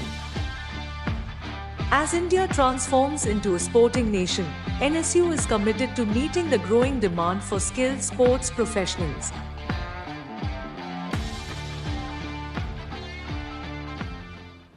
At NSU, we don't just train athletes to be successful on the field. We create champions who understand the science of sports, the technology that drives it, and the social and cultural factors that shape it.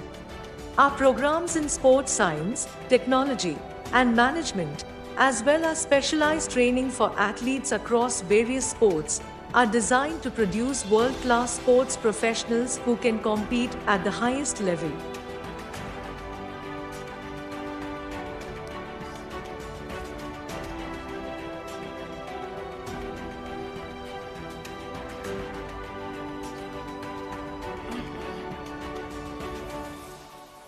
From state-of-the-art facilities to world-class faculty, NSU is committed to providing its students with the best possible education and training.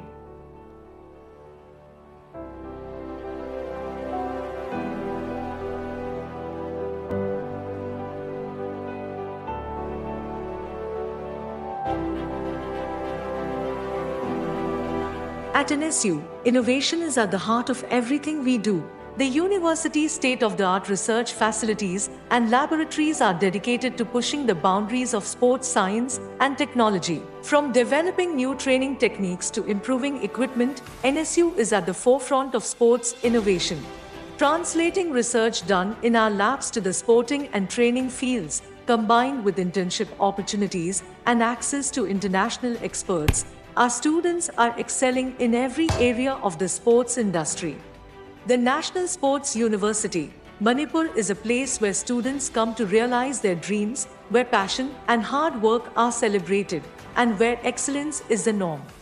But it's not all nose to the grindstone for our talented students. In addition to their rigorous studies and practice sessions, they also have the opportunity to let their creative flags fly through a variety of cultural and recreational activities.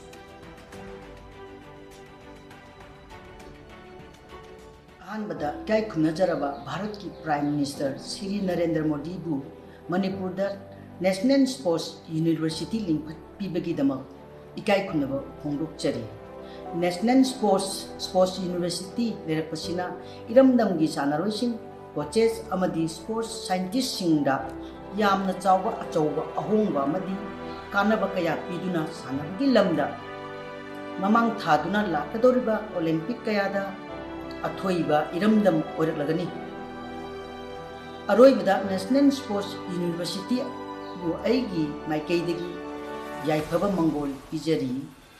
Present, NSU is offering undergraduate courses in sports coaching and physical education and postgraduate courses in sports coaching, physical education and sports psychology. Competitive sport is an integral part of the academic program of the university, and in a short period of time, NSU is already making waves in the sporting world.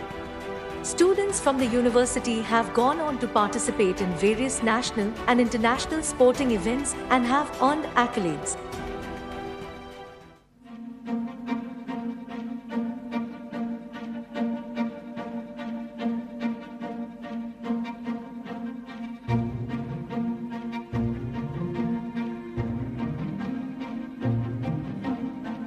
नमस्ते, मैं हूँ Mirabai Chanu. Honourable PM Shri Narendra Modi ji ने मणिपुर में India के लिए national Sports university open किया है। ये हमारे लिए बहुत बड़ी बात है।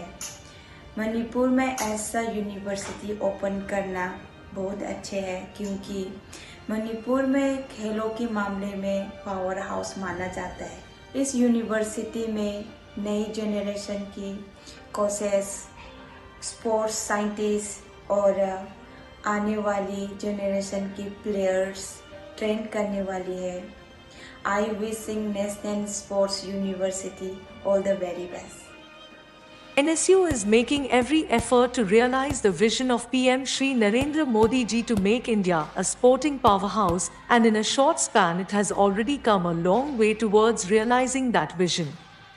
Even as NSU prepares to shift its operations to a new campus with world-class facilities for its students, it has successfully created an enabling environment for knowledge transfer and training in differentiated fields related to sport. In the coming years, it will occupy center stage in sports education and innovation, as it nurtures sporting talent not just at home but from across the world.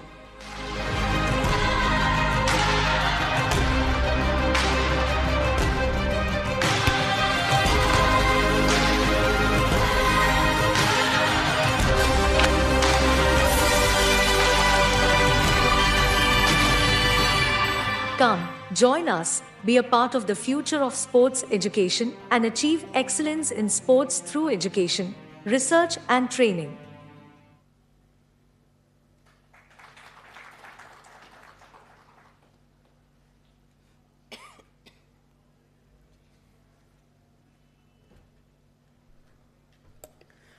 Thank you everyone for such a tremendous response and the insightful exchange of ideas.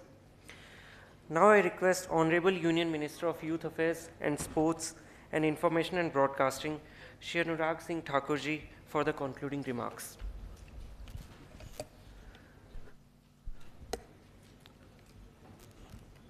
मैं सबसे पहले तो सभी माननीय खेल मंत्रियों का, अधिकारियों का आभार प्रकट करता हूं, जिन्होंने 2 दिन का समय इस महत्वपूर्ण चिंतन शिविर के लिए निकाला है। और मुझे पूर्ण विश्वास है कि आपका ये कीमती समय भारत में खेलों को आगे बढ़ाने के लिए हर राज्य का सहयोग और राज्यों की भूमिका को और मजबूत करेगा। नेशनल स्पोर्ट्स फेडरेशंस, खेल संघ और कॉरपोरेट्स को भी इसमें जोड़ने का जो आपके सुझाव हैं वो बहुमूल्य हैं, और मुझे पूर्ण आशा है बहुत सारे राज्यों ने उसको करके दिखाया है, अन्य राज्य उस दिशा में कदम उठा सकते हैं। बहुत सारे मॉडल से हमें कुछ सीखने का अवसर भी मिला। वैसे तो ऐसी मीटिंग्स का, चिंतन शिविर का क्या लाभ है? पहला लाभ ये है कि दूसरा जो अच्छा कर रहा है, हम कोई गलती किए बिना उसके मॉडल से सीख सकते हैं, अडॉप्ट कर सकते हैं। दूसरा ये हमें दिखाता है कि हम बाकियों के मुकाबले कहाँ खड़े हैं। तीसरा मुझे लगता है ये भी दिखता है कि किसका कितना अध्ययन है, किसके टिप्स पे अपना सब्जेक्ट है, कौन अपने विभाग को कितनी अच्छी तरह जानता है, क्योंकि जो उसमें जितना गहराई से काम कर रहा होगा वो उतनी जल्दी अडॉप्ट भी कर पाएगा, ग्रास्प कर पाएगा। अगर 4 विभाग हैं और खेल को प्राथमिकता नहीं है, युवा कार्यक्रम को प्राथमिकता नहीं है, तो आपको किसी को बताने की आवश्यकता नहीं। आपकी टीम की प्रेजेंटेशन, आपकी अपनी बातचीत में सब सामने नजर आएगा। और जब मैं युवा कार्यक्रम और खेल की बात करता हूं तो 140 करोड़ के इस देश में सबसे बड़े वर्ग के साथ अगर कोई डिपार्टमेंट काम कर रहा है तो आप लोग काम कर रहे हैं, उनके भविष्य को निखारने के लिए, बनाने के लिए। देश की सॉफ्ट पावर की बात करता हूं तो उसमें भी आप स्पोर्ट्स में काम कर रहे हैं, तो बहुत बड़ी जिम्मेदारी है। कई बार किसी कोई विभाग दिया जाए तो लोग ये सोचते हैं पता नहीं हल्का डिपार्टमेंट मिल गया, लेकिन मुझे लगता है डिपार्टमेंट में बहुत दम है। अगर हम लोग इसमें कुछ कर दिखाएं तो शायद आपके किसी काम के लिए 140 करोड़ देशवासी इकट्ठे नहीं होते, लेकिन एक मेडल जब कोई जीतकर दूसरी धरती पर लाता है तो पूरा देश इकट्ठा मिलकर जश्न मनाना शुरू करता है। ये ताकत है इसकी, ये कोई और डिपार्टमेंट नहीं कर सकता। आप जितना मर्जी बड़ा ब्रिज बना लीजिए, रेलवे चला लीजिए, एयरपोर्ट बना लीजिए, स्थानीय लोग खुश हो सकते हैं, लेकिन आपके किसी ग्रामीण क्षेत्र का, गरीब परिवार का व्यक्ति या किसी परिवार का कोई व्यक्ति, जैसे उदाहरण आपने देकर बताया कि कहां से गरीब बस्तियों से आकर भी आपके कार्यक्रमों के माध्यम से वो राष्ट्रीय स्तर पर, अंतर्राष्ट्रीय स्तर पर अच्छा करता है, तो आपका तो जीवन उसी में सफल हो जाना चाहिए।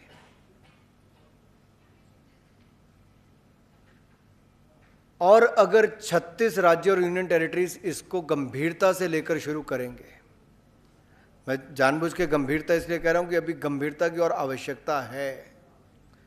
कई बार संसाधनों से ज्यादा गंभीरता चाहिए, हमारे एफर्ट्स और चाहिए।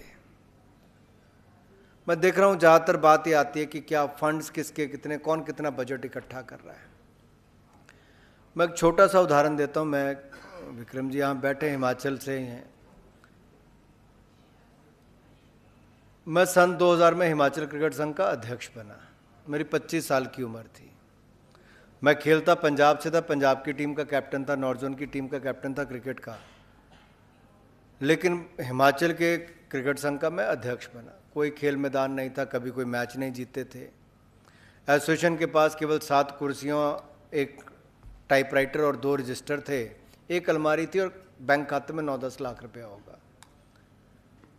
तो उस समय अखबार वालों ने बड़े बड़ा लिखा कि 50 साल में कुछ नहीं हो, 25 साल का व्यक्ति क्या करेगा। लेकिन मैंने उसको चुनौती के रूप में लिया और हमने उन्हीं 5 वर्षों में हिमाचल में कम से कम 4 से 5 बड़े मैदान, जिनमें से एक धर्मशाला का क्रिकेट स्टेडियम जो 300 फीट के पहाड़ को काट के हमने दुनिया का सबसे खूबसूरत मैदान वहाँ पे बनाने का काम किया, बगैर गवर्नमेंट का 1 रुपया लिए हुए। उसमें गवर्नमेंट का 1 रुपये का सहयोग नहीं है, गवर्नमेंट ने केवल जमीन दी है। फिर इसी तरह से हमने एकेडमी चलानी शुरू की, महिलाओं की एकेडमी चलाई क्रिकेटर्स की। तो बहुत सारे लोगों ने कहा, एसोसिएशन के अंदर कहा कि ये पागल है, पहले स्टेडियम बनाने के लिए चलता था, महिलाओं की एकेडमी के लिए। आज जब वुमेन प्रीमियम लीग शुरू हुई तो हिमाचल की 4 लड़कियां उसमें चुनी गई। किसी को 2 करोड़ मिलता है, किसी को 1 करोड़ मिलता है, जो बाकी आपने अपने अनुभव बताए। तो मेरे लिए उससे बड़ी प्रसन्नता कोई नहीं, चाहे करोड़ों रुपए लगा होगा पिछले 8-10 साल में, लेकिन वो पूरा हो गया। अब वो मॉडल ये है कि मैं कभी किसी सरकार के पास मांगने नहीं गया। देखने के लिए क्रिकेट में बाहर से पैसा लगता, उस समय उतना नहीं था, लेकिन मैं मांगने में किसी से शर्म नहीं करता था। किसी को 10,000 रुपये भी देना हम वो भी ले लेते थे, 5,000 देना वो भी लेते थे, टूर्नामेंट कराने के नाम पे स्पॉन्सरशिप लेते थे। आपके यहाँ पर भी आप कह सकते हैं कि आप किसी खिलाड़ी को सपोर्ट करते हैं तो आप उसके लिए आगे आ जाइए। आप किसी गेम को, इंफ्रास्ट्रक्चर को सपोर्ट करते हैं, कोई, हर किसी की अपनी क्षमता है।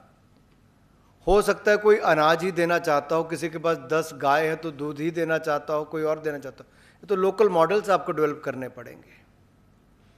बहुत सस्टेनेबल मॉडल लोकल लेवल पर हो सकते हैं, लेकिन मैं उससे ज़्यादा आपने ही जो यहाँ पे सुझाव दिए, मैं चाहता हूँ आप उसको कृपया करके बड़ी गंभीरता के साथ अगले 7 से 10 दिन के अंदर अगर आप नहीं करेंगे तो फिर जैसे बॉटल खुलती है ना, उसकी गैस चले जाती है, तो वैसे हमारी भी स्पोर्ट्स मिनिस्टर की कॉन्फ्रेंस ख़त्म होगी। 15 दिन के बाद आप भी अपनी दुनिया में, मैं भी अपनी दुनिया में लग जाऊंगा। तो ये अगले 10 दिन के अंदर हम कैसे करें? आपने बात कही हाई परफॉर्मेंस सेंटर्स की। कुछ राज्यों ने बहुत अच्छा किया, कई राज्यों में है ही नहीं।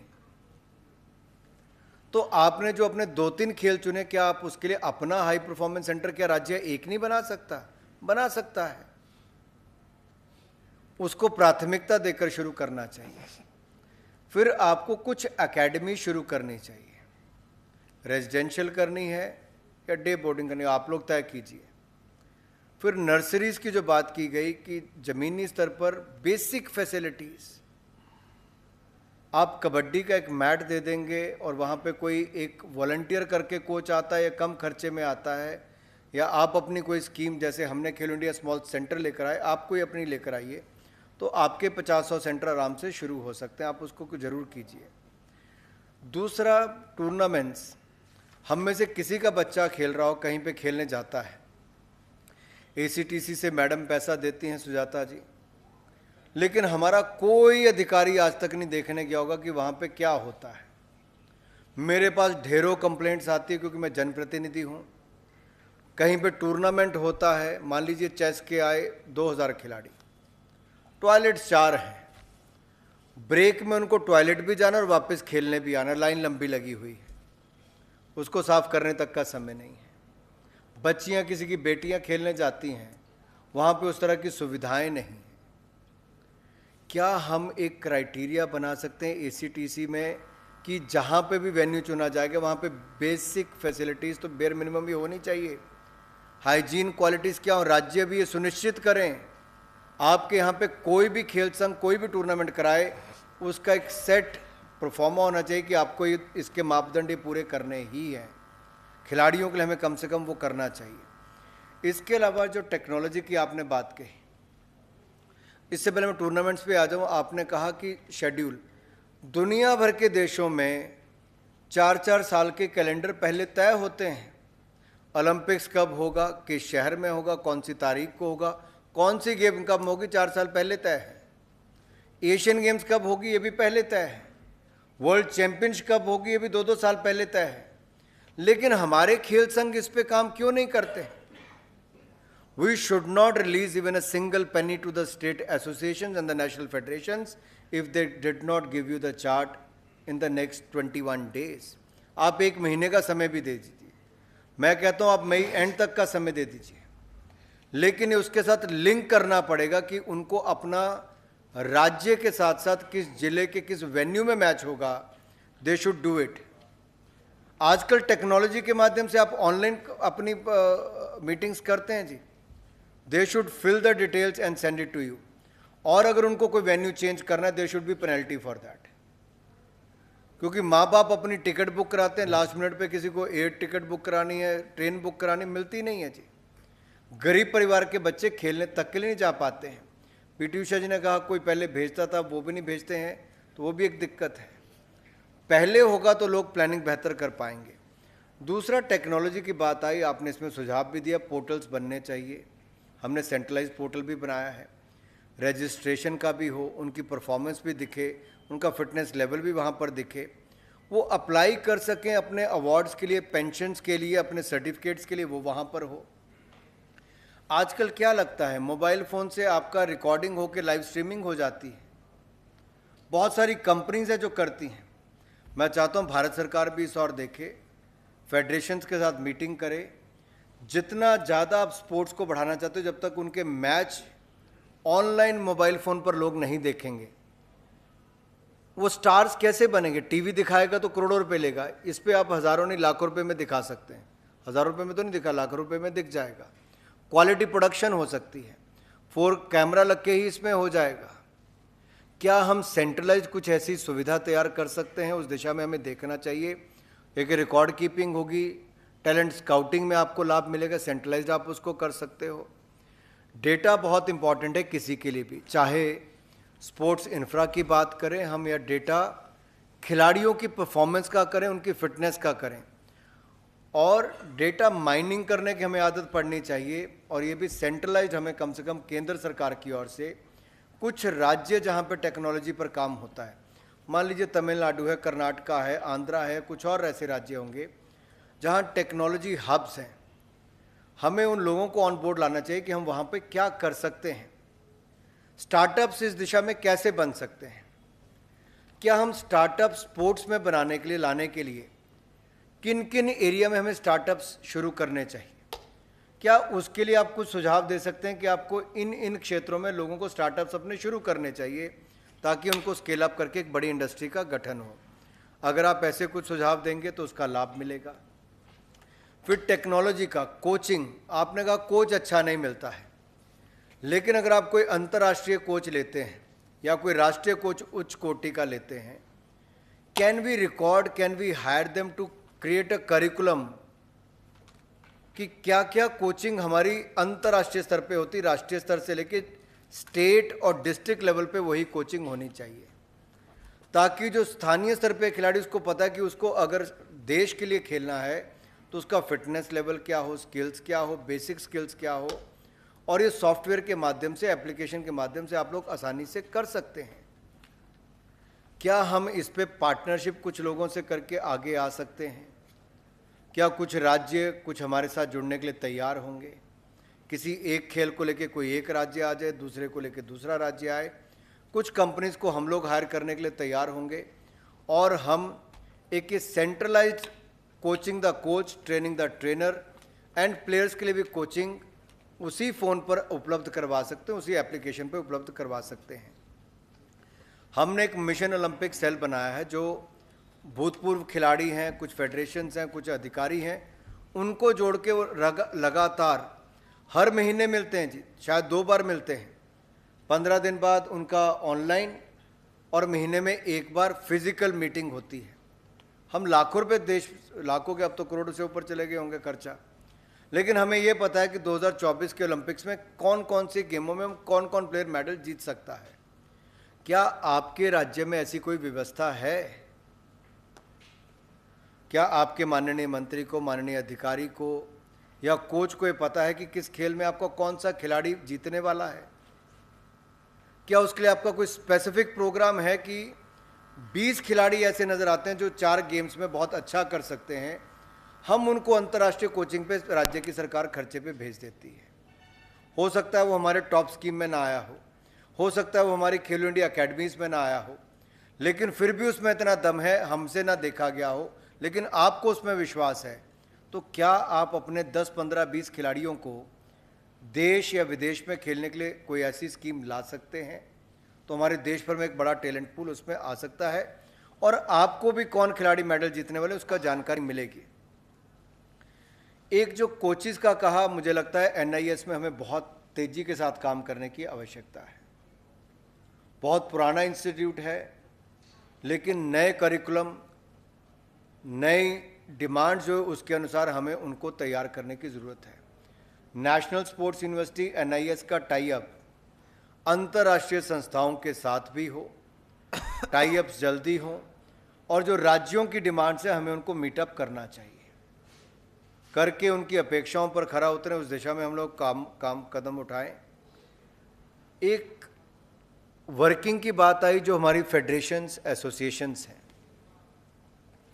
अगर हम अपने राज्यों के खेल डिपार्टमेंट भी देखेंगे तो आपका जो बजट है वो इस्टेब्लिशमेंट कॉस्ट पे ही बहुत चला जाता है। अधिकारी, कर्मचारी, एमटीएस, कोचेस, इन्हीं पे ही खर्चा है। 70% से ज़्यादा खर्चा इस पे होगा, 20% आपका शायद आपके इंफ्रास्ट्रक्चर पे होगा, 10% मुश्किल से आपके इवेंट्स एंड कंपटीशन पर है।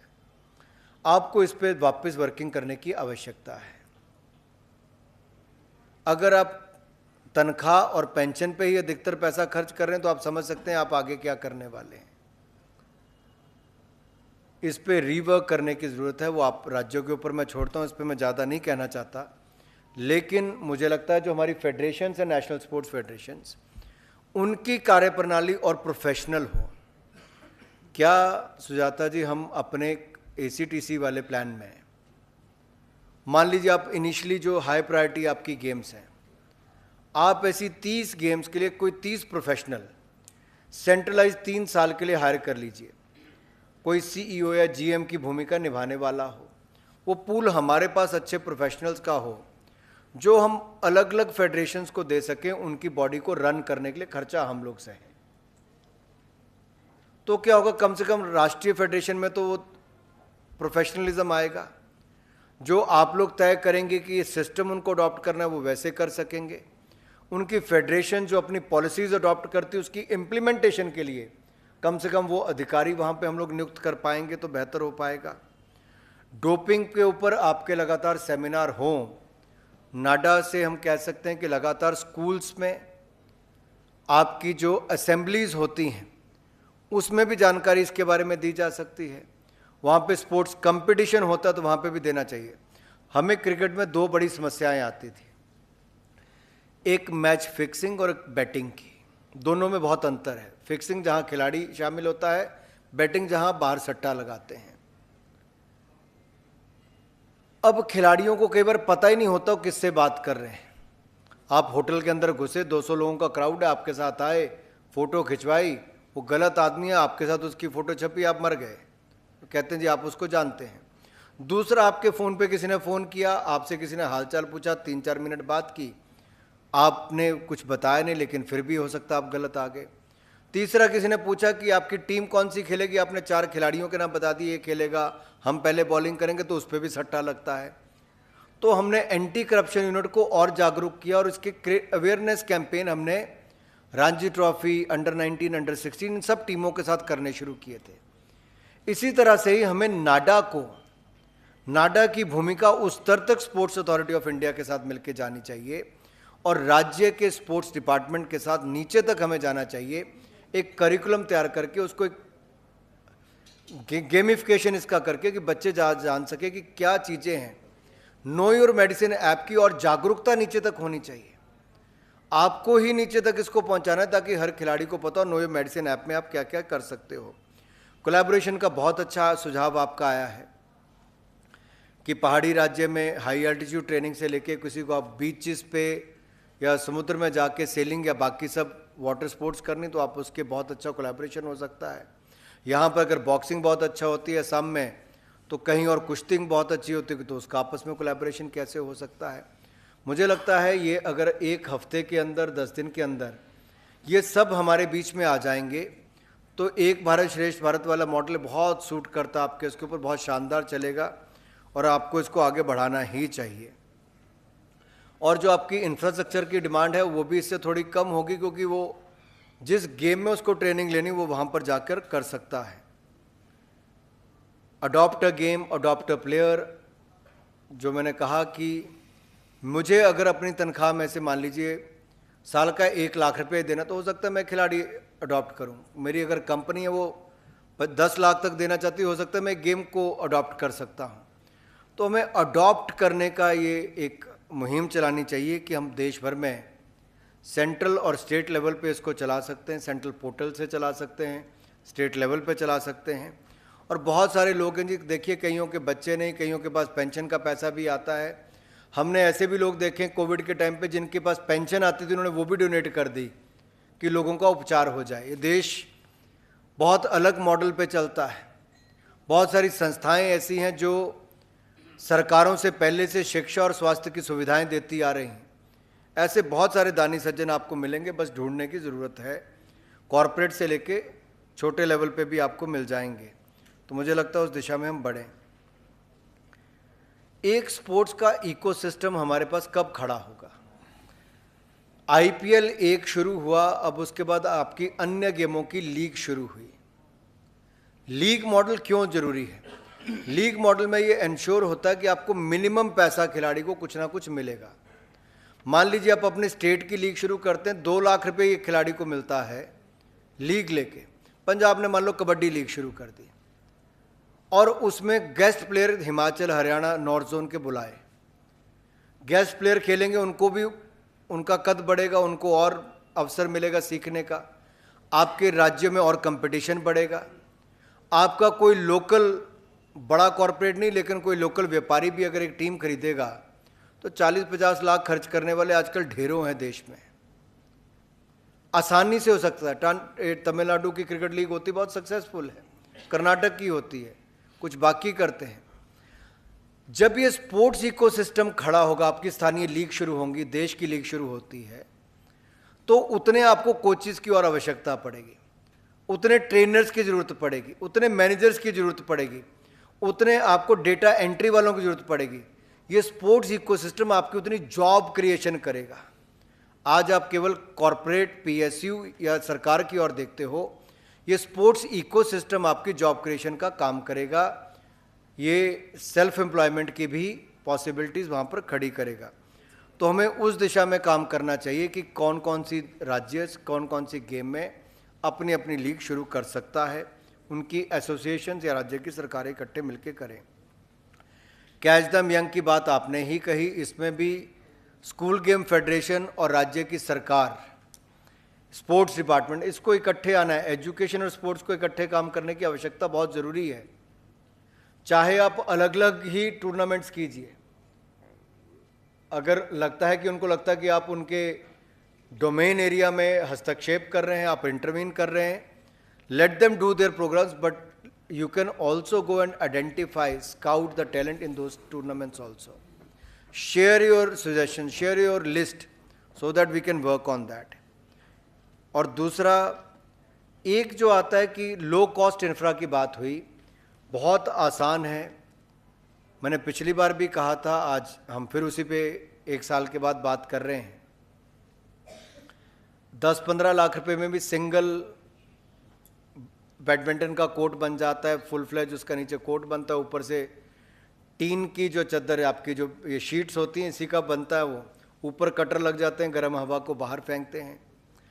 2 कोर्ट का चाहिए तो 25-30 लाख रुपए में बन जाता है। अगर आप एक स्टोर साथ में बनाएंगे तो आपकी मैट्स वहाँ पे होंगी, या 2-3 गेम्स के लिए करना तब भी आपका 50 लाख से 1 करोड़ रुपये तक सब बन जाता है, और आपको ब्लॉक लेवल पे इससे बड़ा नहीं चाहिए। और मनरेगा से लेके आपके बाकी डिपार्टमेंट्स भी इसमें सहयोग कर सकते हैं, उसमें आप कर सकते हैं। इसको जरूर करना चाहिए ताकि स्पोर्ट्स इंफ्रा हमारा नीचे तक तैयार हो। एक जो इंडोर स्टेडियम्स आज भी हमारे स्टेट्स में बन रहे हैं, आप बीच में स्टैंड्स बना देते हैं, स्टैंड्स की आवश्यकता नहीं है। पूरे साल में वहाँ पे कोई टूर्नामेंट्स नहीं होते, आपको केवल बेसिक इंफ्रा चाहिए, जो उड़ीसा ने कहा।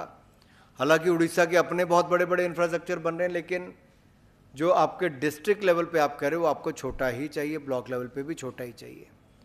आपको कमिश्नरेट लेवल पे हो सकता है कि बड़ा चाहिए, जहाँ पे आके बड़े टूर्नामेंट्स हो, उससे ज़्यादा कहीं नहीं चाहिए। एक मुझे लगता है जो मॉडल स्टेट्स हमारे बीच में बनी हैं, small, medium and large states, इनकी अगर हम कैटेगराइजेशन कर लेंगे तो हो सकता है मेरे लिए मणिपुर मॉडल, हिमाचल, उत्तराखंड, इसके लिए वो सूटेबल हो। हरियाणा, उड़ीसा का मॉडल हो सकता है मिड कैटेगरी के लिए हो। लार्जर स्टेट्स का मॉडल हो सकता है किसी और के लिए काम कर पाए। तो मुझे लगता है 3 मॉडल्स हमारे अलग अलग हों। एक दिक्कत यह है कि जो आपकी सक्सेस स्टोरीज हैं वो राष्ट्रीय स्तर पे शेयर ही नहीं होती। उड़ीसा की सक्सेस स्टोरीज हो, हरियाणा की हो, पंजाब की हो, किसी और राज्य की, केरला की हो, हम उसको कैसे शेयर कर पाएँ? ऑनलाइन करें, टेलीविजन पे करें, पेपर में आर्टिकल्स लिख के करें। Let us there be a collective model, और उसमें मुझे लगता है हमें एक सेंट्रलाइज स्टेट के साथ एक नोडल ऑफिसर लेना चाहिए, ताकि वहाँ की सक्सेस स्टोरीज़ को लेके, सफल ऐसी स्टोरीज़ को लेके हम देश भर में अलग अलग राज्यों में शेयर कर पाएँ। उड़ीसा की स्टोरी अगर केरला के न्यूज़पेपर में छपती है तो बहुत कुछ सीखने को मिलेगा। लिखने वाला चाहिए और छपवाने वाला चाहिए। तो मुझे लगता है हमारा सेंट्रलाइज वो प्लान हो, हम उसको इकट्ठा करके करें। और ये स्टार्टअप्स का भी एक हमें सेमिनार, कोई एक राज्य उसको होस्ट करे तो अच्छा होगा। जहाँ स्टार्टअप सबसे ज़्यादा है वहाँ पे हो तो और भी अच्छा होगा। बेंगलुरु में हो सकता है, दिल्ली में हो सकता है, कहीं और हो सकता है, वो उसको सोचना चाहिए। एक पीएचडीज तो बहुत होती हैं, पता नहीं स्पोर्ट्स पे कितनी होती हैं। मिश्रा जी कितनी होती होंगी स्पोर्ट्स गवर्नेंस पे, स्पोर्ट्स के इंफ्रा पे या बाकी सब पे, सक्सेस स्टोरीज पे कितनी होती हैं पीएचडी? काफ़ी है सर, काफ़ी हैं।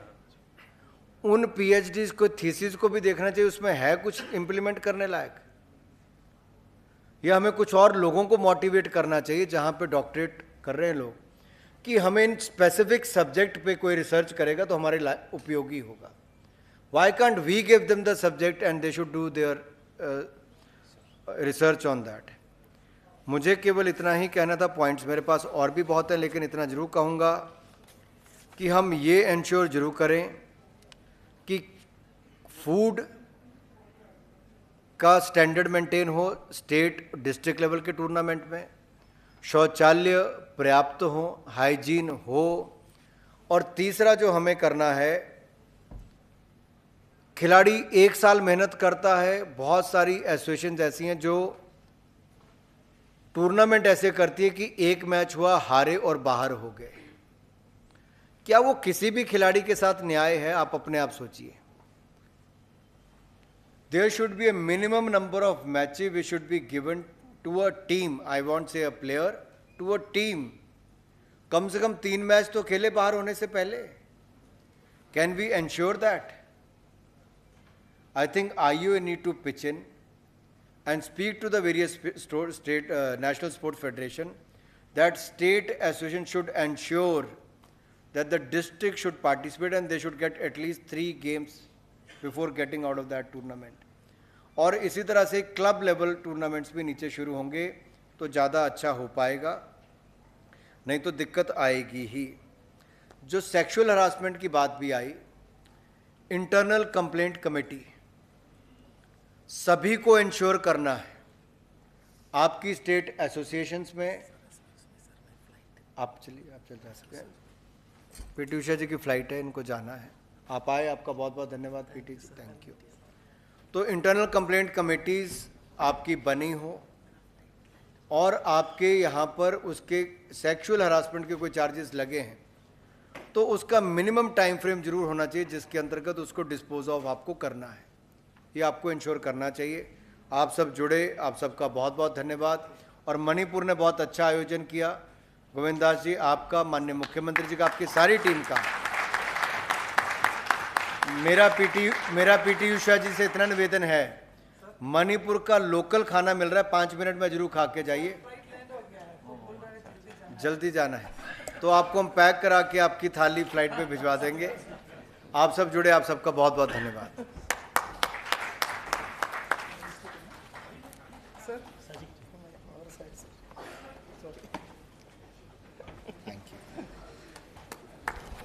Please remain seated.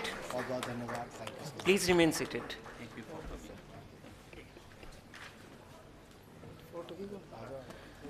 I request all the delegates to please remain seated.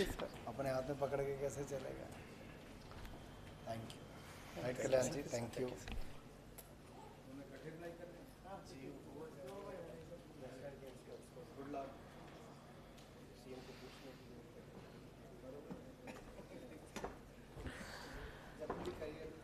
Thank you, sir, for the enlightening concluding remarks. We will meticulously strive to follow the instructions from the Honorable Union Minister, sir, and carry forward the deliberations. We have shared the presentations and also shared the feedback form. We request the delegates to please fill it. Before the vote of thanks, I want to inform all the esteemed guests that we have a sit-down customary lunch, Manipuri Chak, in the ground floor. After this, we will have a visit to the Loktak Lake, for which I request all the guests to start at 2:30 p.m. from here in the vehicles assigned individually to the guests for the proper coordination. I, on behalf of the Ministry of Youth Affairs and Sports, Government of India, thank all the esteemed participants for your significant presence in the 2 days Chintan Shivir under the able leadership of Honorable Union Minister of Youth Affairs and Sports and Information and Broadcasting, Shri Anurag Singh Thakur ji. I am extremely thankful to the Honorable Prime Minister of India, Shri Narendra Modi ji, for his presence and guiding us all through video address and enlightening us with his visionary ideas towards making India a sports superpower.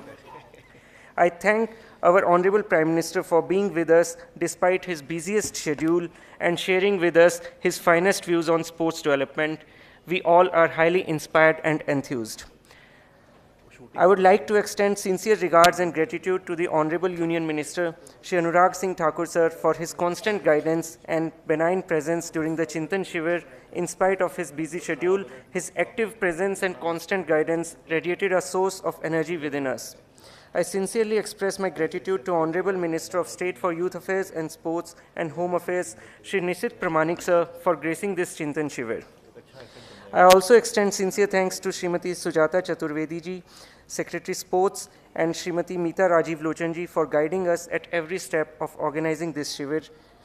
Sincere and heartwarming thanks to the Government of Manipur for such a warm and lovely reception and their pain and efforts taken to conduct this Shivir.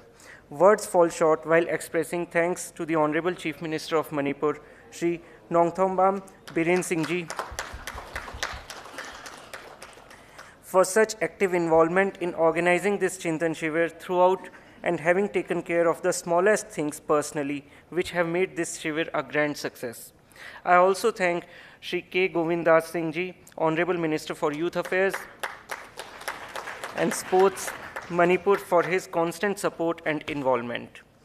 I would like to extend my heartfelt gratitude to all the Honorable Ministers of Youth Affairs and Sports from the states, the senior officers, and the specially invited speakers who have invested their precious time and graced us with their valued ideas. We feel contented that such a large number of honorable ministers, senior officers, and speakers have given their vital time and actively participated in this Shivir.